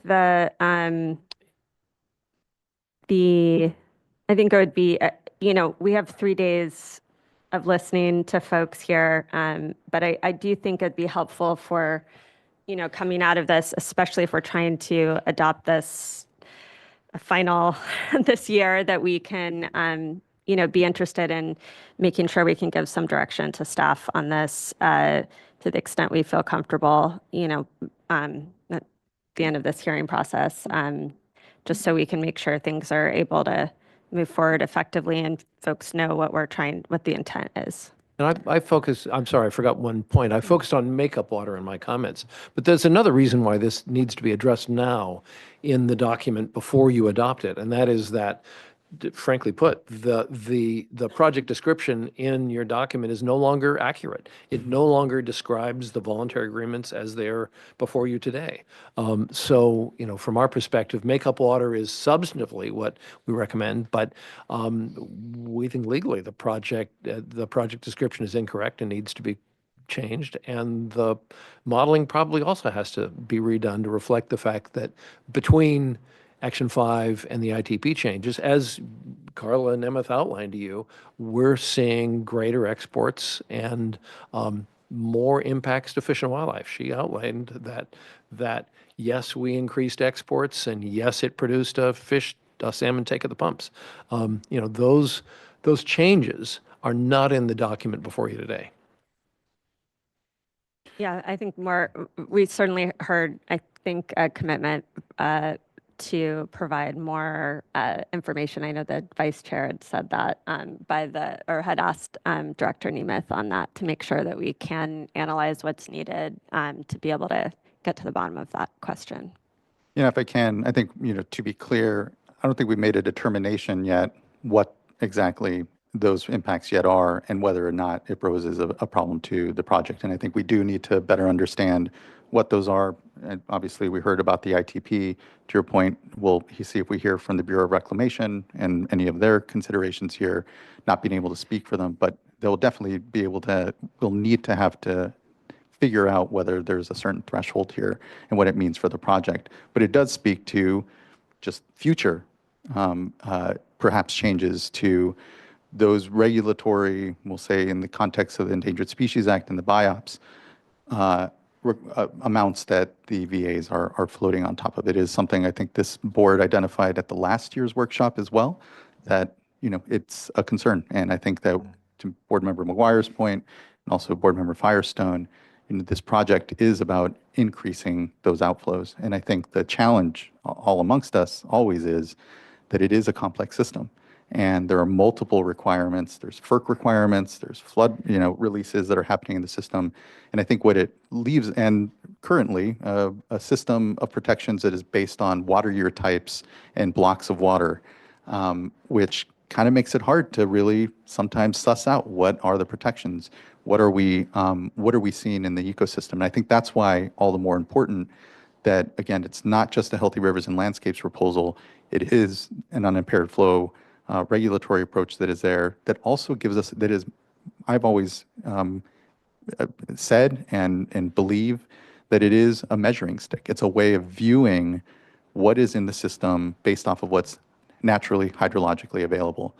And I think that is what, in tandem with the assets and the tracking and the accounting, gives us a tool to really understand, well, what is the ecosystem actually seeing as a percentage of unimpaired flow? Is it more? Is it less? And keeps us a bit truer to the outcomes that we're all keeping an eye on, I believe. And I'll note that, certainly the Bay Delta watershed is critical to the California. So is the Colorado River. And not to get into Colorado River issues by any means in this proceeding right now, but interesting to note that there too, water users are looking at a percentage of what's hydrologically available in order to better wet ourselves to what's in the system, what are we protecting, and more clearly understanding how we share amongst each other. So for what it's worth, a little further addition to, I know the concerns we have writ large, maybe some of the way that we can continue to both see the system for the water year type protections and blocks of water that are in it, but also the measuring stick and unimpaired flow to really understand, well, what is the ecosystem actually experiencing? What are we being protective of? And how not to get lost in the accounting and the numbers, which can sometimes maybe obscure, what this project actually is and where we're going with it. Board Member Firestone, I interrupted you, and to the point again you were on when it comes to changes to the ITP, changes that we're seeing Bureau of Reclamation doing in the ESA space as well. All things we're going to need to better understand amongst ourselves if there's a threshold here and what it means for our project. Thanks. Looking to my other fellow board colleagues, if they have anything further right now. We are, just for a note, running about 45 minutes behind schedule currently, but it's okay. Could I take 30 seconds to respond to something Of course, Board Member Mr. Chief. Firestone By all means, said? this is. She said, give folks a shot to make this work. My question in response is not just whether all the water would show up under the VAs or the VA that is promised, but is that really the best you can do? Is 1% water cost the best you can do? You looked at the, overall average water cost of your 55% with the water supply adjustments as being 5%. I think you all need to explain to us why that's not affordable. Sorry, the question was, I know this is, but I just want to understand, the question is why isn't the regulatory one affordable? Or sorry, I couldn't understand. Yeah. Yeah. Oh, no, I mean, to be clear, I think we have adjusted the regulatory pathway to be something that I think absolutely is a reasonable protection from at least a starting point. Or let me put that differently. I think that what we want is the regulatory pathway, and the proposal was intended to be a regulatory pathway that is implementable, that allows folks to meet in-stream flows, get that framework in, not have it be a super shock to the system. And as you pointed out in your presentation, I think address particular tributaries, vulnerabilities, and needs. I personally think that your point on the, I don't know that the water supply adjustments are they're certainly not perfect. They're kind of any tool that we have in the Bay Delta Plan that we're applying to this huge watershed is going to be blunt. And I think we need something that is reasonable for people to successfully implement so that we can get a system in place, be able to evaluate how it's working, and kind of on-ramp folks into us all speaking the same language, being within a system that works, and then being able to look at, do we need to increase within the range that we've adopted? But I think it's a starting point. And to what the chair had mentioned, I think earlier on, is at this point, and I've just came on the board right after adoption of phase 1, but without implementing regs, we're not going to see change from the status quo. And so what I think the proposal before us does is give the VAs a chance to show what they can do, to see some good habitat projects and flow and science dig in and see if we can improve things in the immediate term, and at the same time work through the implementation that's needed to be able to operate a water rights system and have a real backstop and unimpaired flow framework that folks can actually implement. And so I do want to make sure that that folks are taking that process serious, that pathway seriously, and looking at, can they operate within that? It seems extremely reasonable to me. Anything is going to have some cost to water supply because, to board member McGuire's point, the objective here is that we're increasing outflow and improving, actually trying to stabilize fish viability and improve salmon and achieve doubling goals. So there will be some impact, but we're trying to do that in a way that is really balancing the reality of water supply hits on folks and the challenges of water managers. And if I could, but I just add to that, is that it would be fair for the board to give the V8 approach a chance to succeed if the assets were real and if your analysis showed that that program would succeed if well implemented. But I think neither of those things are true. The assets aren't real, the funding's not real, the flows aren't real. And as the next panel, I suspect, will discuss, your own analysis shows that even if I'm wrong about that, your analysis shows that the effort wouldn't succeed. That's why we object to giving the VAs a chance. Obviously, our community, the ecosystem, the Delta communities have an enormous amount at stake, and giving effort that seems doomed to fail years to test it out doesn't seem like the right approach to us. Vice Chair. So good discussion. I'm hoping we can move along though, because we have, other panels and want to make sure, I think ultimately we're here to listen because we're honing in and potentially going to move forward here. So looking forward to, thank you for the good comments, but looking forward to what others have to say and just using this as an opportunity to say, we're not all going to agree. In 2018, I was a no vote because I disagreed with the approach. And I'm hoping that you all, if we do move forward with this, you've brought up some good suggestions.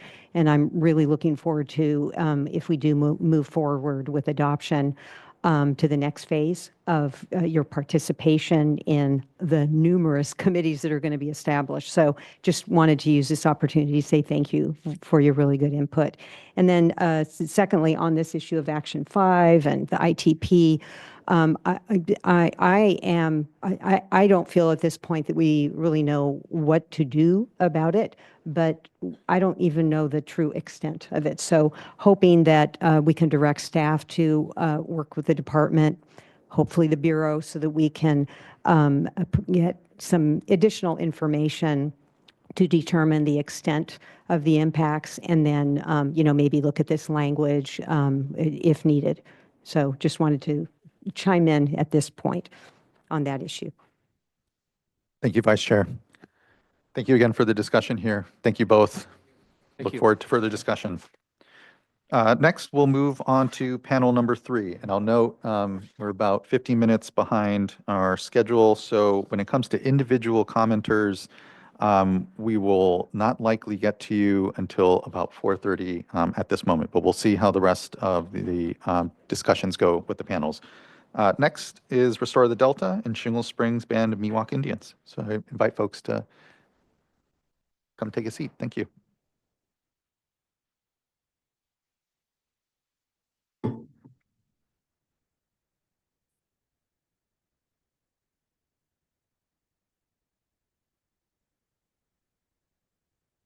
Good afternoon to you both. It's good to see you. Hi, good afternoon, Chair Esquivel and members of the board. Thank you so much for the opportunity to speak to you today. So I will be discussing my comments related to harmful algal blooms, and then we'll move on to our other panelists here. Could we go to the next slide?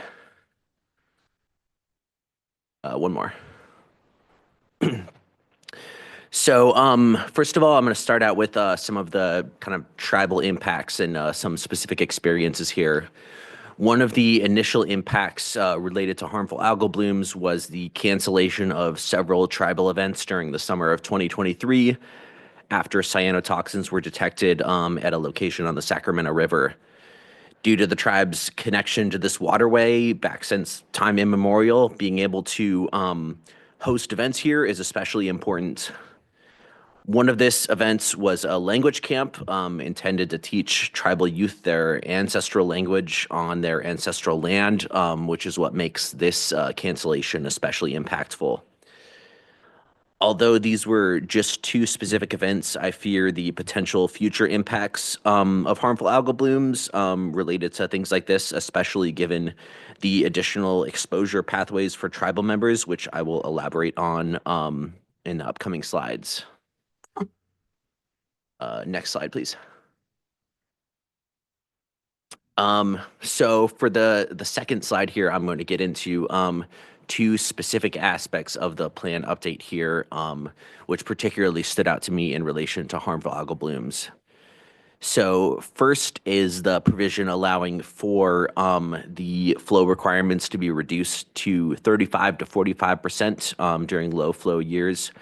Is especially concerning, especially since these low flow periods are the times when we're seeing the highest rates of harmful algal blooms occurring, just putting some additional stress on that system and putting us at additional risk for harmful algal blooms due to lower flows, potentially higher water temperatures, potentially more areas of stagnant water. And secondly, the harmful algal blooms monitoring section lacks an enforceable numeric standard. While monitoring is mentioned a lot and is quite clearly important, that monitoring is much less impactful unless there's a specific numeric standard to go along with it. So I think that's a key component that's missing there. And one more slide. So for the exposure pathways is something that I touched on and is something that I have concern about related to a numeric standards. The exposure pathways for cyanotoxins for tribal members ties in with this lack of a numeric standard because certain activities conducted by tribal members on the waterways for ceremonial or cultural uses can involve greater amounts of contact with the water, greater potential consumption of water, greater contact with riparian vegetation. And all of these things just carry risk that I feel is not properly accounted for. As an environmental scientist with the tribe, with the Shingle Springs Band of Miwok Indians, my job is to help keep tribal members properly informed when water quality threats are occurring. And just because there is a lack of information about these exposure risks, I always have to be playing it safe as much as possible and telling people to not use the waterways if there is even the slightest amount of risk of harmful algal blooms occurring, which I feel, again, highlights that lack of an enforceable numeric standard. So thank you so much, board members, for your time, and I'll pass it along to our next panelist. The next speaker is Spencer Fern, and he should be on Zoom. I was to say, yeah, I'm here on Zoom. I just unable to put my camera on. Not sure that it matters, but I just want to say thank you, Chair Escobar and members of the board for the opportunity to present today. I'm going to highlight some of my concerns with the harmful algal blooms that were mentioned in the Chapter 13 amendment to the Bay Delta Plan, and it'll jump off with some of the comments that Zach has made. Next slide, please. There we go. Should be able to get my camera up. There we go. Okay. So as I mentioned, some of the concerns that I have about the Chapter 13 of the Bay Delta Plan and the concerns I have around harmful algal blooms is they have mentioned that there in the document there's a mention that there will be 6 additional hotspots that are going to be added for regular monitoring. And the specific quote is right there. They're going to add on to the additional existing locations that are already there in the Delta and following a tiered monitoring approach. However, the number feels static. It feels like they're predetermined 6 locations around the Delta, and I I will be the first one to make the point that I believe that more monitoring is a step in the right direction. That is absolutely something we need when it comes to the Delta as its whole. We've had harmful algal blooms here for the last 20 plus years, and with the exacerbating effects of climate change and its impacts on these dead end areas of the Delta that end up experiencing harmful algal blooms in a more consistent basis, I feel the number of the 6 sites should be a start. And I know it was mentioned earlier today in one of the previous in the morning presentations that they'll be checked out annually, but this is not mentioned in the Chapter 13 section on harmful algal blooms. Just wanted to point that out. There is no mention of an actionable HAB standard. Going to echo what Zach just said a little earlier. I know board member Firestone mentioned it in response earlier today about having that in discussions for objectives around harmful algal blooms. But again, we're talking about the Bay Delta Plan, and which is supposed to be a penultimate tool for managing water quality, and it's not mentioned in there as of now. In terms of that, there's also no timeline for when there will be enough monitoring to make decisions on harmful algal bloom management.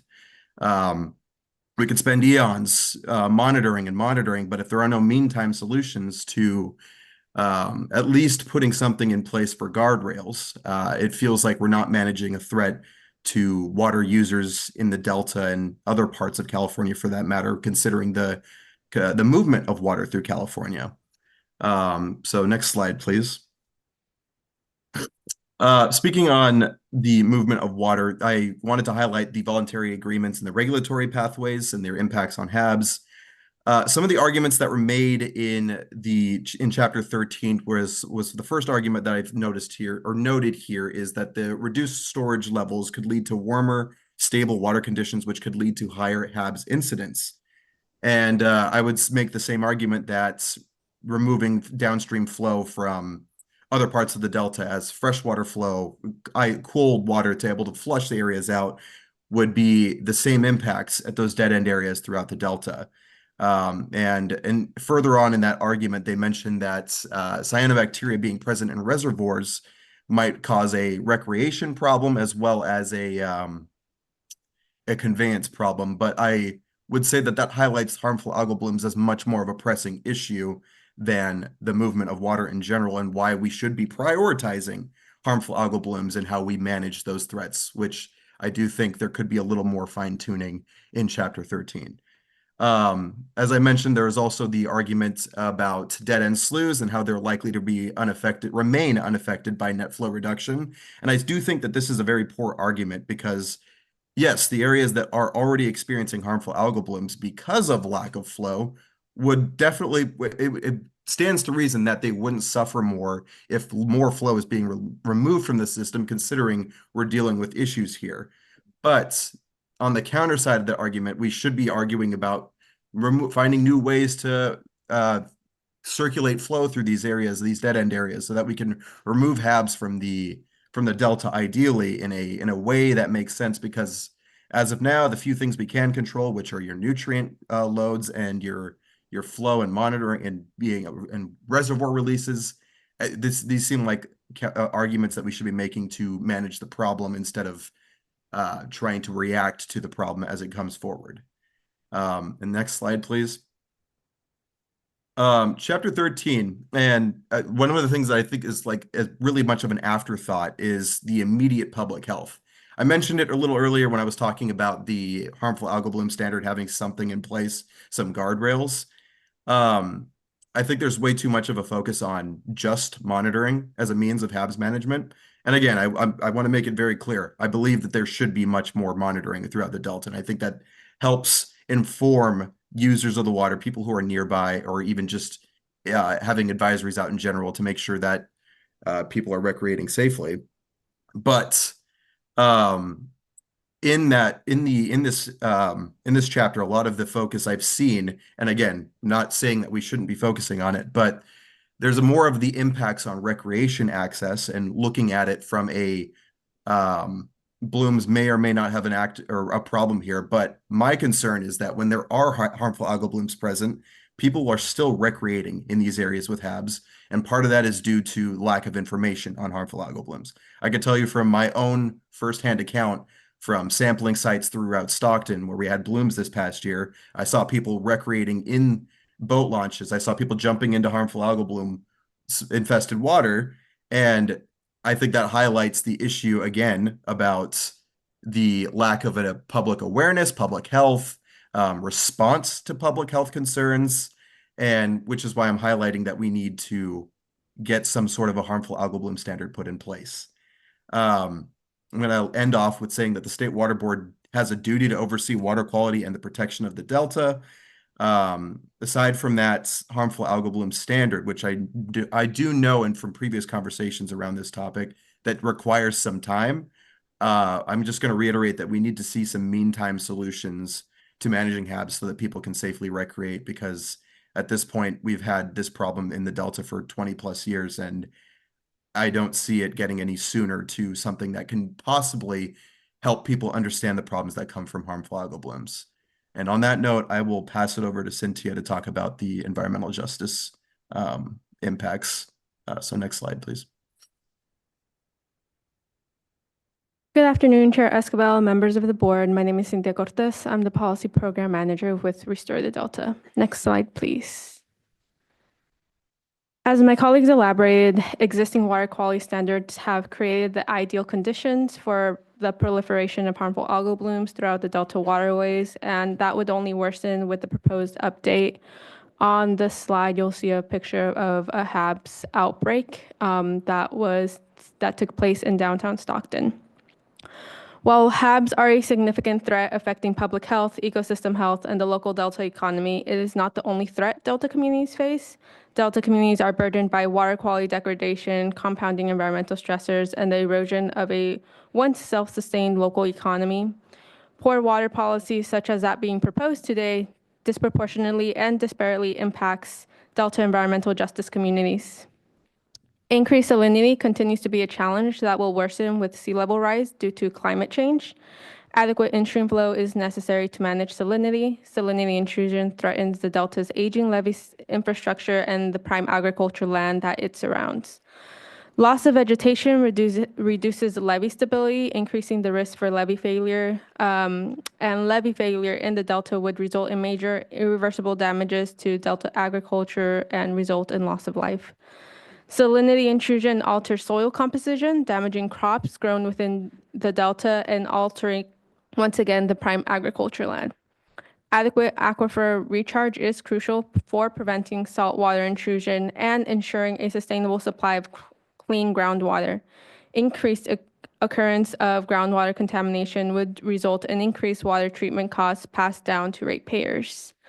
The board provides no analysis demonstrating that proposed updates will improve salinity management to address the challenges described, nor attempt to mitigate worsening conditions for climate change. Reduced in-stream flows allows for the accumulation of water contaminants, raising public health concerns. Exposure to increased concentration of these contaminants facilitates the bioaccumulation of contaminants in fish. That then exposes people consuming fish to toxins. Ingestion of contaminated fish is a concern among sustenance fishers and anglers. Accumulation of contaminants are a health risk for boaters, fishers, and others recreating in Delta waterways and simply just living around. Water degradation has historically alienated communities from Delta waterways, only allowing people that have the means and resources to safely recreate. However, conditions are now deterring tourism and collapsing fisheries, impacting industries contributing to an annual $7 billion Delta economy. Updates to the Bay Delta Plan will have implications that extend beyond water quality. It is the board's responsibility to consider and analyze the impacts proposed updates will have on these various factors. The updates being discussed today fails to do so. Next slide, please. The board continues to consider proposed voluntary agreements. The VAs perpetuate California's history of the discriminatory practices that laid the foundation for California's water management system. The VAs were crafted through an exclusionary process that left out communities most vulnerable to changing conditions. The modern water management system was built on historical injustices and systemic exclusionary policies. The same water rights holders that have benefited from California's history of discrimination are authors and parties to the voluntary agreements, further placing disparate impacts on Delta tribes and communities. The board continues to consider the VAs failing to remedy these injustices. The board, in adopting the voluntary agreements, is willfully delegating its authority as the enforcer to the same water users responsible for the existing crisis, disregarding its responsibility to balance all beneficial uses of water. While VA parties have claimed that voluntary agreements are ready for implementation since 2018, the existing proposal remains incomplete. It is evident that the board had no intention of meaningfully integrating feedback or addressing concerns raised, and that has been reinforced by the board's opening remarks today. We are only here today because of a failed attempt in the legislature this past summer to exempt all water quality control plans from CEQA review. That was not the only attempt, however, that was not the only attempt in the legislature to bypass water board authority. Next slide, please. Pending before the board is the Delta Tribal Environmental Coalition civil rights complaint that was filed over 3 years ago and accepted for investigation by the US EPA in 2023. Despite months of facilitated negotiations, the board has failed to take steps towards resolving the complaint. The complaint was noticed for closed session for about a year, and we have received no response or report back. We are watching the dismantling of civil rights laws and the systems that have paved the way for creating an equitable society on the federal stage. That does not relieve this board from its obligation to respond and resolve claims of discrimination and exclusion brought against you. You cannot claim today that the board is in compliance with Title VI, the Clean Water Act, and the Port Cologne Act that govern California's water quality standards. Delta communities deserve a healthy environment, water for economic prosperity, and strong stewardship of resources for protection with a changing climate. And thank you for the opportunity to present before you in this panel. Thank you as well. I appreciate the continued engagement. First, just on harmful algal blooms, hopefully folks have seen that the board is responsive to the concerns. I know it doesn't go so far as establishing a standard, but I think as even Mr. Fern acknowledged, it still requires a lot of work. But we are committed, and importantly, not just through this proceeding, but other actions, whether identified in our strategic yearly work plan or otherwise, are meant to show that the board is, one, taking harmful algal blooms seriously, and importantly, if you look nationally, the state of California is further along in this discussion than any other state. I know that doesn't give comfort for folks when there aren't actual standards in place yet, but I hope what you see is definitely a willingness from this board to make sure we are tackling this issue, along with our Regional Water Quality Control Board.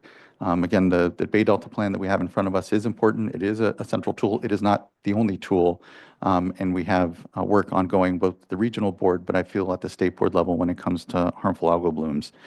A quick note on the civil rights complaint. I really appreciated the time that we were able to spend together along with the feds in better understanding the concerns of tribes and environmental justice communities in the Delta. As you know, there's been a change in federal administration, and we are trying to do our best to ensure that we resolve those in a meaningful way. And even absent settling that out with the feds, have been taking steps that we discussed in those meetings. I know it's hard because we are under certain non-disclosure sort of agreements that we all signed in that. So, my desire to more fully respond to your concerns around the civil rights complaint aren't because of, are there, and my lack of, comprehensiveness in my response around all that is, if anything, to respect the confidentiality agreements that we entered into in that process. But know that it is important to this board and ultimately critical that we're consistent with our racial equity resolution and all the work that we've done here. I just want to, just again, appreciate you continuing to engage, your feedback, hear you loud and clear on your feelings around voluntary agreements. Ultimately, though, the board isn't delegating its authorities down to the voluntary agreement parties. And if, as you heard and may have heard from those parties, concern about the board's oversight around it, it is important that we not delegate, and that is something that I know that there may be differences of opinion on, but this board isn't looking to cede its authorities to those water users. And in fact, maintain actually more oversight than we currently do when it comes to project operations, discussions, and the parties that are part of those agreements. Looking to fellow board colleagues for further question, comment. Board Member Firestone. Thanks. I'll echo some recognition and thanks for the work that you all have done and continue to do with Delta communities on HABs monitoring, on public health education and management actions, and the partnership around monitoring in the Delta in particular, both from with the tribe and Delta communities. I just want to echo also I hear and our intent is to have included in this not just monitoring, increased monitoring, but also the special study to develop a model to help be able to actually predict and test efficacy of management and mitigation measures, because I think we don't want to just monitor, we want to figure out how we address them. And it's obviously complex. Flows are certainly a component of it. And we need to have the tools to be able to address the problem. So the first, I think that special study, as well as the increased monitoring, and also the commitment to continue to take actions to implement the freshwater harms, the HABs monitoring strategy, and particularly the Delta CHABs monitoring strategy that I think I think all of your organizations have been part of with other partner agencies. I wanted to clarify, one of the concerns that was raised was that only 6 monitoring sites would be required, and I just wanted to see if staff wanted to speak to that. There's not a limit on additional monitoring as if it's developed through the Delta monitoring strategy, right? Or can you just elaborate a little bit more on if there's limitations? Yeah, I'm going to invite Laura Turtle Club of our staff to chime in on this. There's a few other points I think might be helpful for her to chime in and clarify relative to, where the actual provisions are. They're actually in the plan. Chapter 13 summarizes some of those provisions, but the plan has all of the operative provisions. The Chapter 13 is really the assessment, and I think Laura can speak to some of the conclusions that we've reached related to the assessment as well, if she's on. I'm on. Can you hear me? I don't know what's going on with my camera, but I can speak to that. So Diane is correct that the requirements for monitoring in the plan do include monitoring beyond 6 additional new locations. The 6 locations are locations that we have identified regularly have HABs in the Delta, but the requirements for harmful algal bloom monitoring are also added to the existing baseline monitoring locations that include phytoplankton and other water quality monitoring. And it would follow the tiered monitoring approach described in the Appendix A to the Bay Delta Plan. So the monitoring would be required during the bloom season of each year at locations throughout the Delta. So it would actually establish a pretty comprehensive new set of regular status and trends monitoring locations that would help to begin the implementation of the Delta CHAB monitoring strategy. But the program of implementation in the Bay Delta Plan also commits to special studies to help identify other actions that could be taken to manage HABs, to create predictive models to help us better understand the outcomes of management actions on HABs, and then there is also the explicit requirement for a new special study to evaluate the effects of cyanotoxins on native estuarine fish species. So just to summarize, though, is there a limit of 6 new monitoring sites? I think that was a concern that was raised, right? Was that by you, Mr. Fern? Yeah. That can be a response later if that's a clarification later if needed. No, there's not a limit to 6 monitoring sites. That this would include a monitoring network throughout the Delta for HABs. There are 6 new locations added that are specifically for HABs, where HABs regularly occur, that are not currently monitored for other constituents like phytoplankton and water quality. But the HABs monitoring is not limited to just those 6 locations. Okay, so And I'll also clarify that the monitoring program is subject to regular review and modification as appropriate. And, on this HABs issue, it's a complex issue of what's the appropriate forum for addressing HABs. The water boards have a lot of efforts, as do other agencies, to evaluate and respond to HABs. We are working as part of a multidisciplinary effort to try to ensure that all of those needs are met, and the board is meeting its responsibilities, and that the responsibilities related to the Bay Delta Plan are appropriately reflected there. So it is, and we are working in this larger framework of actions and science that is needed to address HAB. So, the plan is speaking to the part of that work that is really appropriate for the Bay Delta Plan. That's not to say that's the end all be all of what should be done to address HABs. It's this part of it, and we are working as part of this more comprehensive effort by the state and the various state and local agencies that are involved in understanding HABs and addressing HABs to ensure that those problems are addressed. The primary issue that the plan addresses is how do changes in flows affect HABs, and what are the appropriate management actions related to that?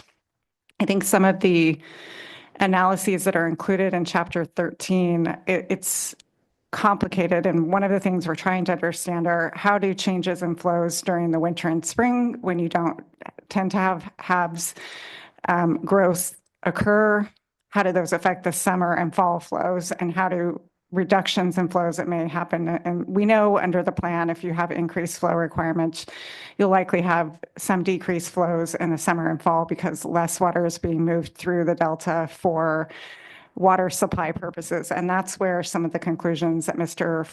Fern was speaking to are coming from, as we've assessed. We've identified in Chapter 13 that the increases in flows under, the higher flow alternatives evaluated may cause some flushing of flows through the system that reduces some of the HAB spores, but at the same time, reductions in flows during the summer and fall because of that effect of having less water available in storage leads to less water supplies being moved through the Delta, could reduce flows and could have impacts related to HABs. It's complicated.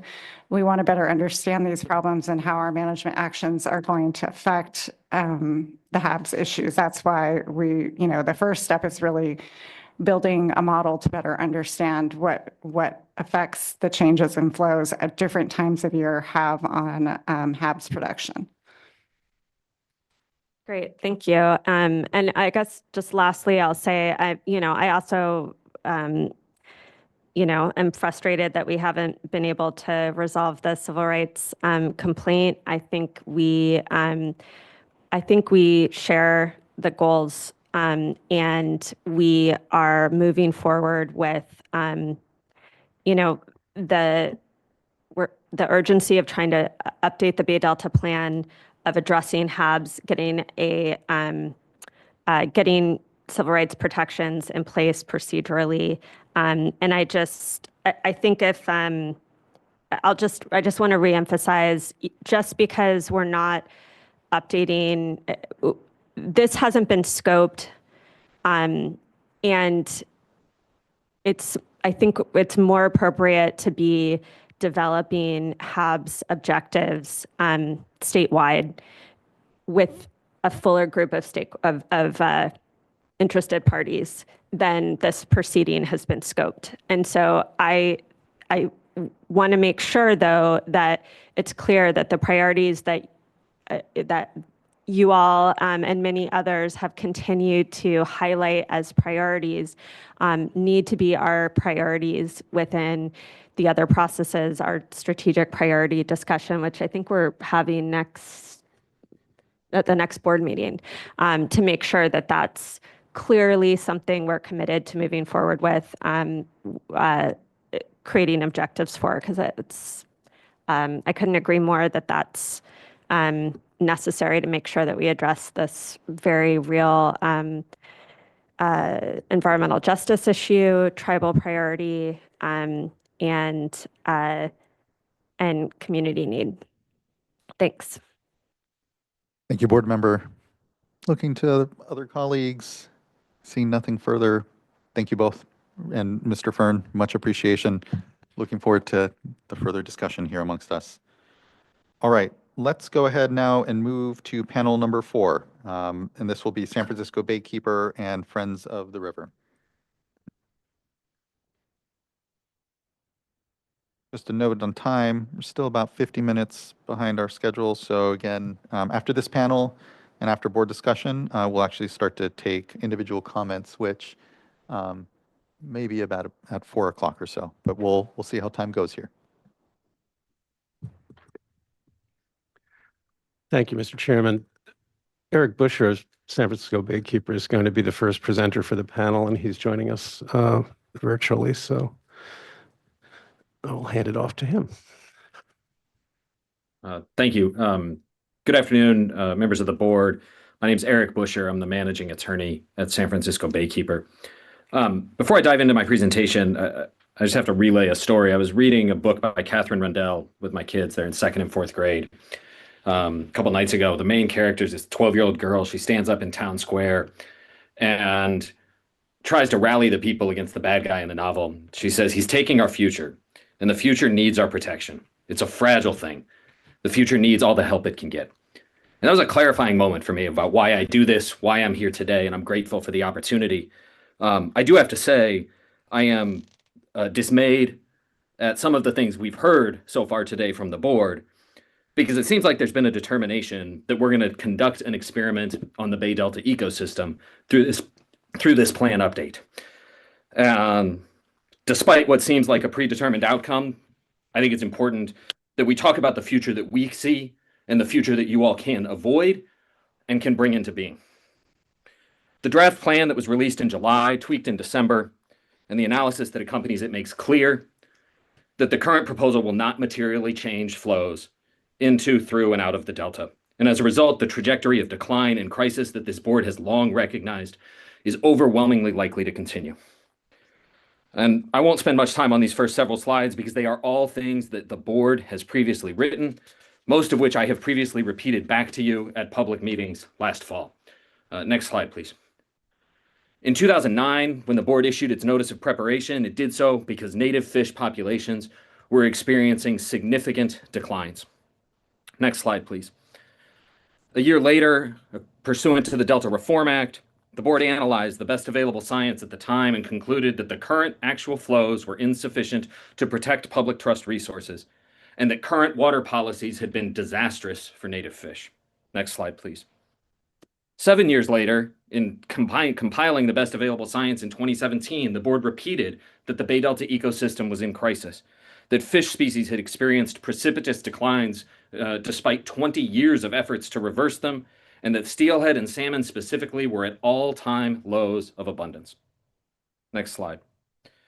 The board repeated these findings a year later, in 2018, explaining that more flow and more natural flows were needed to halt and reverse the declines that were leading to extinction of native fish and to resolve the crisis conditions that existed throughout the Bay Delta and its ecosystem.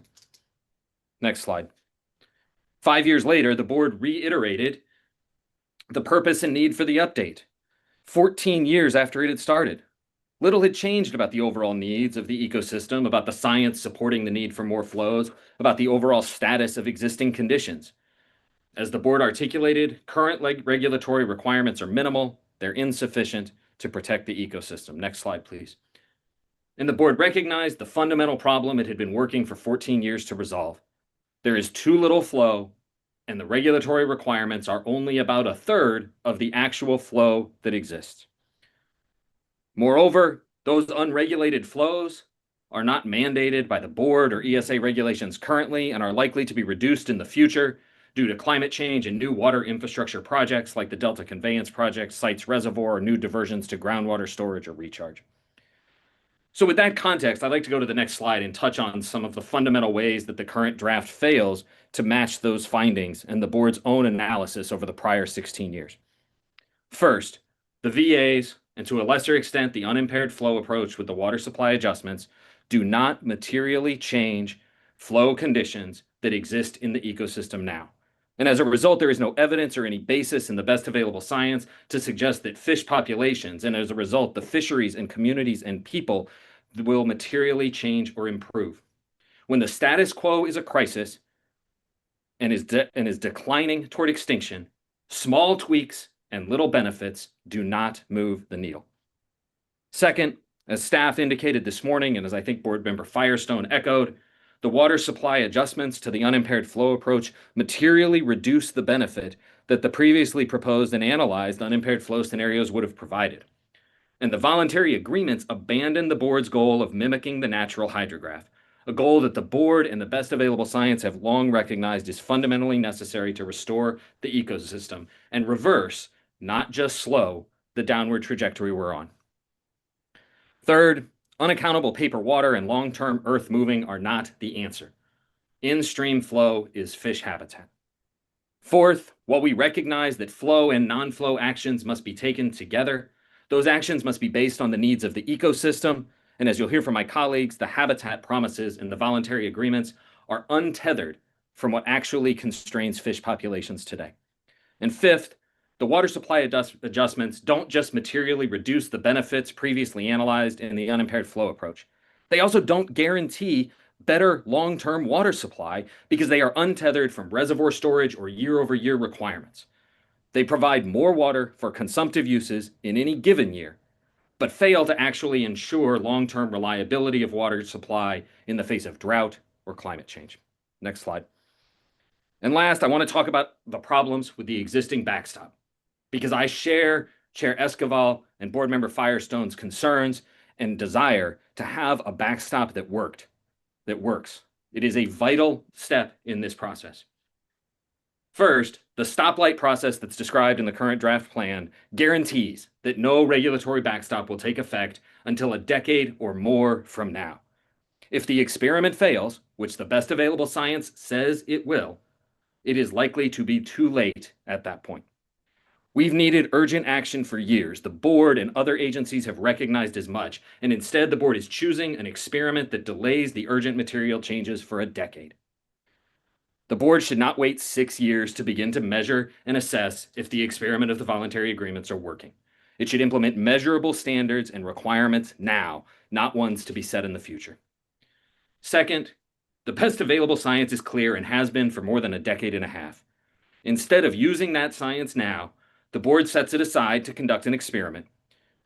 And then, as that experiment goes forward, sets up what I count to be at least a 7-step process before the VAs can be abandoned if they are not reasonably protecting beneficial uses. The VAs should have to demonstrate that they can meet water quality objectives and protect beneficial uses before implementation, not afterwards. Third, we know that one goal here is to avoid continued long-term litigation over the plan and its implementation. But the draft plan makes unnecessary promises to VA parties of future processes, future decisions, and future review based on extra-legal, non-statutory requirements, and then gives them the right to sue over it. The board should delete the laundry list of requirements and new standards on pages 94 and 95 that are a giveaway to the voluntary agreement parties. And finally, the green and yellow light standards to continue the VAs are arbitrary. The draft plan says the VAs should be allowed to continue if they are meeting their share of contributions to 25% of objectives in the hope that maybe they will achieve them by 2050. This is incompatible with Port Cologne or with a healthy Bay Delta. With that, I'll turn it over to my colleagues. Thank you. Thank you, Mr. Boucher.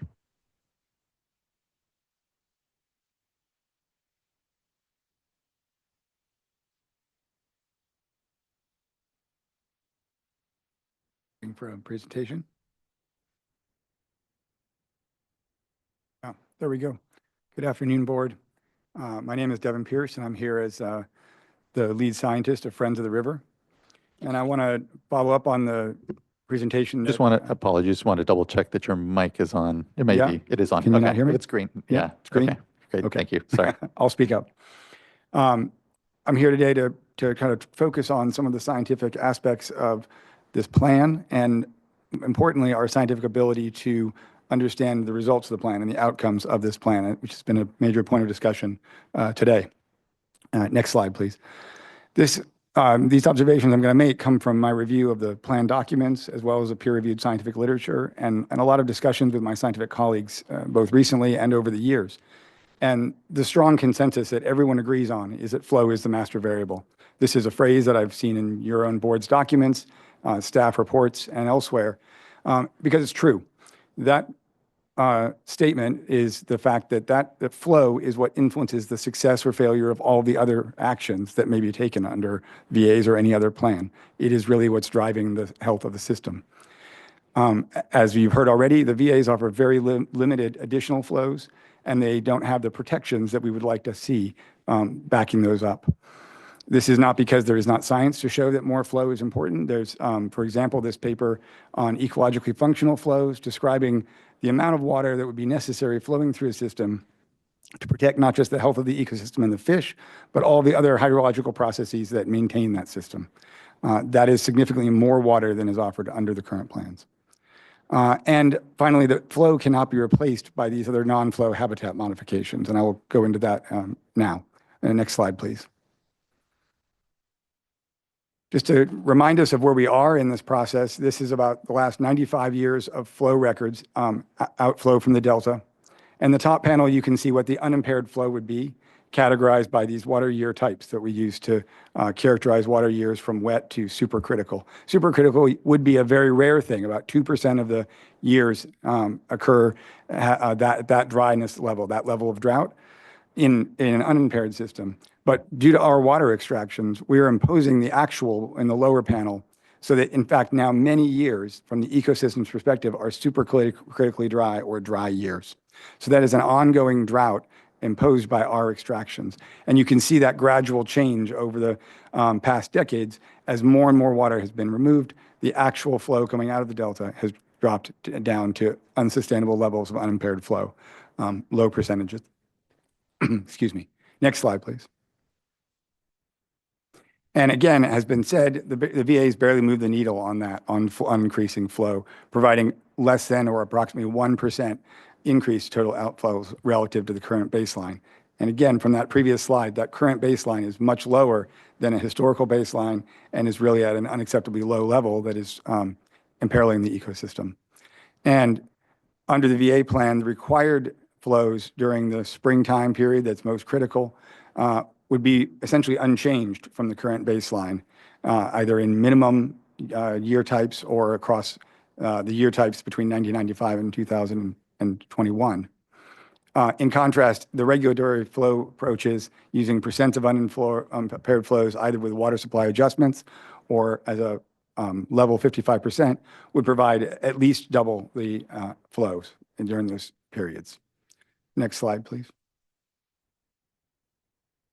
And as a replacement for flow, the VAs are offering these non-flow assets as habitat improvements.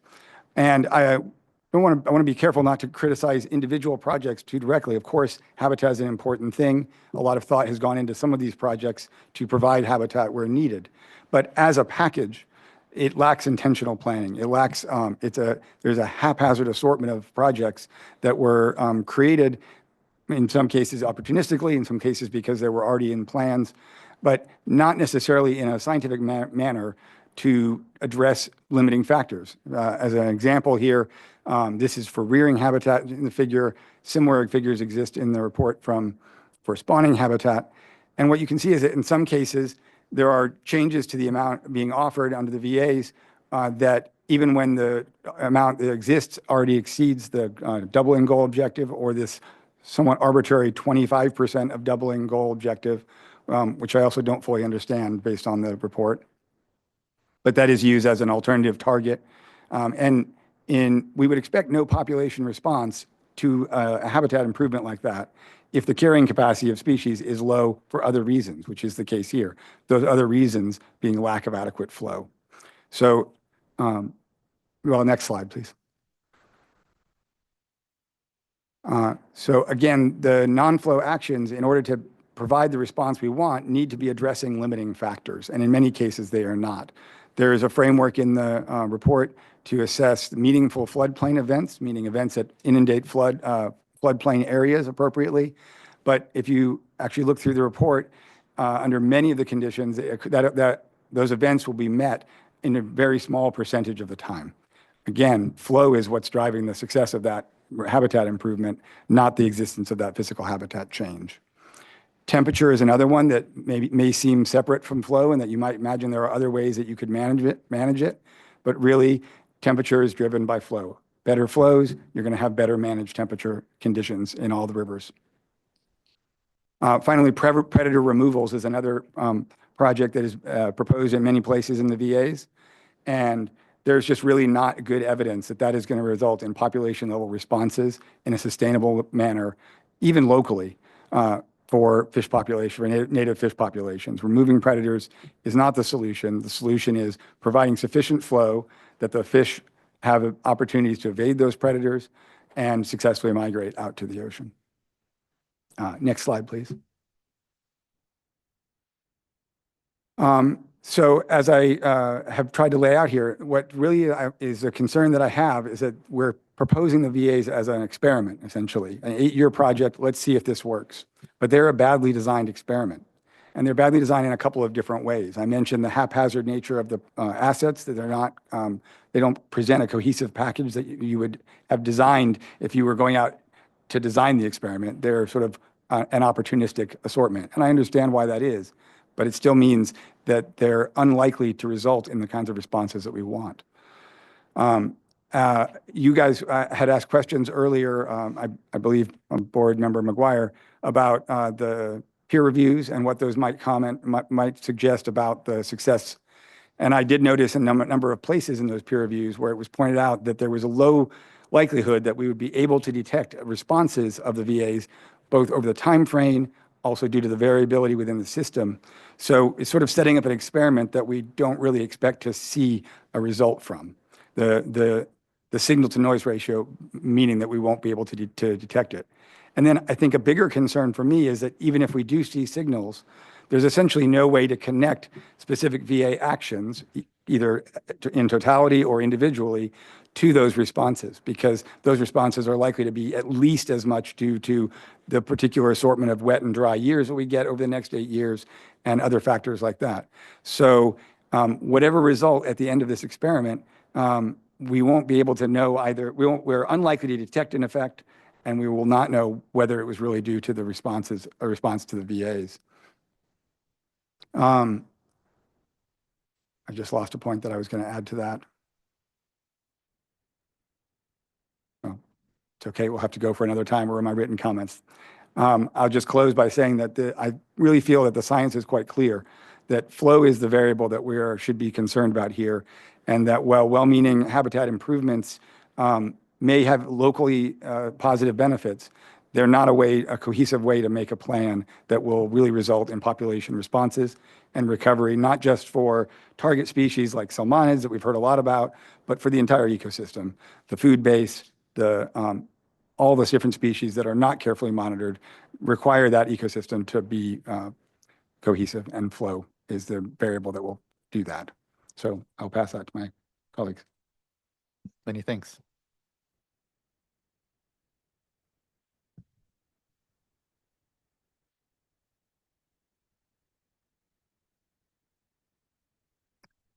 Good afternoon, members of the board and board staff. I'm John Rosenfield, Science Director for San Francisco Baykeeper, and would like to talk about some of the biological effects that are described in the SED and put those in context of Fish and Wildlife beneficial uses and the board's obligations.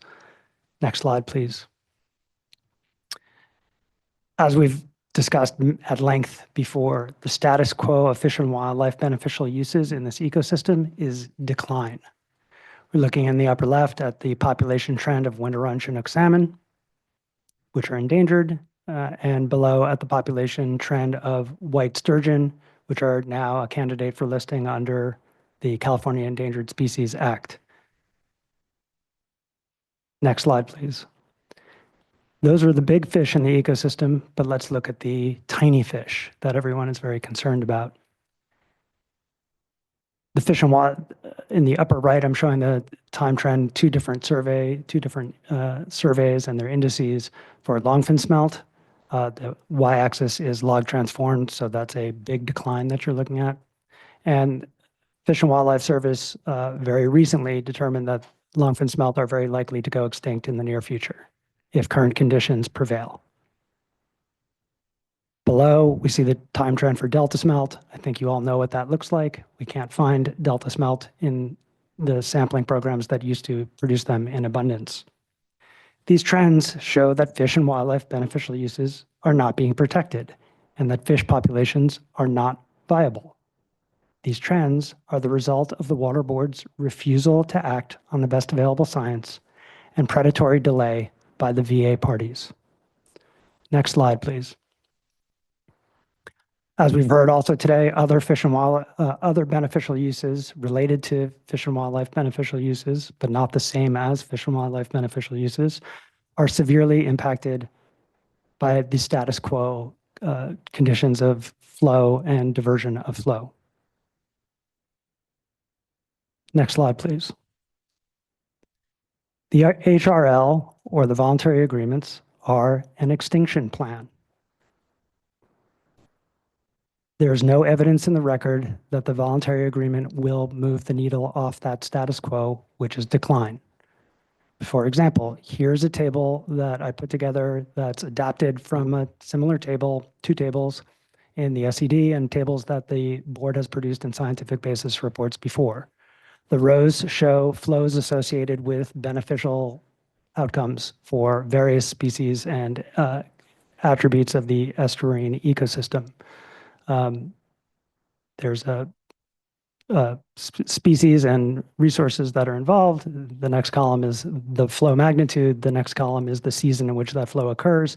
And then the remaining columns are the frequency with which those critical flows are exceeded under various alternatives from including the baseline, but including the VA, the proposed WSA, and then the 35 through 65% unimpaired flow alternatives that you all have studied in the past. I've highlighted in gray critical flow thresholds where the VA is projected to be identical to the baseline, no change. I've also highlighted in yellow two critical flow thresholds where the VA will produce the necessary flows less frequently than the baseline. In the other cases, the VA has a higher frequency by 1 or 2%. This is not evidence that the flows of the VA will achieve the plan's objectives for viability or reasonably protect beneficial uses. Next slide, please. For 4 populations of fish and wildlife in the Bay Delta, the SED estimates population level effects by water year type, but it doesn't aggregate those effects into a series of water years or a time series to show like what is the actual impact on the population from these year at a time snapshots. So I attempted to look at this in 2 different ways. First is to take the average of historic and recent abundance indices for 2 species, longfin smelt and starry flounder, neither of which is likely to be impacted by any habitat proposed in the VA. These are estuarine species. They live in pelagic waters. For both species, the far left column is the historic average of abundance indices as measured by the relevant sampling program from 1980 to 1994. The next column is the actual average of over the last 15 years or so. You can see that there's been a huge decline. The next three columns are what would happen if you applied the percentage change implied in the SED for each water year type over the time series of the last 15 years. What would happen to the average population?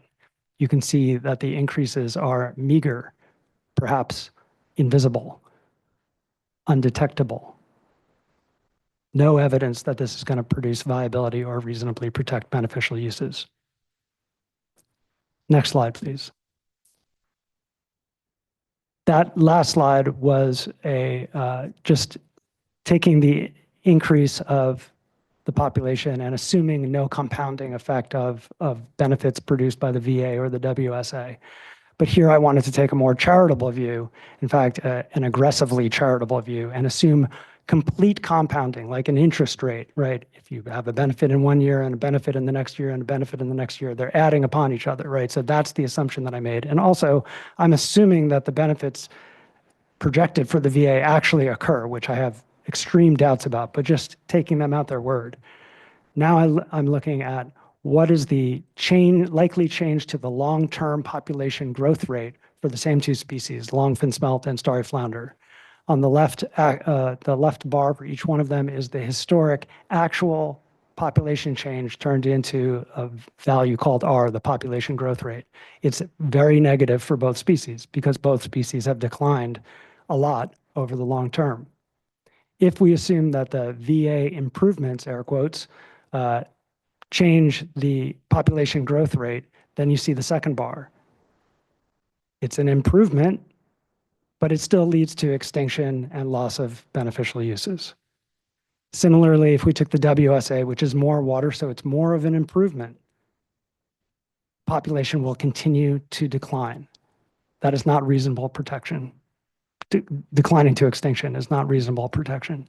And finally, I looked at the WSA plus the addition of San Joaquin River flows, which is not an alternative being considered here, but just to show that as you add more water, things do get better. If you add enough water, things might actually achieve viability, but still you have negative population growth rates.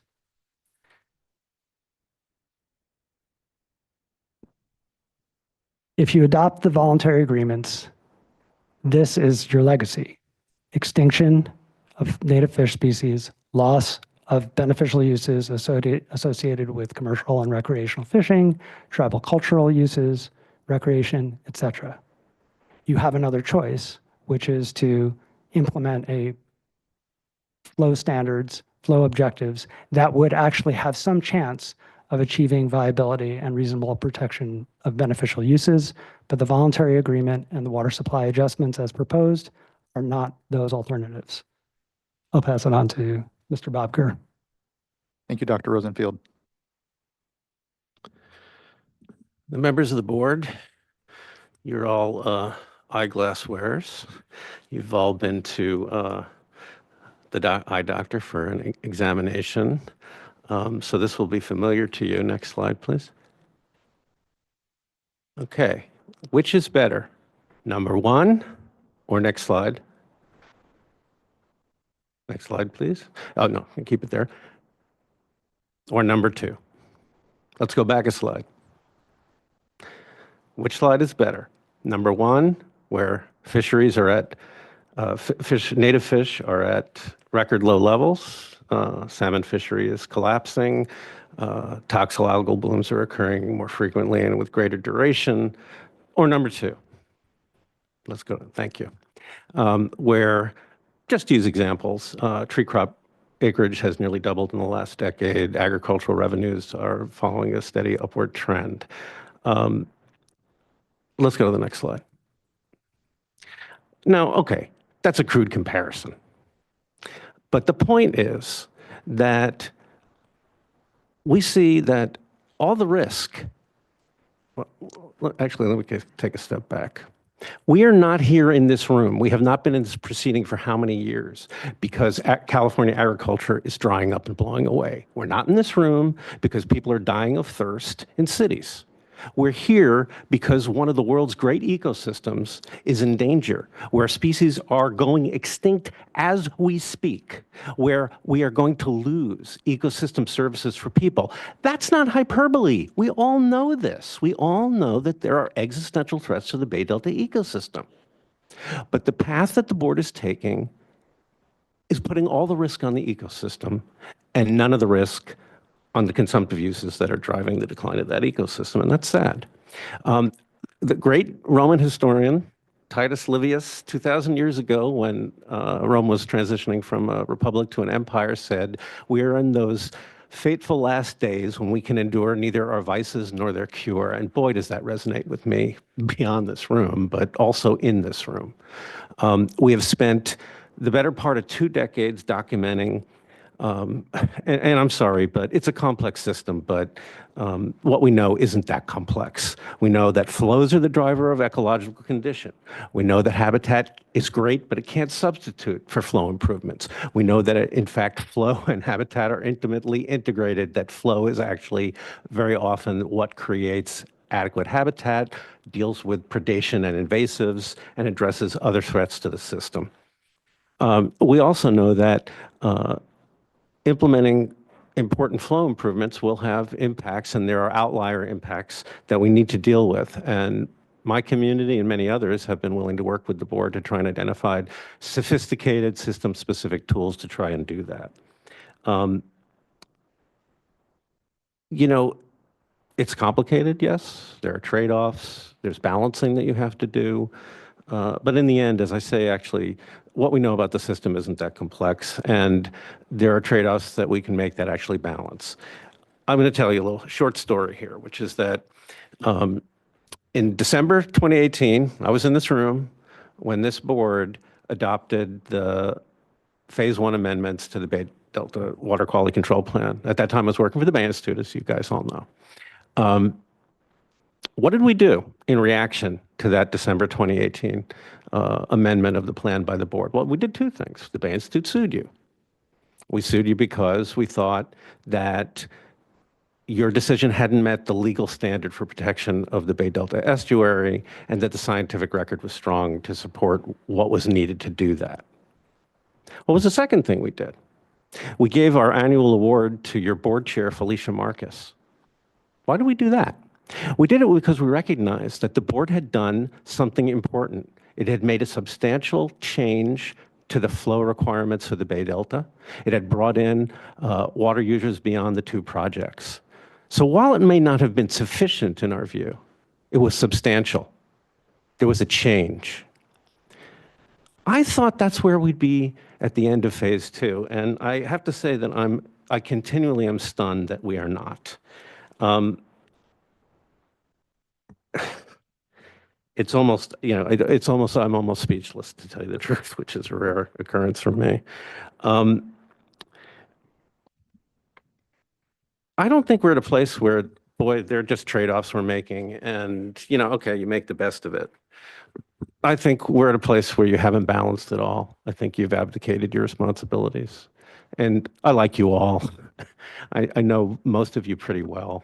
I don't cast any aspersions of what your motivations are, but we're in a place where you are making a big bet then I don't think you have the luxury to make. I don't think you have the luxury of betting on a VA approach that won't move the needle, for which there is no real scientific basis that it's going to work, and for which, even if it is implemented, you might not know the difference in terms of the effects on the estuary ecosystem. I don't think you have the luxury of assuming that members of the State Water Board 8 or 10 or 12 years from now will be more clear-eyed or resolute than you are willing to be today. And most importantly, I don't think you have the luxury of assuming that the fish and wildlife beneficial uses won't be irreparably damaged and that species won't be extinct at that time. That is not anything any of us wants. I know you don't want it. But that's the road you're going down if you adopt the VAs and you adopt the water supply adjustments. And I beg you, don't go down that path. Don't let that be your legacy. But, again, this is not hyperbolic. This is not, we know these existential threats exist for the system. And, it's getting, the last opportunities are going to slip through our fingers. Now is the time to make some hard decisions. Thank you. Thank you all for your comments here. Honest frustrations. I think your positions are pretty clear. I don't think I have any further questions, but I look to my fellow board colleagues in case they do. Board Member Firestone. Yeah, maybe we could go back to Dr. Rosenfield's presentation. Oh, no, that had our values. Can't remember the slide numbers. Well, It's the final slide in my presentation, I think.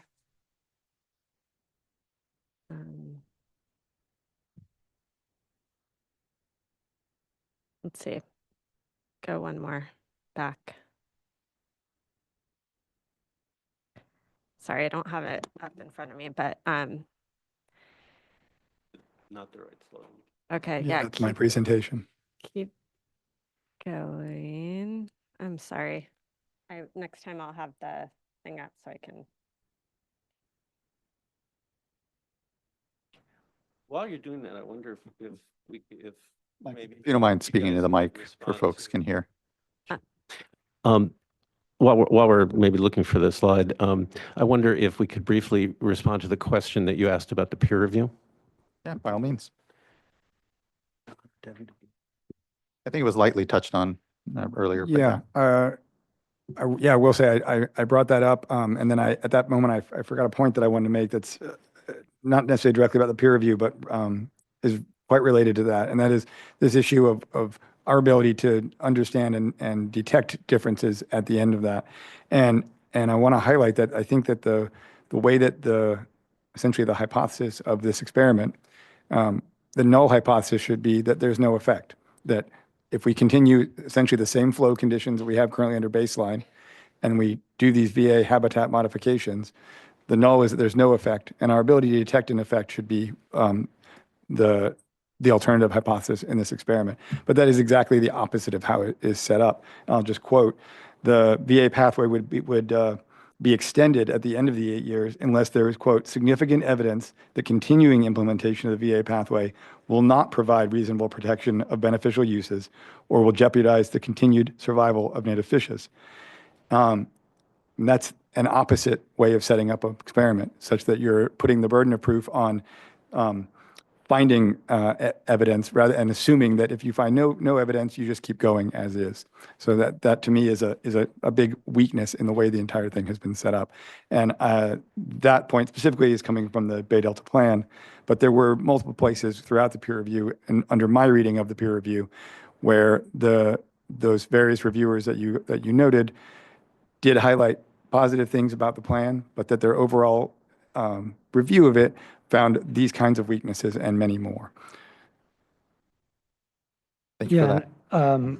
I can say that I read the peer review report and I read it entirely differently than, I think I can understand the confusion, but I read scientists answering a question of, will the VAs make things better? And if they came out the way that it's projected in the SED, sure, but that's not the right question. The question is, do the VAs or the water supply agreements meet the obligations, the requirements of the board? It's a very, very different question, right? And in one peer reviewer in particular noted, like, well, I can't say whether this sure, it contributes to viability, but I can't say whether it achieves viability because y'all haven't defined viability. And I think, Mr. Bobker and I have been a brokered record on that for 20 years about needing to define what your plan is trying to achieve before you say whether it achieves it or not. In this case, you haven't even said whether it achieves it, and you definitely haven't defined it. And, we're trying to look for like, well, what would we define as viability? Nope, it doesn't achieve that. Do the salmon doubling goals at least somewhat speak to that? The salmon doubling goals are better defined quantitatively than the board has defined viability. I mean, biologists can define viability because it has a meaning in biology of, you know, Is a there chance of already made extinction. a definition for that viability for the board to pick up? Or is like all of this still, you know, Well, the kind of definition a is judgment call? There's definitely a general definition that the board is not, the documents don't acknowledge, which is what is the, you know, viability is a low chance of extinction over a given time frame. For the salmonids, it's a low chance of extinction over 100 years, according to papers by National Marine Fisheries Service, right?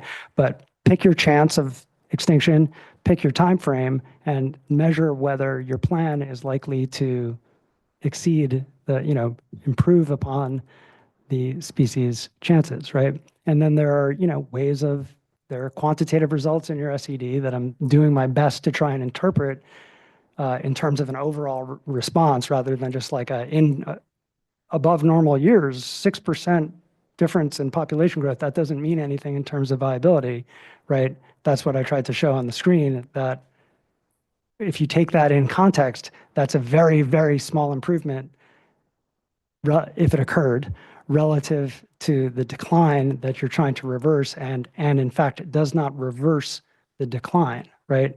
It might mean the difference between going extinct in 10 years instead of going extinct in 5 years. In both cases, that's no one's definition of viability. It's no one's definition of reasonable protection because it's not anyone's definition of protection. I appreciate that, Dr. Rosenfeld. Yeah, and this is this is exactly that issue. Slide 7, I think. I just wanted to unpack, I think it's the same issue.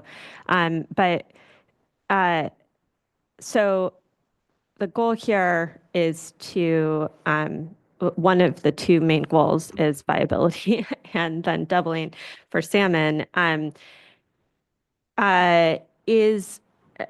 I know this is in our report, but the 55% without water supply adjustments, where would that look like on this graph?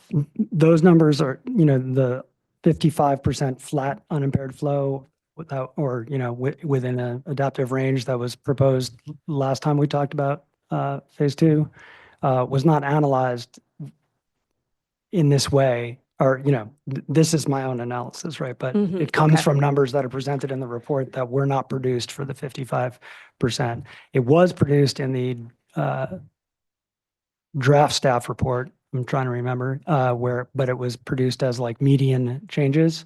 But it's very obvious from this pattern, and I believe it says something equivalent in the SED, the current SED, that the WSA approach is less water and therefore less population growth. I mean, the population change effects, the estimated populations, all of that is based on flow. And it's based on flow for a reason, because there's no other variable that produces a relationship that you can model.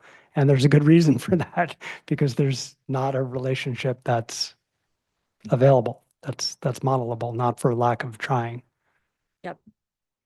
Okay, so, and my understanding of what the proposal is right now is that we're adopting 55% with, and that was based on these flow abundance analyses to change the trajectory of decline and achieve viability. We have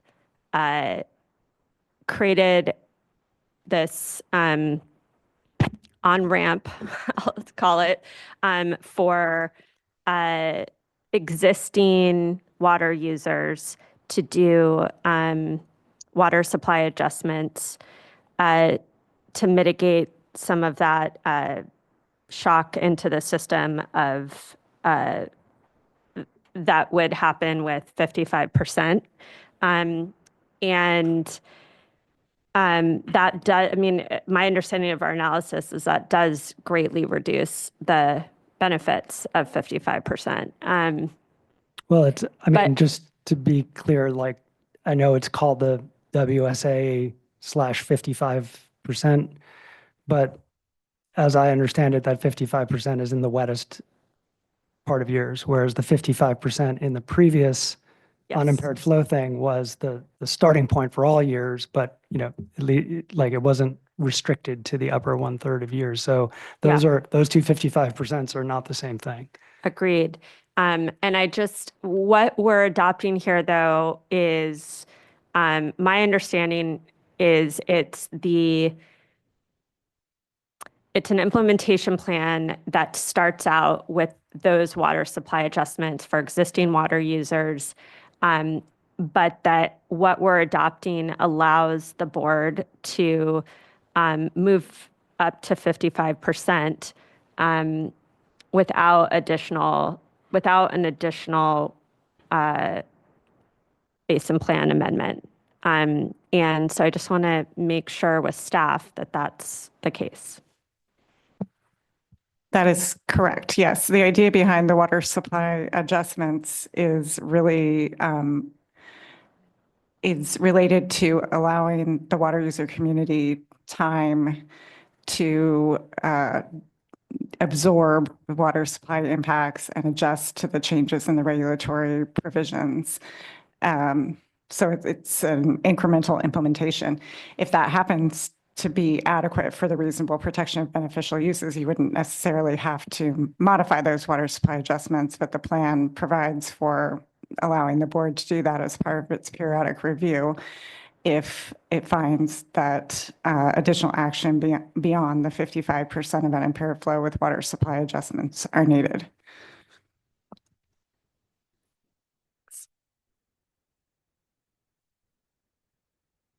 Why not make adjustments based on trying to make tether it to storage conditions and seeing how your initial implementation works, and then make adjustments?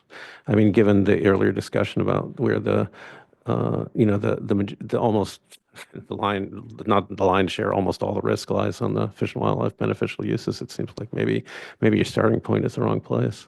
And this comes from somebody who, as I said earlier, we have always acknowledged that there are some outlier conditions, and each system is going to be operated a little different, and that the unimpaired flow approach, which is a great general approach, will need to be adapted for each system, but it should be done in a much more sophisticated way than a kind of a one-size-fits-all drop in the percentage, and then maybe you get an improvement later. I think just given the urgency of the situation we're in, that you have the wrong starting point and you should reconsider it.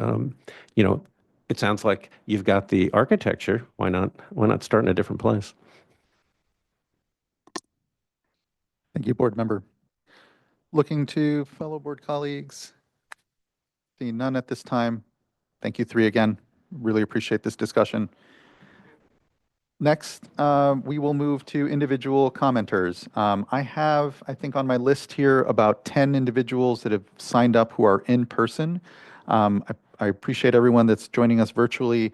I will try to prioritize those folks just so we can get them through here, and then we'll go on to our virtual commenters. On the virtual side, I'm seeing on the platform maybe around 20 individuals or so. So maybe in total 30, 35 commenters currently, at least as I see on the platform virtually and in the room. But we'll just start in. And importantly, like I said, we'll take our individual commenters first. Once we're done with individual commenters, that is in person first, we will take a quick break just so we can then get into our virtual commenters thereafter. So first, I'd like to call up Ashley Casely, be followed by Jim Ray, then Morgan Snyder, and Nicholas Snyder.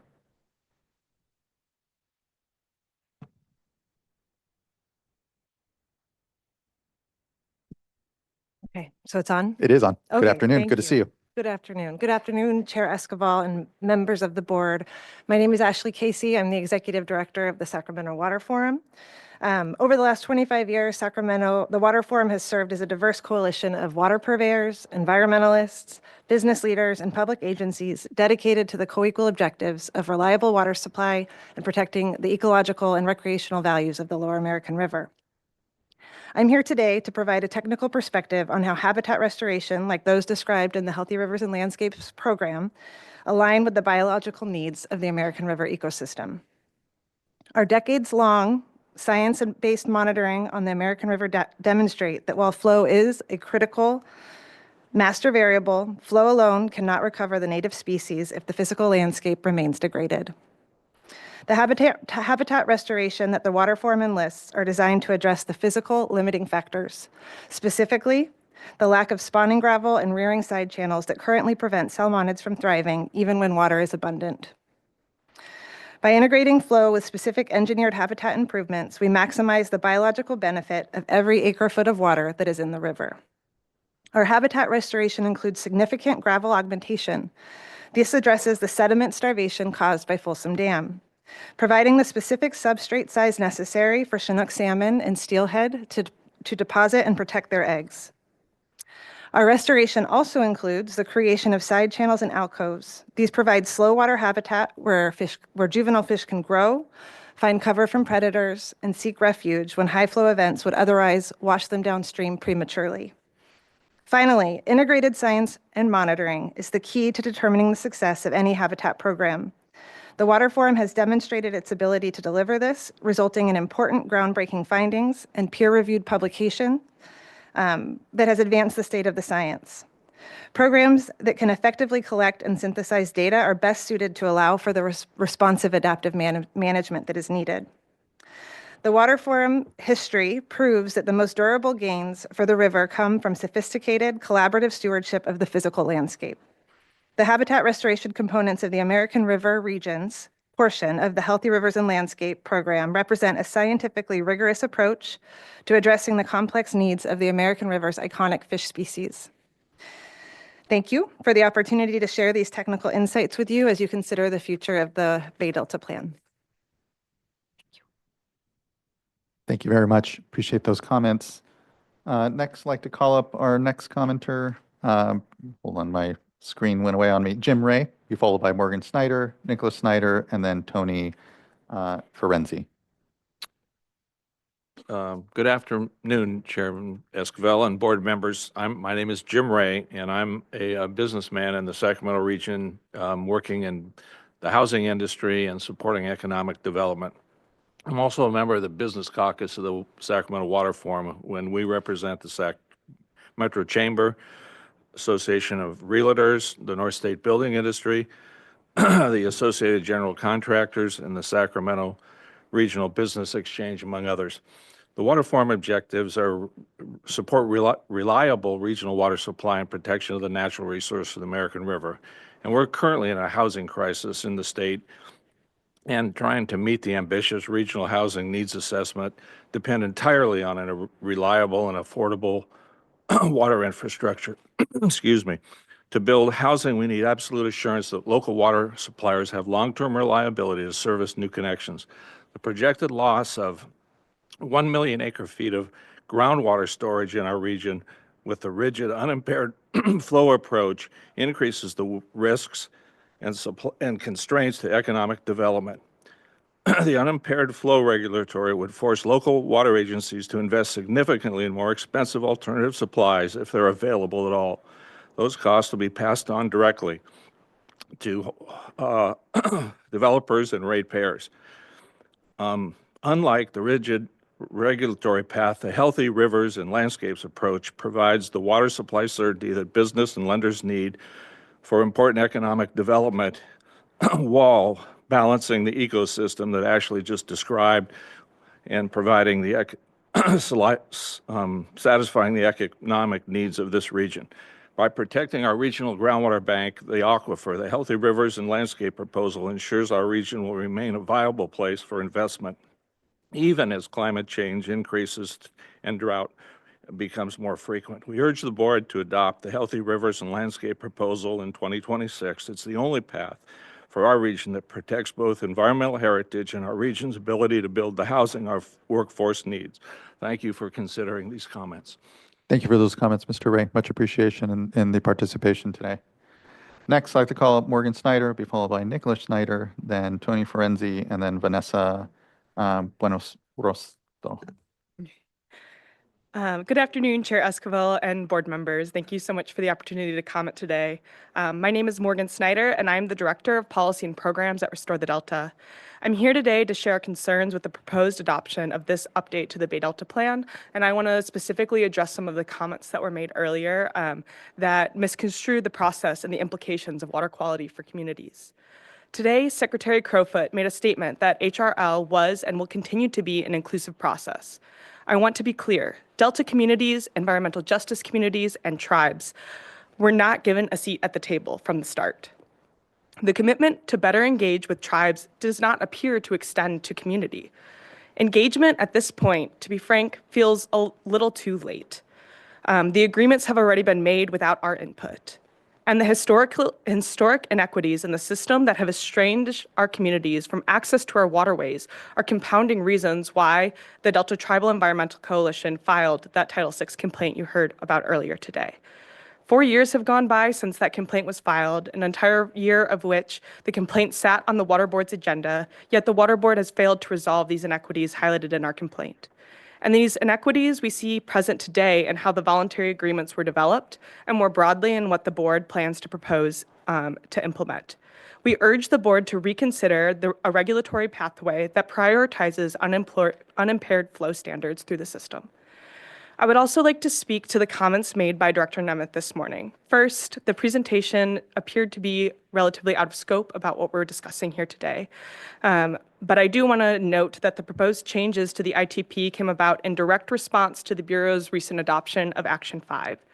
This comes following DWR's original objection to this move by the Bureau, stating that it would reduce the operational ability to move water through the State Water Project. The ITP application, paired with DWR's November letter, do not align. Director Nemeth also failed to highlight the proposed increase of water through the CBP under Action 5, thereby misattributing operational challenges to ESA constraints. Despite the presentation, water quality implications under this revised ITP and implementation of Action 5 remains unclear, but I appreciate the board's commitment today to better understand those impacts and implications. The Water Board has an obligation to uphold the public trust doctrine, yet our communities are regularly excluded from the very waterways that run through our communities due to toxic algae and more broadly declining water quality. This proposal perpetuates the trends that have led to declines in water quality for the benefit of water districts and upstream users. The Delta is our home. The Delta is our economic development, our future, and the heart of our state. This plan does not prioritize the Delta, it prioritizes profit. And I implore the board to reconsider the implementation of the VAs and instead prioritize regulatory pathways to ensure healthy flows and waterways throughout the system. Thank you so much. Thank you, Ms. Snyder. Thank you for hanging on throughout the day. I know it's been a long day and appreciate your good comments. Next, I'd like to call up Nicholas Schneider, be followed by Tony Ferenzi, then Vanessa Buenrostro, and then Willie Whittlesey. Thank you, Chair Esquivel, Vice Chair Diadamo, and other board members. My name is Nicholas Schneider. I am the General Manager for Georgetown Divide Public Utility District. I work in the American River, and its tributaries where we live and work. We care about water supply, the ecosystem, and our communities. We believe that a healthy water supply is a healthy river system, and vice versa. Georgetown is a small reservoir operator in the American River region, and we have no other water supply available to our community, and we are isolated in the Sierra Nevada mountains. If we lose any of our water supply, our community of 12,000 people could be in jeopardy of not being able to provide water to those people. The unimpaired flow regulatory approach would force local agencies to invest in significantly more expensive alternative supplies, which we don't have. The American Rivers Healthy Rivers and Landscape proposal is one that was developed with this learned, adapt, and impact-oriented mindset. Water contributions for the American River will be provided with an emphasis on ensuring enhanced flows in the driest year types. The dry and critical water years will benefit the American River and points downstream in times when the system needs it most. These flow contributions will be provided in balance with upstream reservoir operations in the consideration of continued groundwater sustainability. I'd like to address a comment that was made earlier by one of the last panel members about houses aren't going to be thirsty. Unfortunately, if we go with unimpaired flows, there is a potential that we are going to be thirsty in our region. We do not have alternate water supplies to rely on, and this is the only way we can do it. If we can have HRL go through, we would be very appreciative. Thank you so much. Thank you. Appreciate your comments. Next, I'd like to call up Tony Ferenzi, followed by Vanessa Buenarrostro, and then Willie Whittlesey and Robert Witcher. Good afternoon, board members. Thanks for having us here today and hearing us. I'm Tony Ferenzi. I represent Placer County Water Agency. PCWA is party to the water form agreement, which you've already heard about here, on the American River. I would like to state our accomplishments under this agreement in relation to the HRL alternative. For over 20 years, we have successfully managed between wet years and dry years, between surface water and groundwater. For PCWA as an upstream reservoir operator on the American River, we've had the privilege of contributing 220,000 acre-feet of surface water to groundwater recharge and 210,000 acre-feet of water to in-stream flows over this 20-year history. We've increased groundwater levels, and results are showing that we are significantly increasing base flows in the American River. The model results in Appendix H to Chapter 13 predict a 1 million acre-foot loss of groundwater storage in the American River Basin under the unimpaired inflow scenario. That scenario shows a temperature increase in the river of between 2 and 4 degrees. This outcome would reverse a generation of investment and be unviable for both the environment and the economy of the American River region. The HRL scenario in the same Appendix H shows an increase of only 0.5 degree in the American River.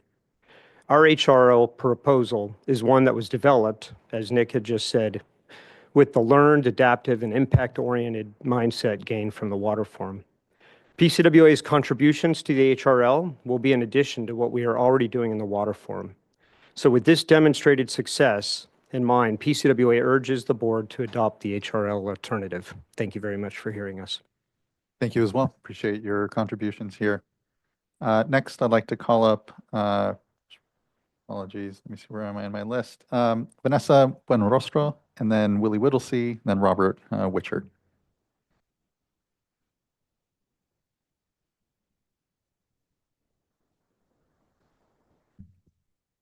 Good afternoon. Thanks for being here with us. Sure. Hello, my name is Vanessa. I am the policy analyst for Restore the Delta. I'm here to voice my concerns on the EJ and energy impacts on the Bay Delta plan. I'm also speaking from personal experience. As a South Oxnard native, the health and well-being of my community and Delta communities have been sacrificed for industrialization. I want to raise a couple of concerns. First, the proposed plan updates mandate significant changes to the Central Valley Project and State Water Project export operations. On page 29, Table 3, the plan establishes export limits ranging from 35 to 45% of Delta inflows during February and 35% from March through June. The State Water Project is California's largest single electricity consumer, and pumping water from the Delta to Southern California requires massive energy inputs that will create burdens for our communities, especially those of low income. Second, while the plan acknowledges energy concerns related to wastewater treatment, it fails to meaningfully analyze them. The board acknowledges treatment is energy intensive and cost prohibitive, but provides no quantification of these energy costs, no evaluation of alternatives, and no analysis of cumulative impacts as salinity conditions worsen under the flow objectives. On page 41, section 4.3.2.1, the board states, and I quote, "Desalination through reverse osmosis processes can reduce salinity and POTW influent, but is energy intensive, may be cost prohibitive to construct and operate," end quote. From an environmental justice perspective, the plan fails to assess who bears the burden of these overlapping demands. Communities already experiencing grid reliability challenges, air pollution, and economic vulnerability are likely to absorb higher utility costs and increased health impacts. Lastly, while the plan acknowledges that hydropower is an important water use, it provides no assessment of actual hydropower impacts. The plan requires 40% unimpaired flows from the Tulum to Merced rivers from February through June, yet does not evaluate how this may reduce renewable energy and generation, affect grid reliability, or increase reliance on higher carbon electricity sources during peak demand. Without a comprehensive environmental justice and energy analysis, this plan risks protecting fish while increasing pollution and cost burdens on overburdened communities. We urge the committee to fully assess these interconnected water energy impacts before moving forward. Thank you. Thank you, Ms. Buenrostro. Appreciate that. Next, I'd like to call up Willie Whittlesey, be followed by Robert Witchert, and then R.D. Valencia. Chair Esquivel, board members, good afternoon. I'm Willie Whittlesey, General Manager of Yuba Water Agency. I appreciate the opportunity to be with you to provide some initial comments on the December draft Bay Delta Plan updates. We will be providing detailed written comments as well. I'll begin by saying that we appreciate the fact that the draft plan incorporates Yuba Water's Healthy Rivers and Landscapes proposal. For the last several years, we have worked with resource agencies, other water agencies, and a diverse set of interested parties to put forward a significant commitment of new flows to be dedicated to increased delta outflow during times of greatest ecological need and value. Advanced habitat enhancement projects that can restore ecological functions for native fish that have been lost across much of the lower Yuba River watershed, which, as you know, was heavily modified by the impacts of hydraulic mining. Define a robust framework for science and governance that can help ensure that the flow and habitat assets are deployed effectively and tracked accurately, along with the associated funding requirements. Our comments on Healthy Rivers and Landscapes will focus on ensuring that the program and the specific provisions affecting Yuba Water Agency over the 8 years are defined clearly and consistent with the overall program commitments. For example, we appreciate the small but important updates to Appendix B1 that now better define elements of our operations so they can be used to accurately track and account for our flow commitments.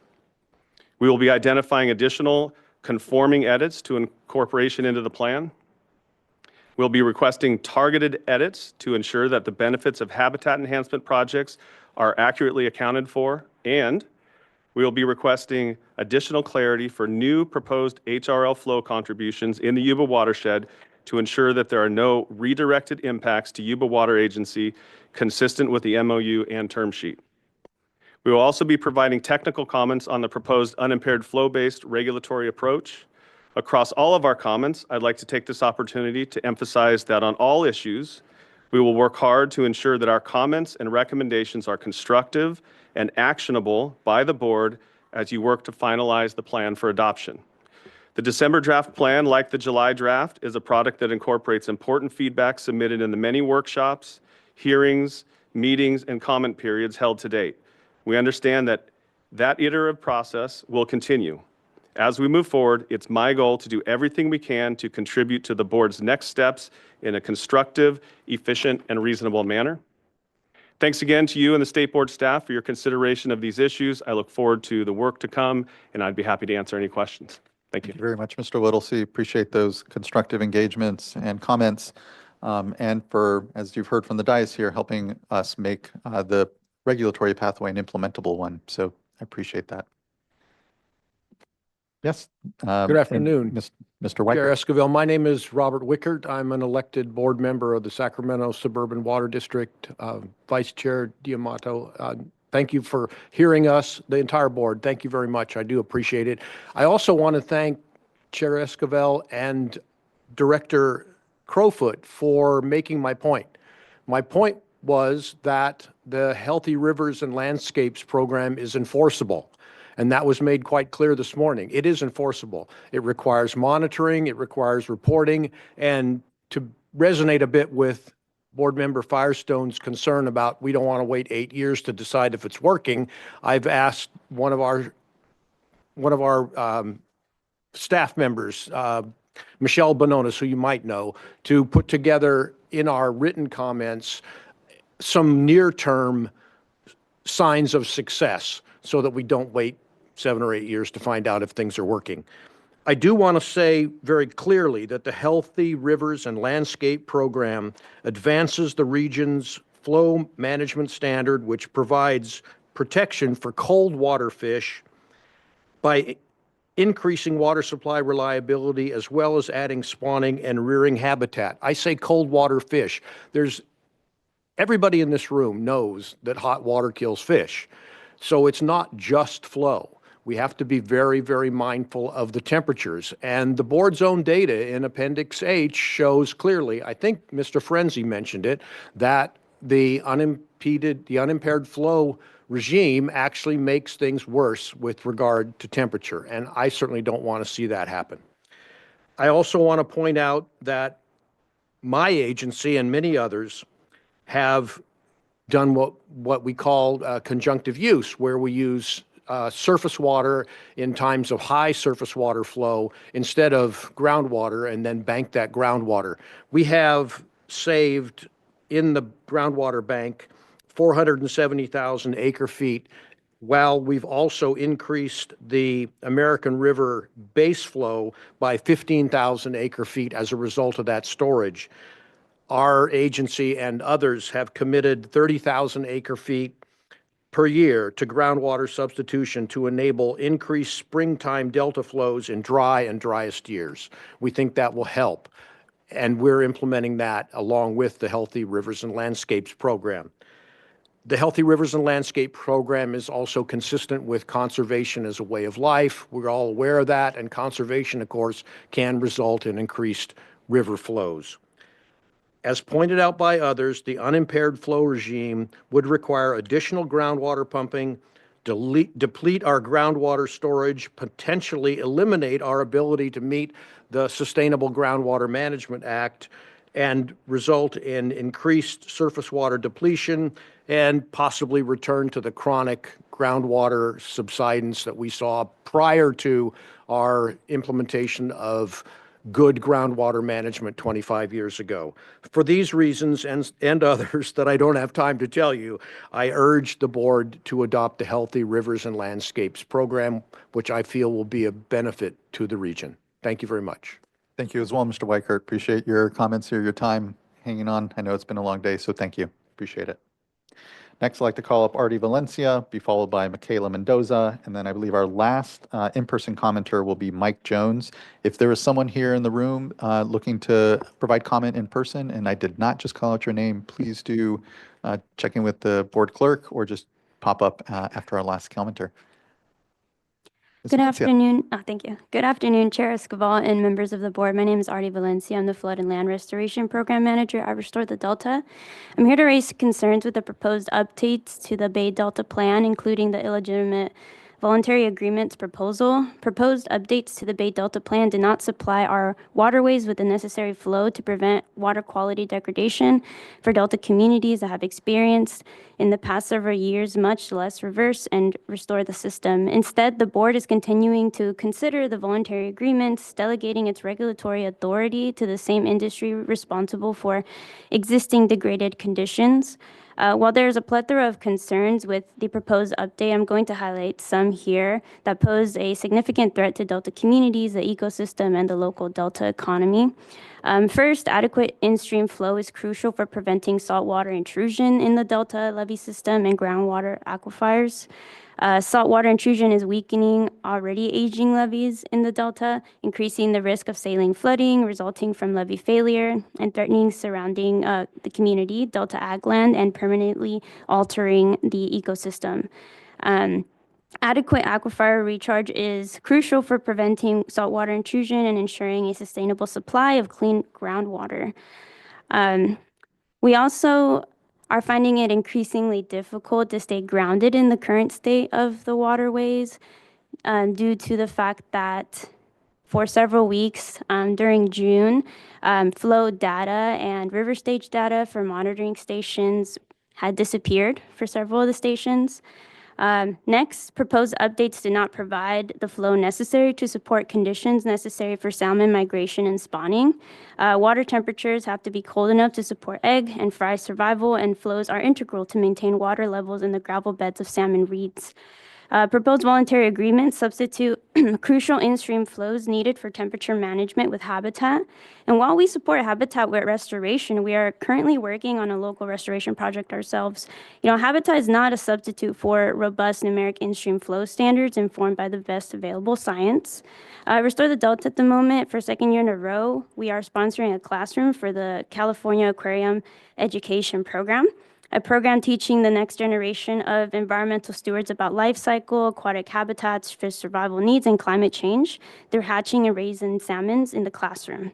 In order to ensure the success of programs such as these, there are needs to be healthy spawning habitats to support the survival of these salmons once they're released.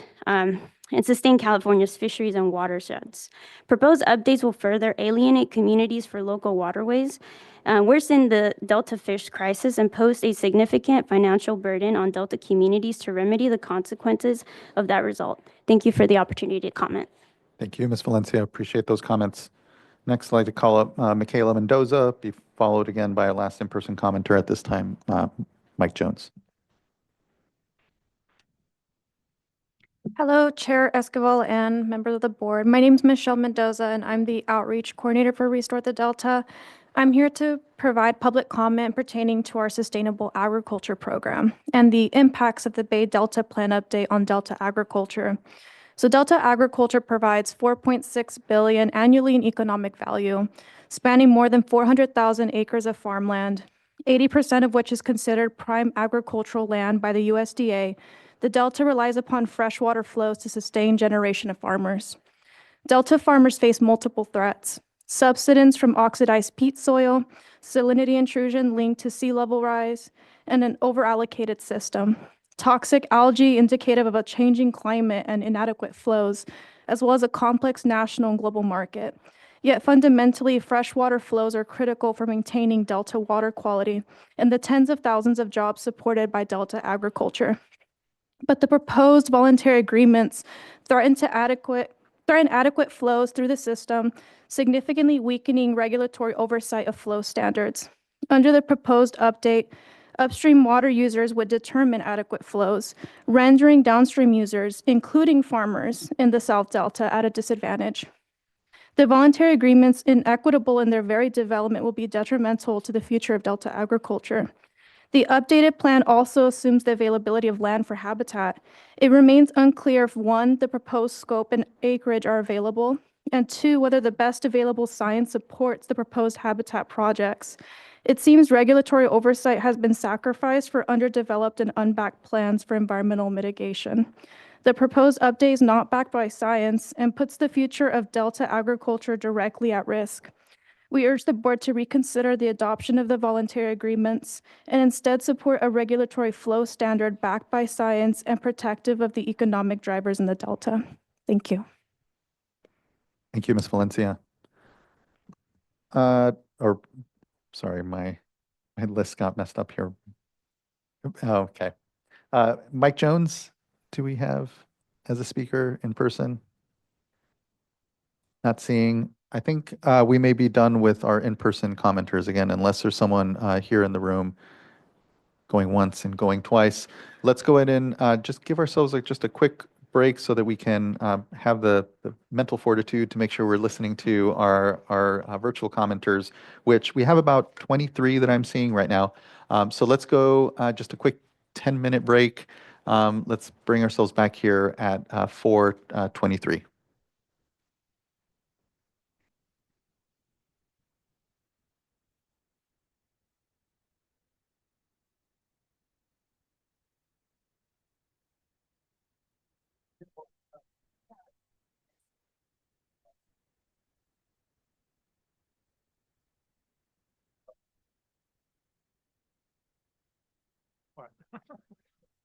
Well, you were looking at me, so I thought that you were trying to like.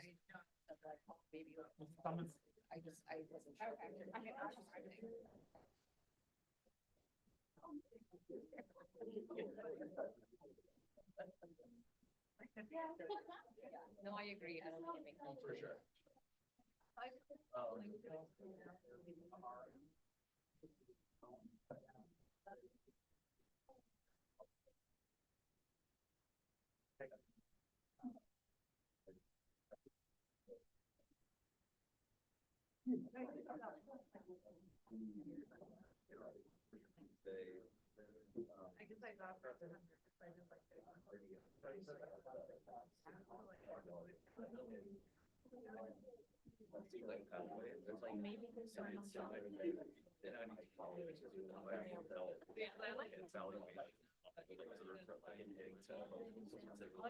Webcast is on. Webcast is on. Webcast is on. Okay.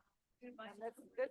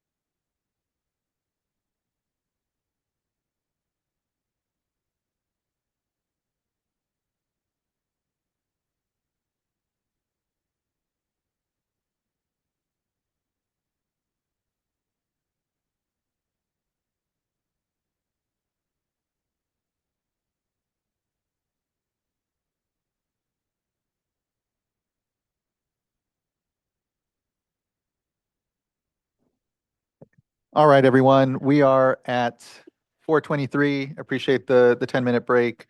We will now get to our virtual commenters and really appreciate all of our virtual participants for hanging on.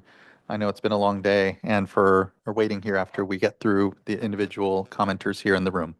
So without further ado, I'd like to first call up Mary Butterwick. And just for folks to know, this is just all in order of received and so far as the requests and whoever's still on the platform. So first person, Mary Butterwick, then we'll be listening to Adam Messner, then Wes Chung, and Judith Kirk. Good afternoon. My name is Mary Butterwick, and I'm a resident of San Francisco. As a retired botanist who cares deeply for the environment, I am here today to oppose the Phase 2 Bay Delta Plan update draft, which includes fundamentally flawed voluntary agreements and inadequate water supply adjustments. The Sacramento River and Bay Delta are in ecological crisis due mainly to inadequate flow releases. The VAs cannot achieve the goals of the Bay Delta Plan because it produces very little new protected water that is so desperately needed for the reasonable protection of beneficial uses, including fish and wildlife, recreation, commercial fishing, and tribal needs. The VAs also lack viable enforcement mechanisms and any clear demonstration that this approach will be at all effective in protecting the beneficial uses of concern. In addition, the VAs would leave most of the existing flows subject to further diversions for future projects. This is completely unacceptable. The best available science shows that health of the aquatic ecosystem is strongly linked to the amount and time of freshwater flow. According to the State Water Board's 2010 Flow Criteria Report, 75% of unimpaired flow would need to flow to San Francisco Bay to fully protect ecosystems and water quality. Clearly, substantial increases of protected freshwater flows are needed. Yet the December 2025 draft plan would significantly reduce the in-stream flow requirements, with water supply adjustments proposing 55% of unimpaired flow only in the wettest third of years, 45% in the middle third, and 35% in the driest third of years. I urge the board to reject the VAs and adopt a science-based update to the Bay Delta plan that protects an adequate percentage of the Bay Delta's unimpaired flows.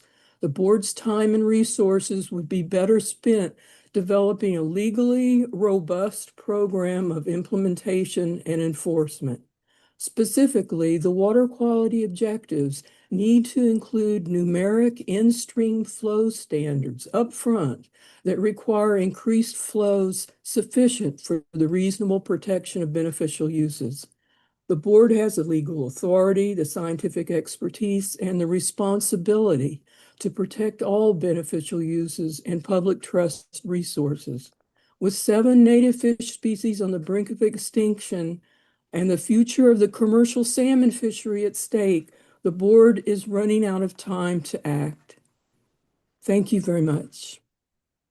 Thank you very much, Ms. Butterwick. Appreciate your comments here and continued engagement. It's good to hear from you. Next, I'd like to call up Adam Messner, be followed by Wes Chung, Judith Kirk, and then Stan Dodson.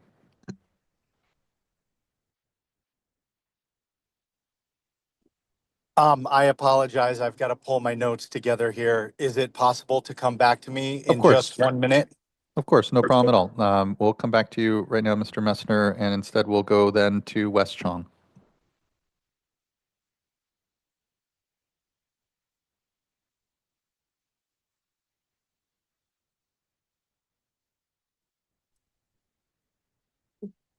Hi, can you guys hear me? We can. Good evening. Good evening. My name is Wes Chong. I'm a community member south of the Delta, and I'm voicing my opposition against the VAs, which is false advertisement because it's only an agreement between Newsom and people who like water buffaloes who want the water for the least beneficial uses like growing almonds and alfalfa, or crops that are very water intensive. And it's not an agreement between people who actually matters, who have the best uses for the waters, like tribes and wildlife, and for example, salmon. And many species are going extinct because of the colonial practices and ideas around how we use water in this state. And I've talked to many farmers market farmers who I procure my food from, and they're small farms, so they always have to compete and pay more for their water when bigger farms are getting a lot of the water for free or at a advantage that's very unfair. And that would also affect many of our migrant workers, many undocumented, who are being terrorized by ICE everywhere in this country. So there's a lot of impacts that VAs are not addressing, and I would like you to consider not supporting VAs or any projects that is an accessory of this agreement, like the Delta tunnels and Sites Reservoir, and focus more on community and ways that we can conserve water. So thank you for this opportunity. And thank you for those comments, Mr. Chong. It's good to hear from you again, and thanks for holding on. I know it's been a long day, and appreciate your comments here and contributions. Thank you. Now we'll go back to Adam Messner, who will be followed by Judith Kirk, Stan Dodson, and then David Warner. Thank you very much. Hello, Chair and board members. Thank you for the opportunity to speak. My name is Adam Messner. I'm a lifelong conservationist. I fish, I hunt, and I care deeply about California's natural systems, especially our rivers and salmon. My wife and my teenage kids, one of which is with me in my car right now, are also conservationists. I'm not a radical environmentalist. I believe in sound science, responsible management, and realism about water as a scarce resource on which many of us depend. The collapse of salmon runs is not theoretical to me. It is personal. The shutdown of the salmon fishery has real consequences for fishermen, coastal communities, and people like me with a strong connection to our rivers and our oceans and to the creatures within them. These are not abstract impacts. I understand water is precious. Early in my career, I was a consultant in Sacramento, and our firm facilitated CalFed meetings. I saw good intentions repeatedly overridden by political pressure and short-term compromises that ignored sound science. We are still paying the price for those shortcuts today. The voluntary agreements do not reflect sound science and will not support viable conditions for salmon. The unimpaired flow approach is grounded in careful scientific review, keeping a meaningful percentage of water in stream from January through June, especially increasing flows in wetter years, gives salmon a fighting chance across all year types. A target like 75% aligns with how these rivers evolved and how salmon are adapted to survive. This is not about money or one group versus another. It's about making balanced decisions, honoring science, and leaving a legacy for the next generation of Californians who deserve healthy rivers and viable salmon runs. Thank you for your time. Thank you very much, Mr. Messner. Appreciate those comments. Next, I'd like to call up Judith Kirk, be followed by Stan Dodson, David Warner, and then Alicia Rea.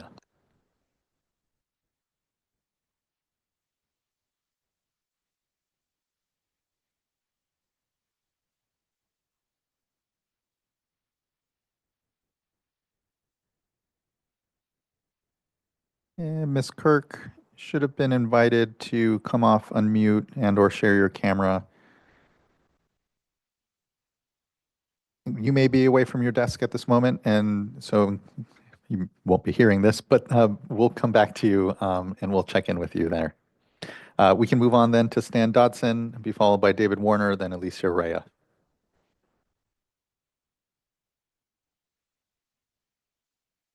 Thank you. In the 1970s, 80s, and 90s, I grew up boating on the Delta between Antioch. Hello?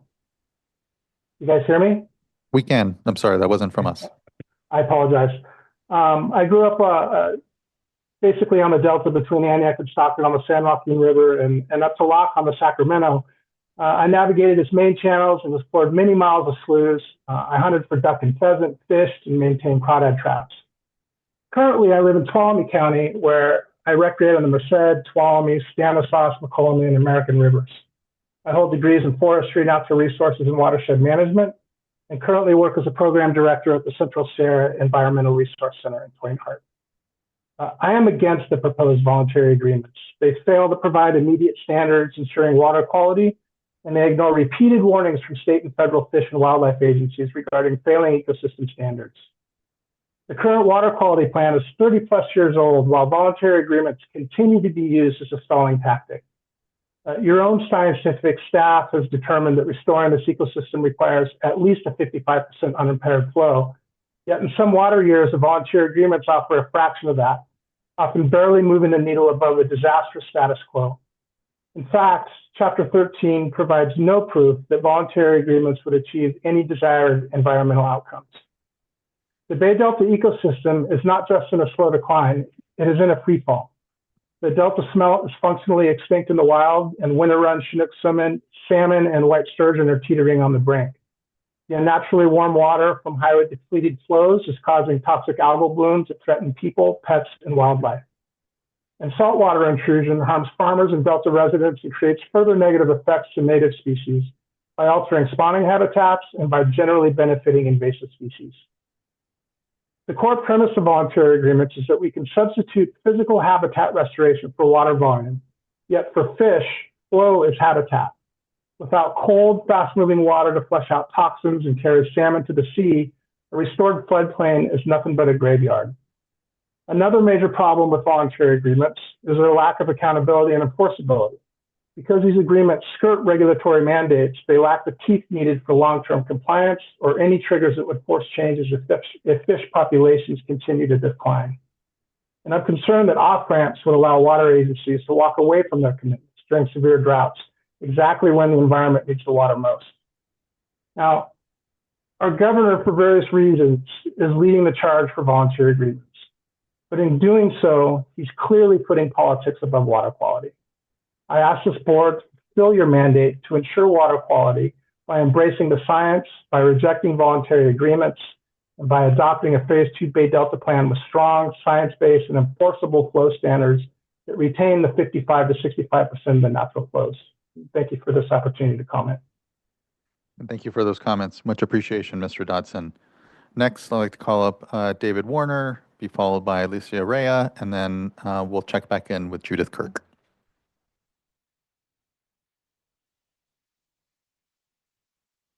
Mr. Warner, yeah, in a moment, or by now, there we are. Hi, I'm Dave Warner from the Bay Area and have been following your progress for years. My daughters don't know how bad the smog was in the 1970s and 80s in Southern California. I thank Mary Nichols, who was the first appointed to the California Air Resources Board in 1975. Imagine the pushback she had. It stuns me that now I almost always see the mountains that surround the LA basin. You have the same opportunity, maybe for my grandchildren to see thriving rivers and a thriving delta. My daughters might have something to say about that. You are in a quagmire. You have an ecosystem in crisis, a weak solution at best, and heavy pressure from the governor to take the weak solution. Quagmire is a pretty good word. The definition is a soft, boggy area of land that gives way underfoot. As you know, your scientific basis report for the Tuolumne River VA highlights significant concerns, including predation and temperature, to name two. When you're weighing public trust choices, please consider that the water isn't needed by these water agencies. I will focus on two major urban agencies, but there is also a basis that others can do with less water too. A number of Bosca directors have spoken at your meetings, all saying they need the water that would otherwise be left in the rivers by the Bay Delta Plan. Their premise is a pretty soft, boggy area too. Their latest study shows that lower projected demand in 2050 than their prior study 3 years earlier, even when it assumes 37% population growth in the next 25 years. However, they also have a scenario that says demand will decline substantially. And in that, the SFPUC water system that provides 2/3 of their water has an excessive drop model. You already know about their drop model. Anyway, then Bosca representatives start talking about demand hardening, that consumers are tapped out when it comes to conserving water. I know at least one respected scientist who'd roll her eyes at this. Such talk is anecdotal at best. The SFPUC said that demand hardening was happening in 2007. Uh-oh. I did my own analysis of how the regional water system's demand changed during the last drought, comparing winter and summer demand changes to pre-drought levels. My hypothesis was that if we were starting to see demand hardening, we would see winter demand drop proportionally less than summer demand. It didn't. My point on demand hardening, ask for the data before you give it credibility. But my main point is that it's very unlikely that the water proposed to be left in the rivers by the Bay Delta Plan is actually needed by these agencies. The long-term trend has been declining demand despite population growth. Now, significant population growth looks far more uncertain. Of course, water managers are going to say that they need the water. It's their low-risk answer. However, the ecosystem is telling us in so many ways that it does need the water. And your scientific basis report for the proposed VA shows to say otherwise is on pretty boggy ground. Thanks so much. Thank you, Mr. Warner. Appreciate those comments, and thank you for delivering them here after I know has been a long day, so thank you. Next, I'd like to call up Alicia Raya, be followed by Christopher Kroll, then Judith Bors. Okay, thank you very much. So my name is Alicia Rea. I'm a third-generation Mexican and Chicano resident of Stockton. While writing this, I was moved to tears, trying to figure out how to speak creative and eloquently enough to convince you all, strangers in suits, to value the livelihood of my city and the lives of my neighbors. Let me begin with my elders and now ancestors who migrated to Stockton from Mexico to labor in agricultural fields, warehouses, hospitals, schools, you name it, and did so while somehow surviving the violence, racism, and poverty of everyday life in Stockton that have always been looming threats in Stockton still today. In the 60s, my great-uncle once landed in the hospital suffering injuries from receiving a beating from vigilantes for simply traveling too north in our city. Then he was welcomed as a Mexican man. Both of my parents survived the brutal war on drugs in the 90s, and my father, although alive, walks around today with a bullet in his chest as a result of gang violence of that time. The bullet was placed too delicately in his body to remove. Somehow, although enduring poverty myself and its repercussions, I managed to graduate from UC San Diego with a BA in political science as a transfer student. I decided to come home to help make Stockton a better place, which led me to the work that I do now with youth in Stockton ages 14 to 24. Among my many responsibilities, I support a program that aims to reconnect youth from EJ communities like ours to the waterways that they have been severed from due to the historical racist practices and systemic barriers that work together to bar them from stewarding and recreating with the waterways in Stockton. And because of the extreme degradation of our delta, we have always had to travel outside of Stockton to connect with the waterway that lives among us. Last year, we had to reschedule a planned kayaking trip at the Big Break Regional Shoreline 4 times due to the presence of harmful algal blooms that created unsafe conditions for our youth to recreate. Can you imagine what it was like to explain that to them? In 2026, not only do our youth still have to worry about the presence of violence in Stockton, which even the most peaceful of people are not safe from, but also the presence of food deserts, food insecurity, asthma rates being in the 99th percentile, low graduation rates, and all of the other social ills that plague our city. And now, if they will be seen as human enough to deserve to have a thriving ecological habitat to grow up in and around, our generational stressors are not being alleviated, but rather increased. So tell me, have any of you walked home in the south side of Stockton in the scorching heat the way that our youth do, with no tree canopy, a looming threat of violence that surrounds them, both structurally and physically? With what level of ease do you think that these youth walk with? If you were in their shoes, and I know your decision would be clear, you would do everything to protect them, in which your case decision makers is to support a plan that won't kill their fish, further toxify their waterways, and snatch jobs from their future. Your legacy decision this year will shape the future of Stockton and other Bay Delta cities for generations to come. And despite my stories, the scientific analysis is there. Listen to community-based organizations who have the experts. You've waited this long to do something, so take the extra time now, intentionally, for good. Revise the proposed plan, include local advocacy groups, and may your legacy reflect a commitment to saving lives. Fight for our youth like they are your own. Thank you. Thank you, Ms. Rea. Really appreciate your great comments here and participation in this. Just thank you. Next, I'd like to call up Christopher Kroll, be followed by Judith Borst, and then Cindy Clark.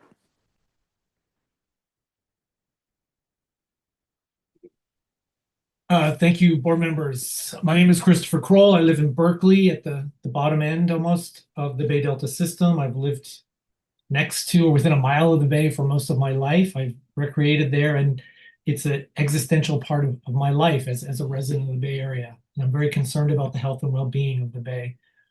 I have spoken several times through this process in front of you all, but increasingly feel that the concerns of people like me who live in the Bay Area and are concerned about the health of the Bay are being ignored. They're not being heard. I don't feel the Water Board here's the people from the Bay Area who are concerned about the health and well-being of the Bay around which we live.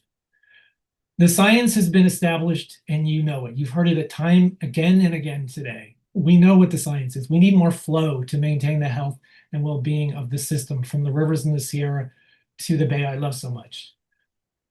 We need more water to continue this system from the mountains to the Bay to survive, if not thrive. You know that. So why is this even being discussed? I don't understand. Again, what part of the statement I just said is not clear to the State Water Board? I don't understand. Governor Newsom is almost gone. Please make a decision that is not dependent on his pressure. The critical decision before you in adopting a revised Bay Delta plan should be based on what science tells you the system needs, not Governor Newsom's election needs in 2026. The proposed revised plan fails in that regard. It ignores what science tells us the rivers and the Bay need to survive. This winter, we have seen alternating very wet and very dry periods. Right now, we haven't had rain. We had a little bit of rain last night. We've had almost no rain in January. The climate is changing, and less what it was 50 plus years ago when the current water delivery system was developed.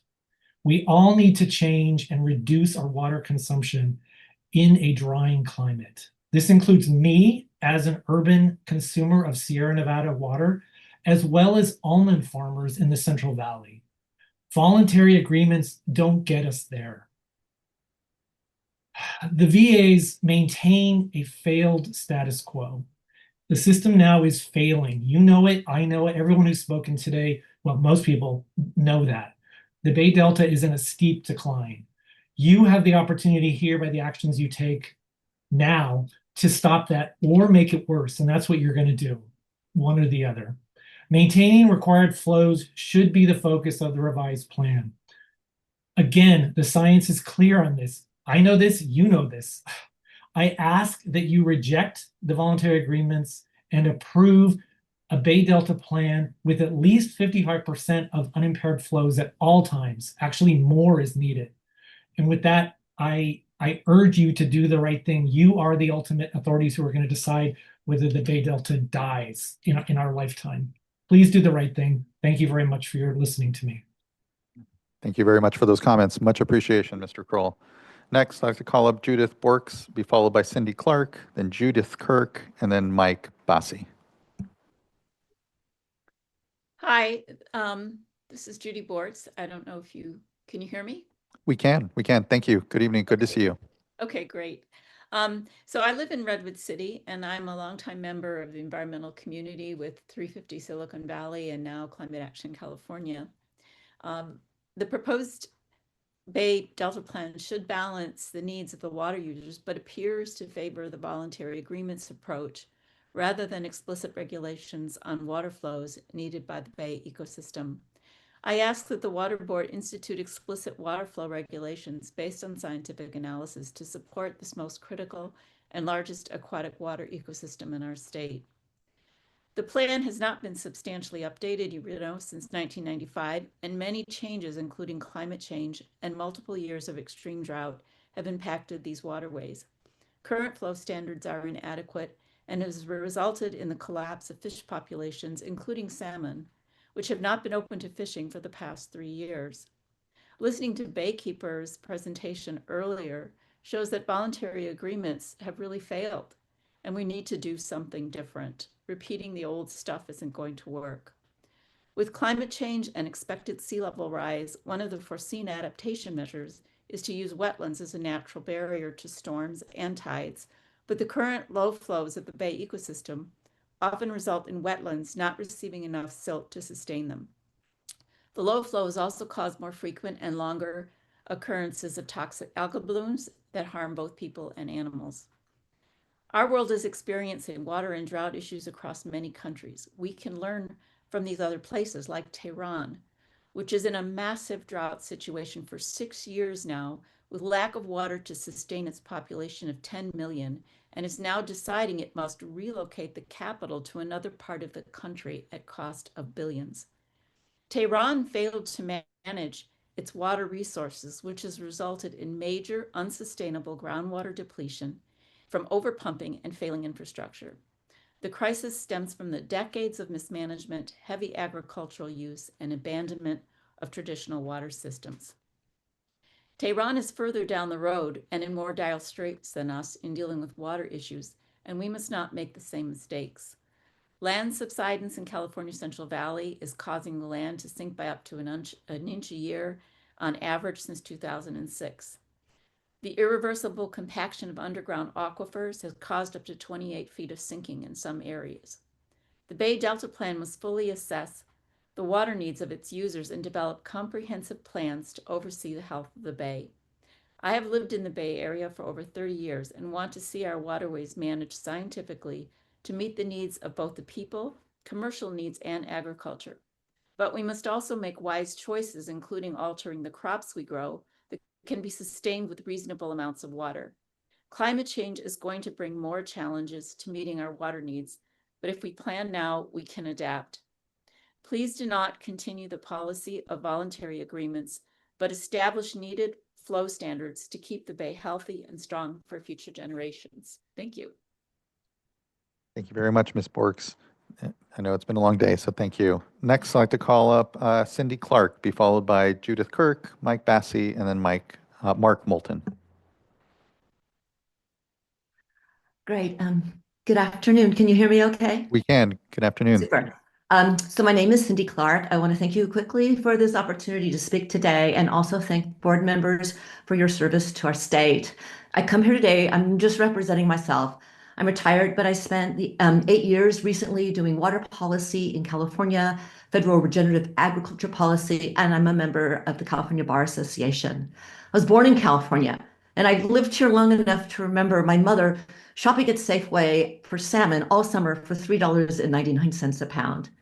We also went to the Delta and we swam all day long and hunted and ate crawdads at night. And at the time, we didn't have to plan our day around toxic algae blooms. But so much damage has been done since then by climate change and by increasing diversions of our water to investor-owned large-scale industrial agriculture. And the costs have been staggering. Today, it's estimated that 94% of salmon die before they complete their journey to the sea. There's been also the decimation of our billion-dollar fishing industry, which employed thousands of people. And many of those were small businesses and supplied locals with reasonably priced fresh fish. Native tribes have been losing a major food source and a vital cultural icon. And without salmon, a keystone species, entire ecosystems are damaged, and not only on the inland rivers and the wetlands, but also in oceans and forests. Organisms are suffering from the lack of this important food and nutrient source, from whales to other sea mammals, bears, and even eagles. So we need a solution that is science-based and holds people accountable. Voluntary agreements do neither. They fail all Californians by not including When they were written, input from vital stakeholders like tribes, fishermen, and citizens on beneficial uses.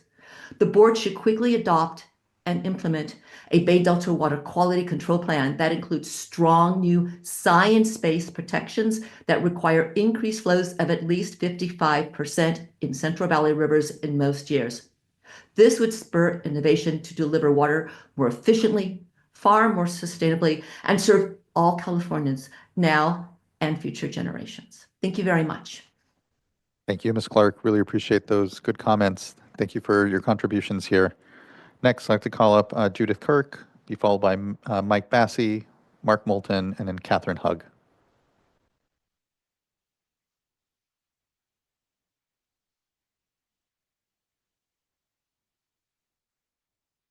Ms. Kirk, again, you should have been provided an opportunity to come off mute and/or camera. Not hearing from you here again. We will try to circle back before. I'm the end. unmuted. Oh, there you are, Ms. Kirk. Apologies. Good to hear from you. Thank you for joining us here. I'm Judith Kirk, born and raised in San Francisco on the Bay, which will be an algal-filled pond if the Delta fails. This is my third year of testifying before the Water Board about the Delta, and what I've learned is that what I and others have to say about the Delta is not wanted by the board and has thus far been blatantly ignored.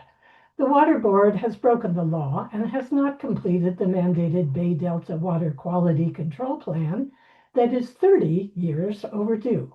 The board is appointed by the governor and answers to him and not to us California residents who treasure and depend on this Delta.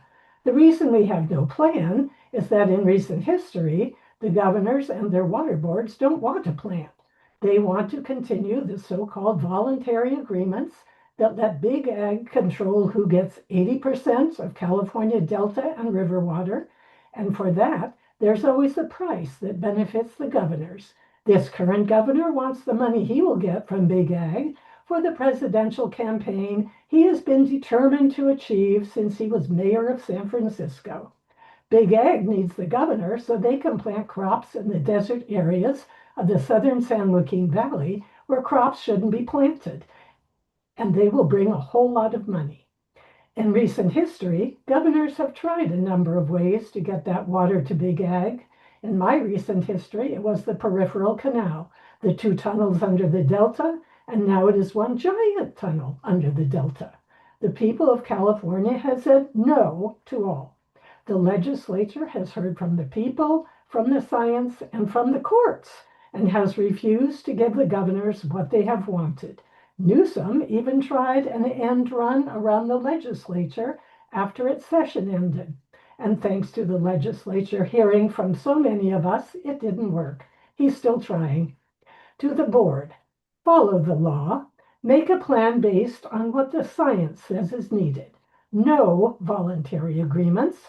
Include the great Central Valley residents, farmers, and all tribal people who thus far have been shut out of the discussions, and make sure the Delta has a 65% unimpaired flow objective and no harmful updates. Do not take still more water from the Sacramento River before it even gets to the Delta for the unbuilt and unneeded Sites Reservoir. Learn from the Southern California how to recycle water as they do so well. I'm speaking today, which means I still have hope that the board will do its job. If we had a science-based plan, you could be sure you would get the clarity, timeliness, and results you keep demanding. Again, do your job. You are pathetic. Someone needs to say it. Good afternoon. Good afternoon indeed, Ms. Kirk. Appreciate your comments and obviously hear the frustration, but do know that the board is listening. Thank you. Next, I'd like to call up Mike Bassey, be followed by Mark Moulton and Catherine Hugg. Did you hear how I ended it? What? Did you hear how I ended it? No. And Mr. Bassey, you should have been provided an opportunity to come off mute and/or on camera. Hear from you in a moment more. We'll move on, but we'll definitely circle back. All right, next let's hear from Mark Moulton, to be followed by Catherine Hugg, then Barbara Folger.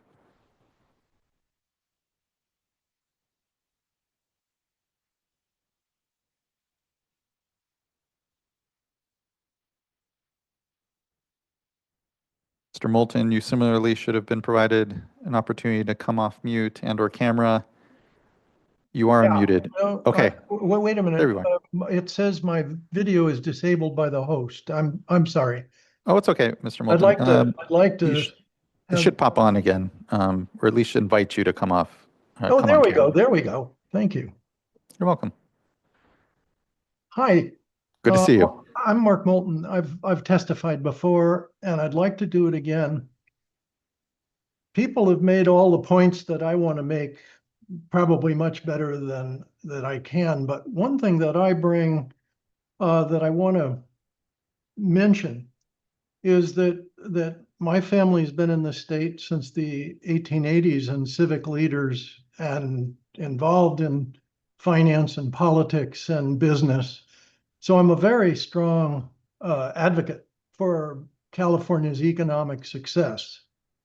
At the same time, I want to confess to what I consider to be, to some degree, a failure of vision that we have personally had. And that is represented by my grandfather's work to finance the water system in Los Angeles. He was well regarded as an owner of a municipal bonds company. And one of the things that they did basically was to kill the economy of the farmers in the Owens Valley and steal their water by hostile takeover. And that it was, pretty well done by the 1930s, but it was further done, adding insult to injury, when they stole the water further north by piping water out of Mono Lake. And a part of what I'm trying to say to you all is everybody's discussed the kind of pressure that you're under, and political pressure and economic pressure and all these kinds of considerations. But I think that when there were 3 million Californians in 1914, when my grandfather started his business, they did not have a concept of limits, and we've reached them. And I urge you to conduct your decision-making with the backdrop that we here in California do need to figure out what our priorities are and be very careful of our natural resources. Thank you. Thank you, Mr. Moulton. I appreciate those good points, and thank you for the continued engagement in this project. Again, the voices that we're hearing here are really critical and do impact ultimately the way the board is viewing this work, so thank you. Next, I'd like to call up Catherine Hugg, be followed by Barbara Folger, then Deepa Shiva.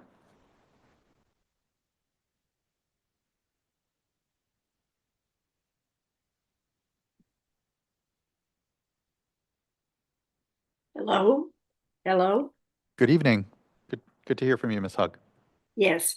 I'm Catherine Hugg, a California resident who is concerned about the future, about moving forward in a time when protecting the Bay Delta watershed and Central Valley rivers cannot be compromised. The state board knows that the revised Bay Delta plan's voluntary agreements are a step backward, not forward.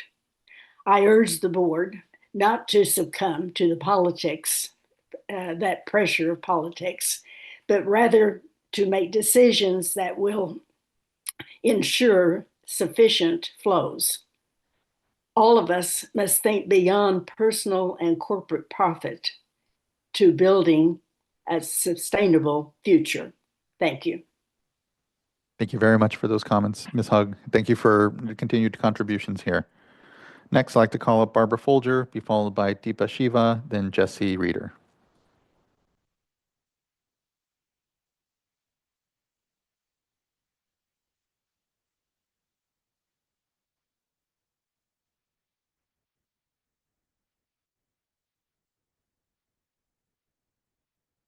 Ms. Folger should have been provided an opportunity to come off mute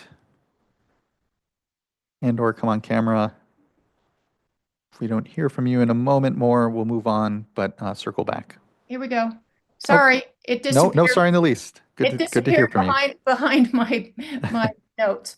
Good afternoon. I am Barbara Folger, a San Francisco resident for over 50 years. I've been active in trying to increase the health of the San Francisco Bay Delta for the last 11 years actively. I'm both a duck hunter and a conservation photographer. In the previous 25 years, climate change has drastically changed water availability where I hunt near the Sacramento River. Ducks and other migratory shorebirds arrive to find their usual breeding grounds changed. Some years there are floods and some years drought. I have also studied the greater sandhill cranes, which depend on the water in the San Francisco Bay Delta for their migration. I have photos of these spectacular birds flying across a rising sun as they move from their nightly roosting places to feed in nearby fields. The San Francisco Bay Delta provides habitat for over 500 species of fish and wildlife. All of these will be adversely affected by less water going through the system. Wildlife cannot change water distribution, but we do, and many times we hurt fish and wildlife. In California, water is a public trust resource. It belongs to all of us. Big Ag uses 80%. They need to improve their soil health to hold more water and thus decrease water use and runoff. We all need to reuse water, reduce the amount we use, as well as fix the millions of pipes that leak unaccountable acres of water. There's a finite amount of water on Earth. In fact, there is less fresh water on Earth than oil. With the increased need for water to cool huge buildings for AI companies and the Trump administration's backward policy to increase oil drilling, which needs enormous amounts of the purest water for fracking, which then cannot be reused, we are looking into a dire future. If we do our best to keep the planet healthy, we might have a better chance to leave it in fairly good shape for our children and our grandchildren. The proposed plan will not do this. Please do not adopt the proposed voluntary agreements. There are no accountability measures if water users fail to meet the flow, habitat, pollution, and temperature requirements. This plan has no teeth. I urge the board to adopt and implement the Bay Delta Water Quality Control Plan, which will require increased flows of at least 55% in the Central Valley most years. This is a science-based plan. Now is the time to protect our state. Do not degrade it further. Thank you for letting me take this time. Thank you as well for that time and those comments and participation, Ms. Folger. Thank you for being here with us, holding on through a long day. It's much appreciated. Next, I'd like to call up Deepa Shiva, be followed by Jesse Reeder, Kevin Goads, and then Dr. Tom Hofstra. Okay, I'm trying to start my video and unable to start it. It should. Okay, yes. You should get an invitation here. Okay, there we are. Thank you. You're Thank welcome. you, everyone. Thank you, everyone, for taking the time to listen to all of us here. My name is Deepa Shiva. I live with my husband Harry and my child Hermes in Menlo Park, California. And I'm an investor in health technologies and climate tech. The reason I'm here today is I'm a mom of a child who cares immensely about this environment. I'm here to support him to speak here, so I'm going to bring him here. Hello, my name is Hermes Shiva Podash. I live in Menlo Park, California. I am 8, and I want to be a paleontologist when I grow up. And I care about nature. So right now I'm here to talk. About salmon.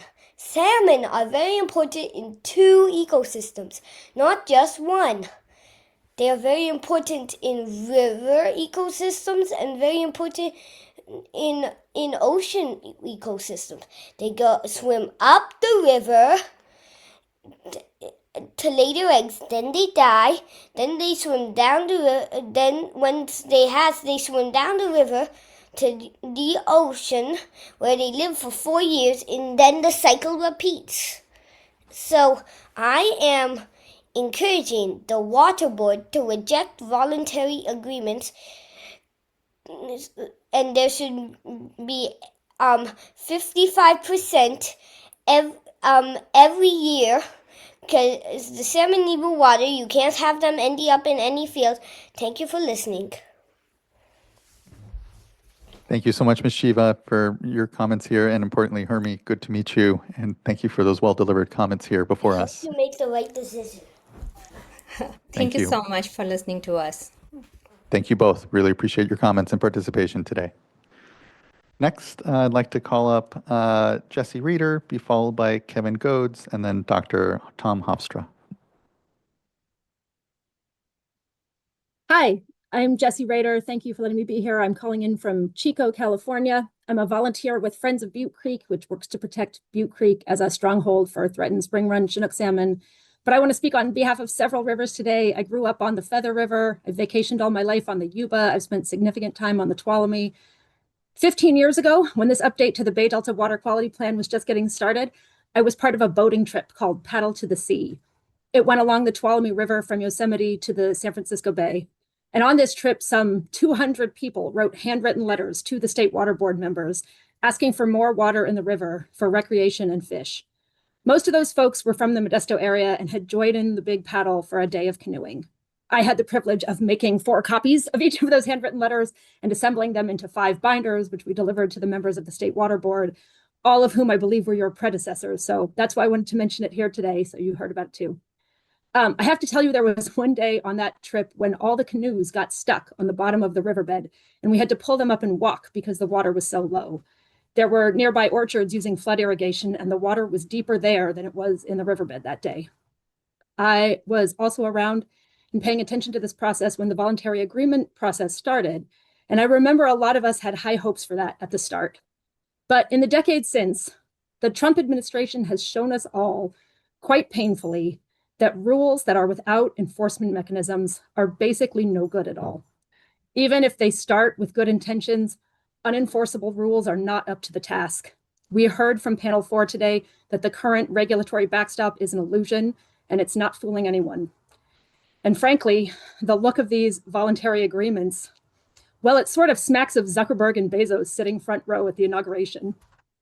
Respectfully, I would like to ask the members of the State Water Board to please read the room, read the moment. Cozy side negotiations between wealthy business interests and an administration that produce agreements without teeth or enforcement, that is not what Californians are clamoring for in this day and age, in this political environment. To Newsom, that's not going to play in 2028.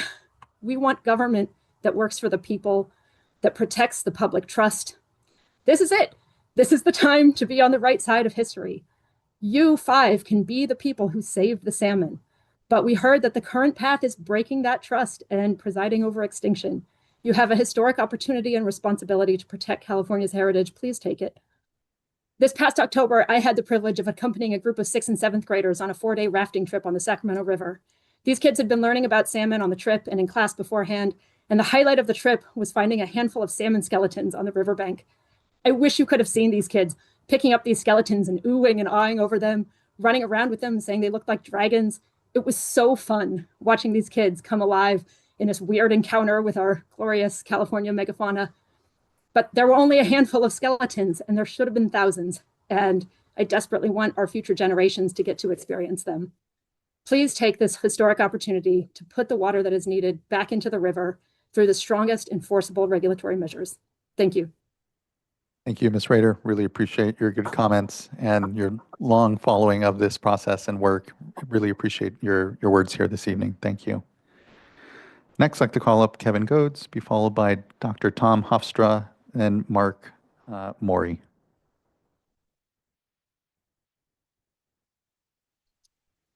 Good afternoon, Chair and board members.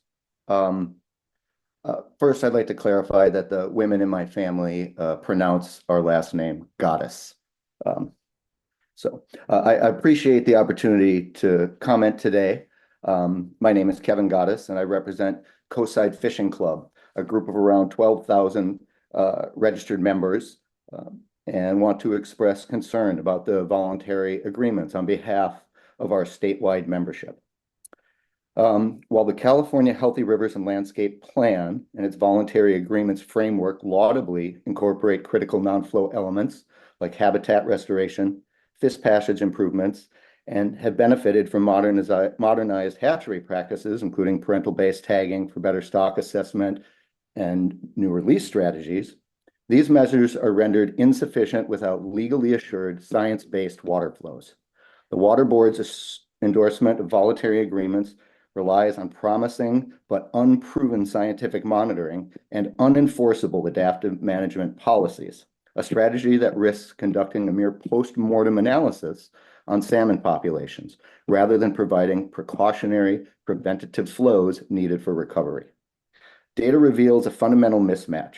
Proposed voluntary water contributions often fall below half of the scientifically recommended flow volumes, a deficit directly correlated with the collapse of key salmon runs to mere fractions of their historical abundance. Let me state clearly, the limiting factor for our Central Valley salmon runs are not about lack of spawning and rearing habitat. They're about temperatures too hot to hatch fertilized eggs in the fall and flows too low in the spring to successfully get juvenile salmon to out-migrate from the Central Valley to the ocean. Although advanced hatchery techniques and CDFW monitoring provide better data, they cannot compensate for the absence of water in rivers at critical times. The collapse of the salmon returns and the closing of the fishing seasons has had profound consequences, uniting commercial, charter, and recreational fishermen in solidarity as they face devastating fishery closures. The economic toll is quantifiable, with recent full season closures costing coastal communities many millions in direct loss and thousands of jobs all along the coast and inland waterways. Often underestimated and underreported, the American Sport Fishing Association has estimated that sport fishing contributes $6 to $7 billion statewide, and many who fish for salmon also fish for other species as well. But the absence of salmon is enough to keep many at home and off the water. The recreational fishing community recognizes and supports holistic restoration, but understands that habitat projects and new release strategies are secondary to the primary need for wet waterways. True restoration requires moving beyond a framework that merely documents decline via new science to one that legally guarantees the water necessary to make all investments succeed, thereby securing the future of salmon and the fishing heritage that they support. Now, to say that Coastside has skin in the game is an understatement. We have scales in the water. We operate a smolt acclimation net pen project that puts 750,000 Maqualamy smolt into Pillar Point Harbor every year. This is in partnership with CDFW and the Commercial Salmon Trawlers Advisory Committee. This is an ongoing effort for 17 years.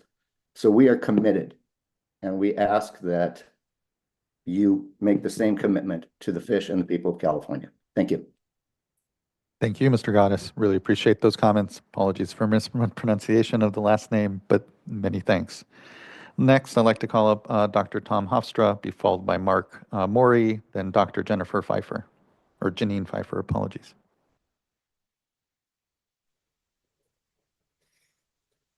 Hello, can you hear me? We can. Good evening. Good evening, Chair and board members. My name is Dr. Tom Hofstra, staff ecologist for the Central Sierra Environmental Resource Center in Twainhart.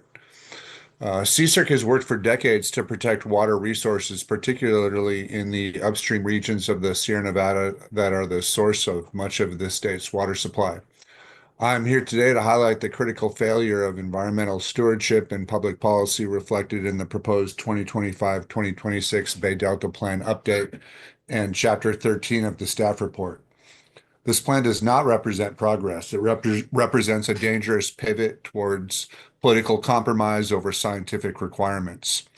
We are facing an ecological crisis, yet this plan offers only weak solutions that guarantee a future of decline for our most precious natural resources. Current and proposed flow levels are simply inadequate to stop the extinction of native species like Chinook salmon, longfin smelt, and white sturgeon. The plan ignores repeated urgent warnings from state and federal fish and wildlife agencies. The science is clear, yet the plan utterly disregards it. Furthermore, this update results in a net increase in water diversions. The plan leaves the estuary in an even worse condition than it is today. The Delta cannot withstand further delays in implementing enforceable science-based flow standards after decades of failing to meet them. Low flows exacerbate toxic algal blooms in the Delta, creating significant health risks for local communities and wildlife. The plan fails to provide immediate standards ensuring water quality, which is a mandated requirement of the Water Board. The VAs are illusory and inadequate. They are secretly negotiated deals offering insufficient commitments for regulatory exemptions. They rely on non-binding habitat restoration pledges rather than legally enforceable flow requirements. The backstop itself is too weak, reducing bypass flow requirements in drier years compared to earlier proposals. VAs could cost taxpayers billions while failing to protect wild salmon runs already on the brink of collapse. There is insufficient oversight or meaningful monitoring to ensure these VAs achieve their stated ecological goals.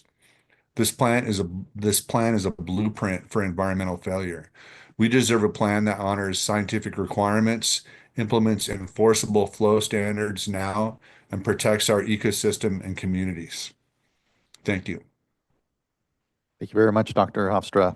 Appreciate you sticking through the day and providing your good comments and continued engagement here. Thank you. Next, I'd like to call up Mark Morey, be followed by Dr. Janine Pfeiffer, then Katie Wagner.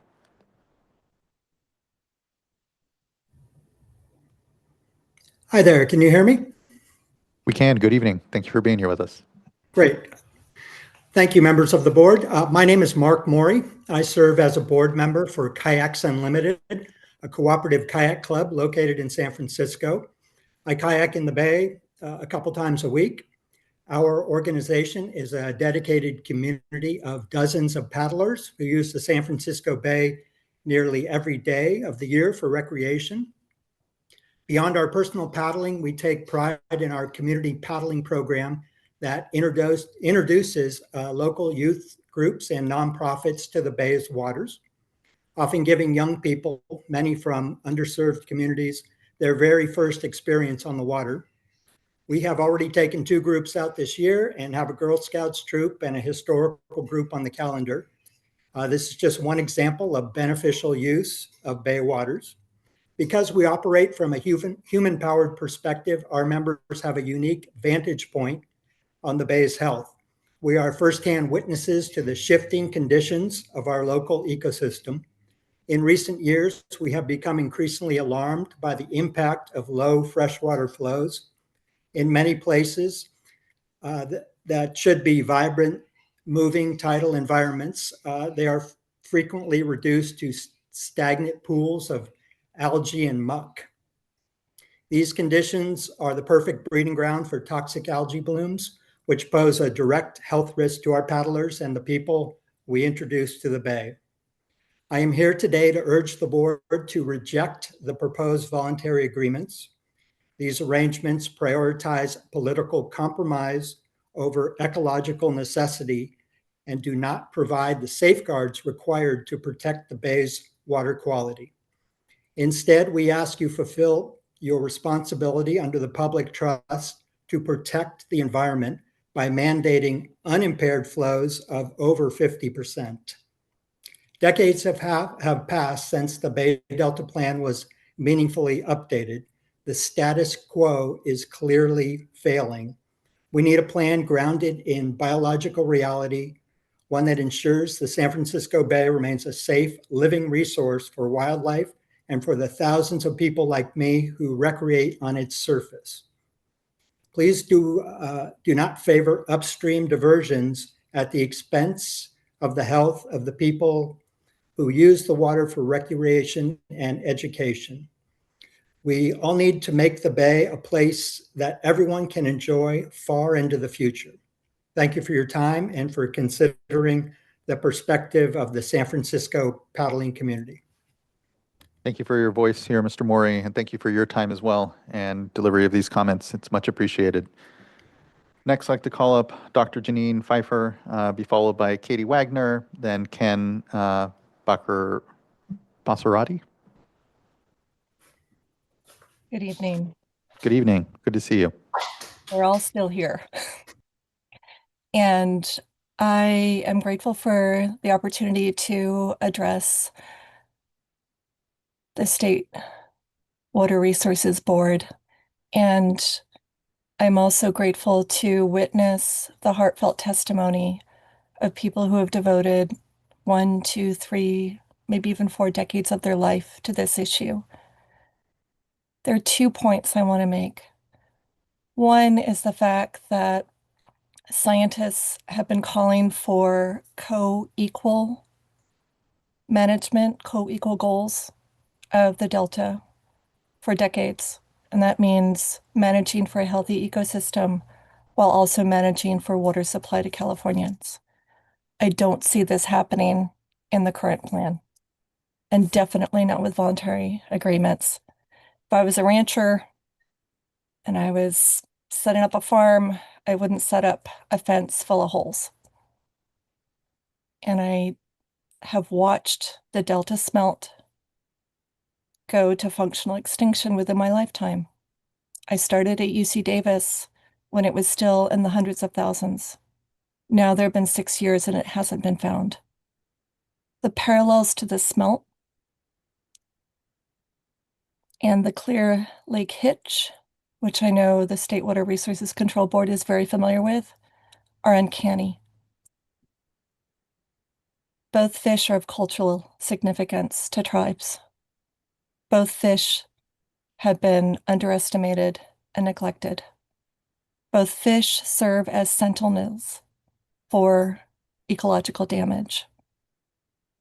And we all know that even with the best made plans, once we get a hostile federal government in position, scientific research is canceled, restoration projects are defunded, and policy regulations are denied. So I'm asking all of us to do the really hard thing, which is to think about not only water conservation measures, but water conservation enforcement. Thank you. Thank you, Dr. Pfeiffer. Appreciate those comments. Next, I'd like to call up Katie Wagner, followed by Ken Bassetti, then Kathleen Clark. Thank you. This is Katie Wagner. I'm a resident of Los Angeles County, and thank you all for sticking it out past 5. This has really been a pivotal week in American history, and the board has an opportunity now to make history itself, to either preserve the Bay Delta or to contribute to its end. The decisions you make are your legacy. The board should reject the proposed voluntary agreements and adopt a Bay Delta plan that requires increased flows of at least 55% in Central Valley rivers in most years. There is no scientific analysis in the draft report to show that the VAs will come anywhere close to protecting fish and wildlife beneficial uses or public trust resources. Thank you. Thank you very much, Ms. Wagner. Appreciate you hanging on. I know it's been a long day. Much appreciation. Next, I'd like to call up Ken Bassetti, followed by Kathleen Clark, Nicole Lee, and then I believe our last commenter for today will be Nancy Neff. Hi, can you hear me? We can. Good evening. Thank you for being here with us. Yes, good evening, board members. My name is Ken Bacchetti. I'm the president of the California Striped Bass Association Isleton Delta chapter. I'm a lifelong fisherman and a previous commercial salmon fisherman who at one time possessed a commercial salmon permit for my boat. I no longer fish commercially, as I now only fish recreationally with family and friends. I am definitely not in favor of the Bay Delta plan being discussed due to the harm it will do to salmon and other fisheries. I implore the board to reject the voluntary agreement scam and adopt common sense and stronger protections to ensure sufficient cold water and river flows to restore the Sacramento Basin salmon runs, and to also restore the health of the Delta. I thank you for your time. Thank you for yours as well. Thank you, Mr. Bacchetti. Much appreciation. Next, I'd like to call up Kathleen Clark, followed by Nicole Lee, and then Nancy Neff.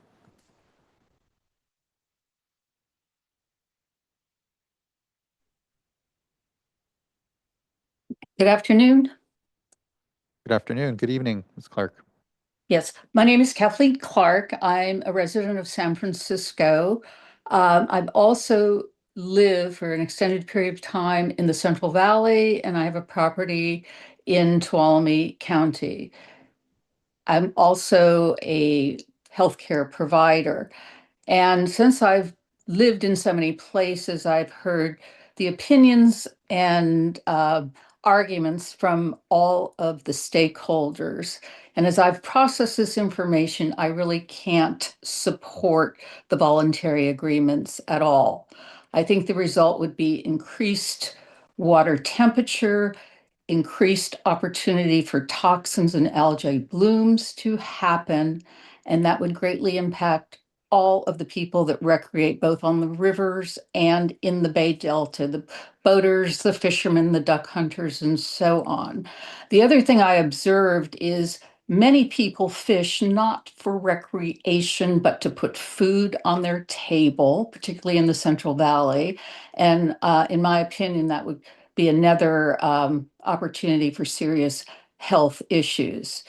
I also support the idea of a very healthy, biodiverse ecosystem and would hope that having better water flows would keep the fish population and aquatic life in a healthier state.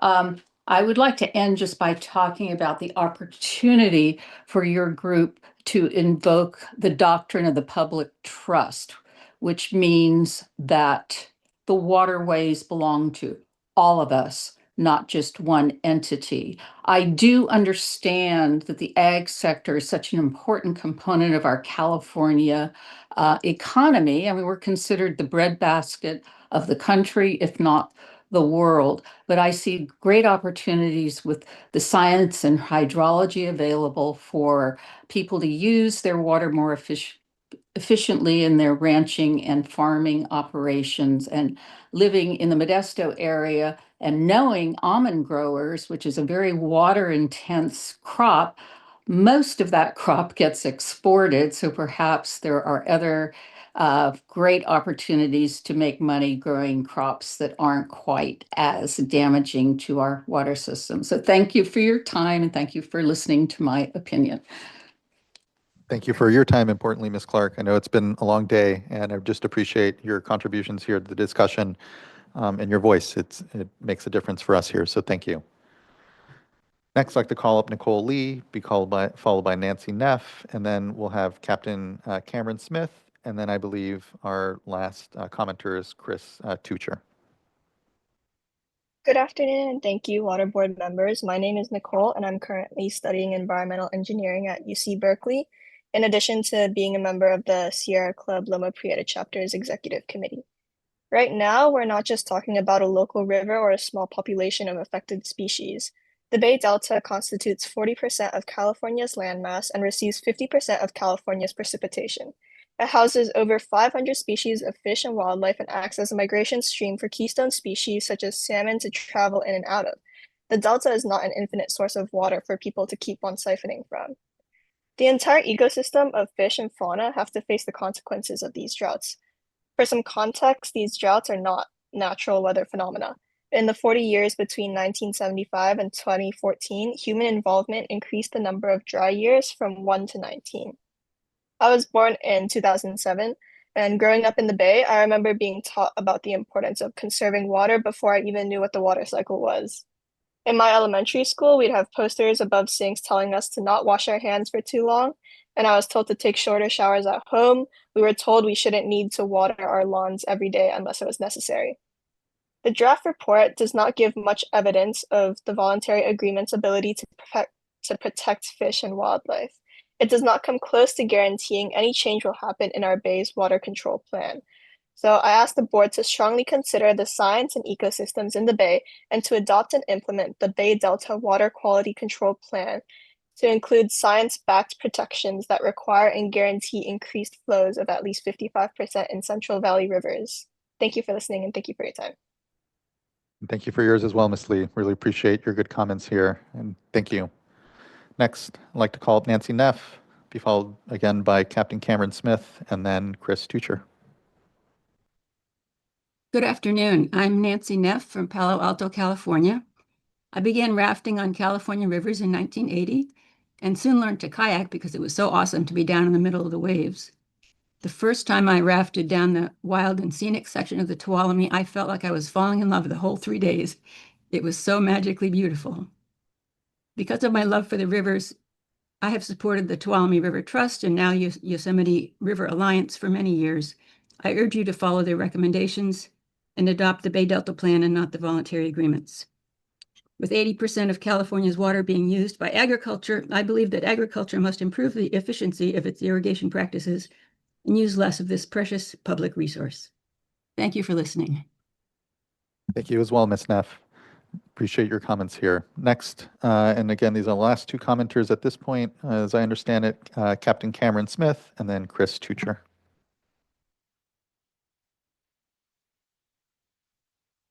Hello, good afternoon. Good afternoon, good evening, good to see you. Same to you, members and the board. And name is Captain Cameron R. Smith, publicly known as Captain Cam. I am a 70-year-old disabled senior, commercial salmon fisherman, and guide, and someone who has spent an entire lifetime on California's rivers, bays, and coastlines. I have watched these waters change, and I have watched the system fail for decades. I'm going to be absolutely clear for the record. Voluntary agreements are not a recovery strategy. They are an extinction strategy. They are not enforceable.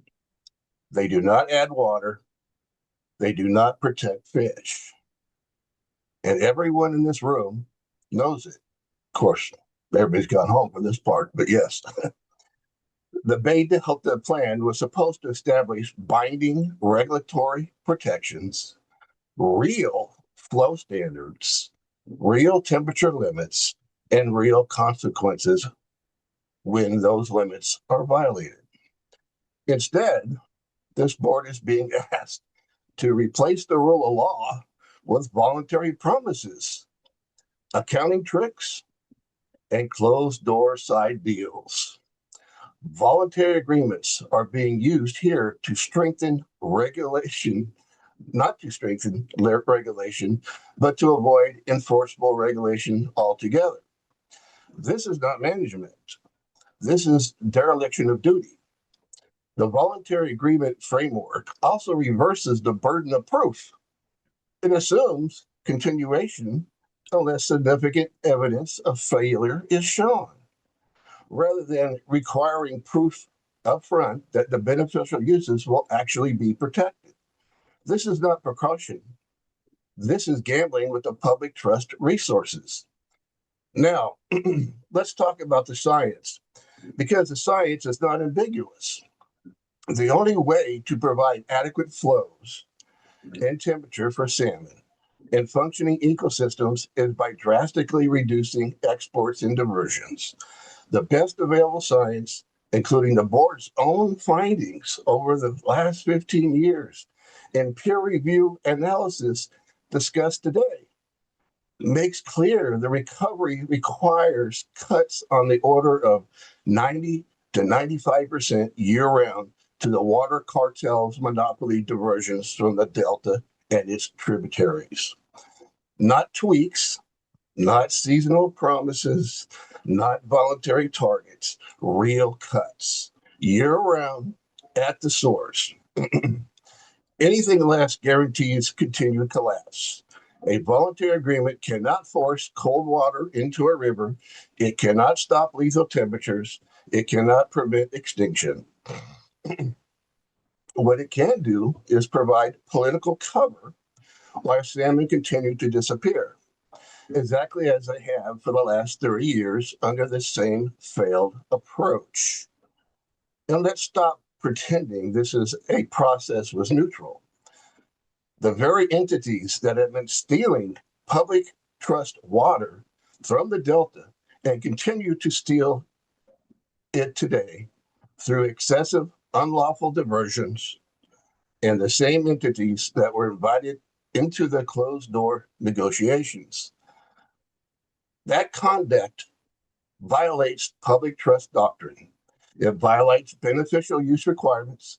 It violates core principles of California water law. It violates federal law. It violates constitutional protections governing public resource and due process. The public was excluded. Tribes were excluded. Fishermen and river communities were excluded. Meanwhile, the water exporters and corporate ag business interests, including the Metropolitan Water District of Southern California, Westlands Water District, Kern Water Bank Interest, and Paramount Farms, also known as the Wonderful Company, were invited in to shape the outcome. The ones stealing the water were given a seat at the table. The ones bearing the damage were locked out. This is not collaboration. This is capture. And I want this clearly on the record. This board has presided over the last 30 years over more than $1 trillion in combined economic and environmental damage caused by chronic water mismanagement. And this damage is ongoing. That damage includes the collapse of fisheries, the destruction of aquifers, catastrophic wildfire impacts, the skyrocketing water rates imposed on the public. That damage is not abstract. Ken, I apologize. I don't mean to interrupt, but just out of fairness, if you don't mind starting to wrap your comments here. Thank you. Yes, I'm almost done. That damage is abstract. It includes the loss of human life. People have died as a result of the water mismanagement through disaster impacts, economic collapse, and policies that put profits over people.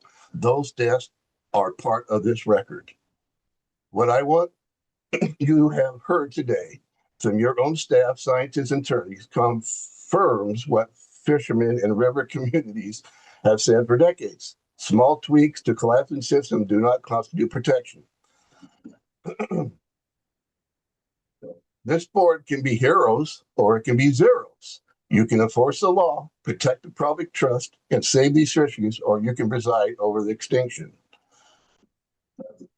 Salmon do not survive on spreadsheets. They survive on cold, clean, flowing rivers. If this board chooses voluntary extinction over enforcement protection, the responsibility for what happens next will rest squarely with you. Thank you. Thank you as well, Captain Cam. Appreciate your comments and engagement here. I believe our last commenter will be Chris Tucher. And Mr. Tucher should be invited to unmute. There we are. Good to see you. Hello, thank you very much and for your patience at the end of a long day. I'm Chris Tucher. I serve on Palo Alto's Utility Advisory Commission, which oversees our, it looks like I've got, one moment, please. I've got double coverage here.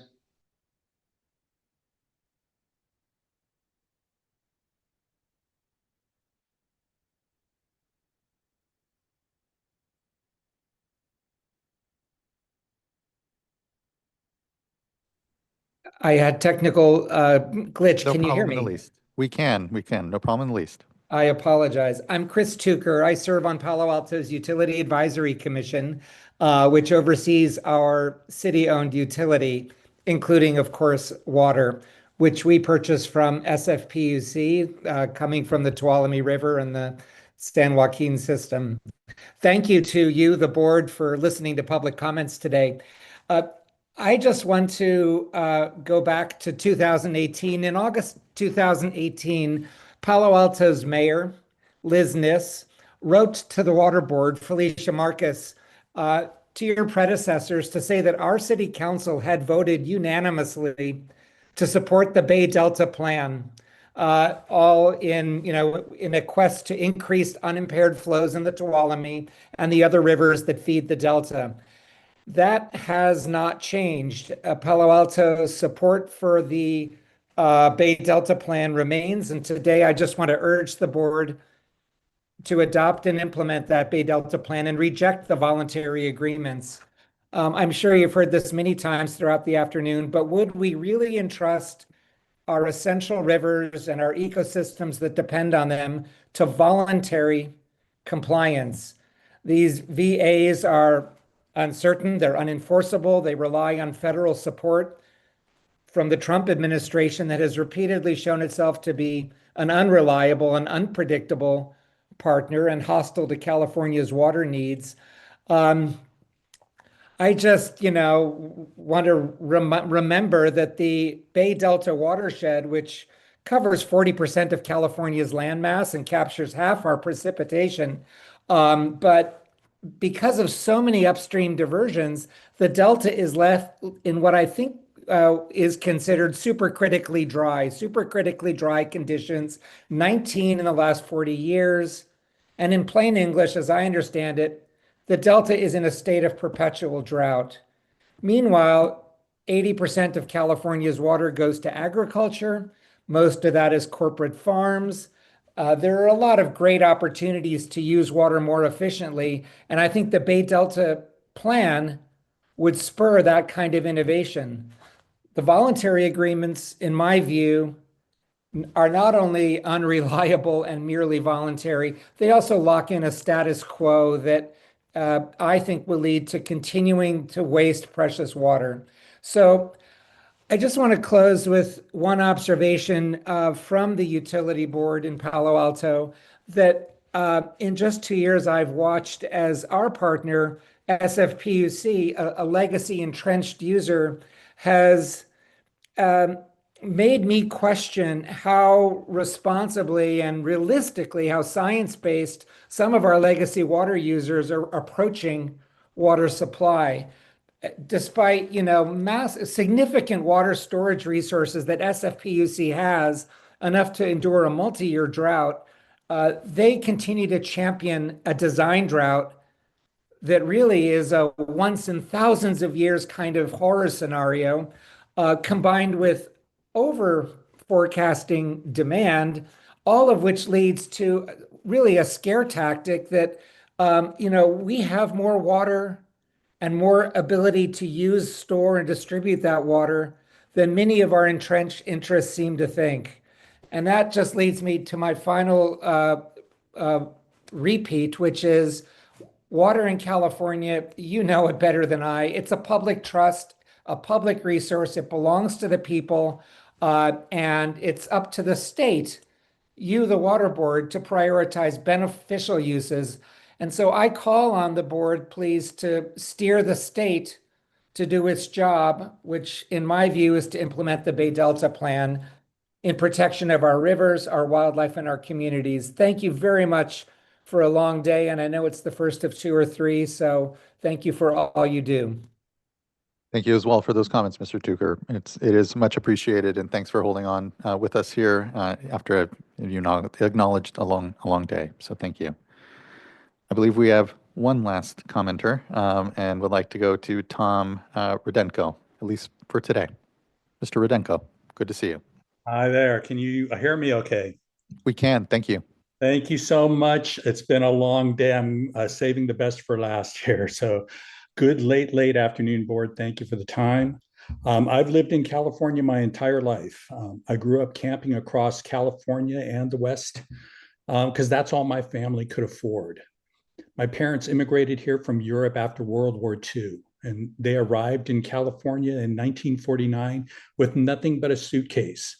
And what amazed them most was the freedom to drive without fear to rivers, lakes, campgrounds, the ocean. Those places taught us kids to love and respect the land. And so as I've gotten older, I've come to see that our country has defining moments, times when we choose to protect something, not because it was profitable, but because it mattered. One of those moments was the creation of our national parks. setting aside land and water for the public, free from commercialization, for this generation and all of those to come. So here in Northern California, we're stewards of one of the great natural wonders of the world, the Sacramento River system in the Delta. Its depth, breadth, and importance are extraordinary. And today, that system is in jeopardy if flows are not protected. The warning signs are clear. You can hear them in all the public comments today, all calling for protection of the environment. So these voluntary agreements, they're not enough. I urge the board to vote against them and to ensure enforceable flows that protect our rivers for future generations. Thank you all so much. Thank you as well. Thank you for adding your voice to this important discussion, Mr. Rudenko, and for sticking with us through a long day. It's appreciated. All right, double checking with the clerk, make sure there wasn't any additional folks. First, always just a tremendous amount of thanks to everyone who's brought their voice here, who continues to bring their voice to this process and to this work.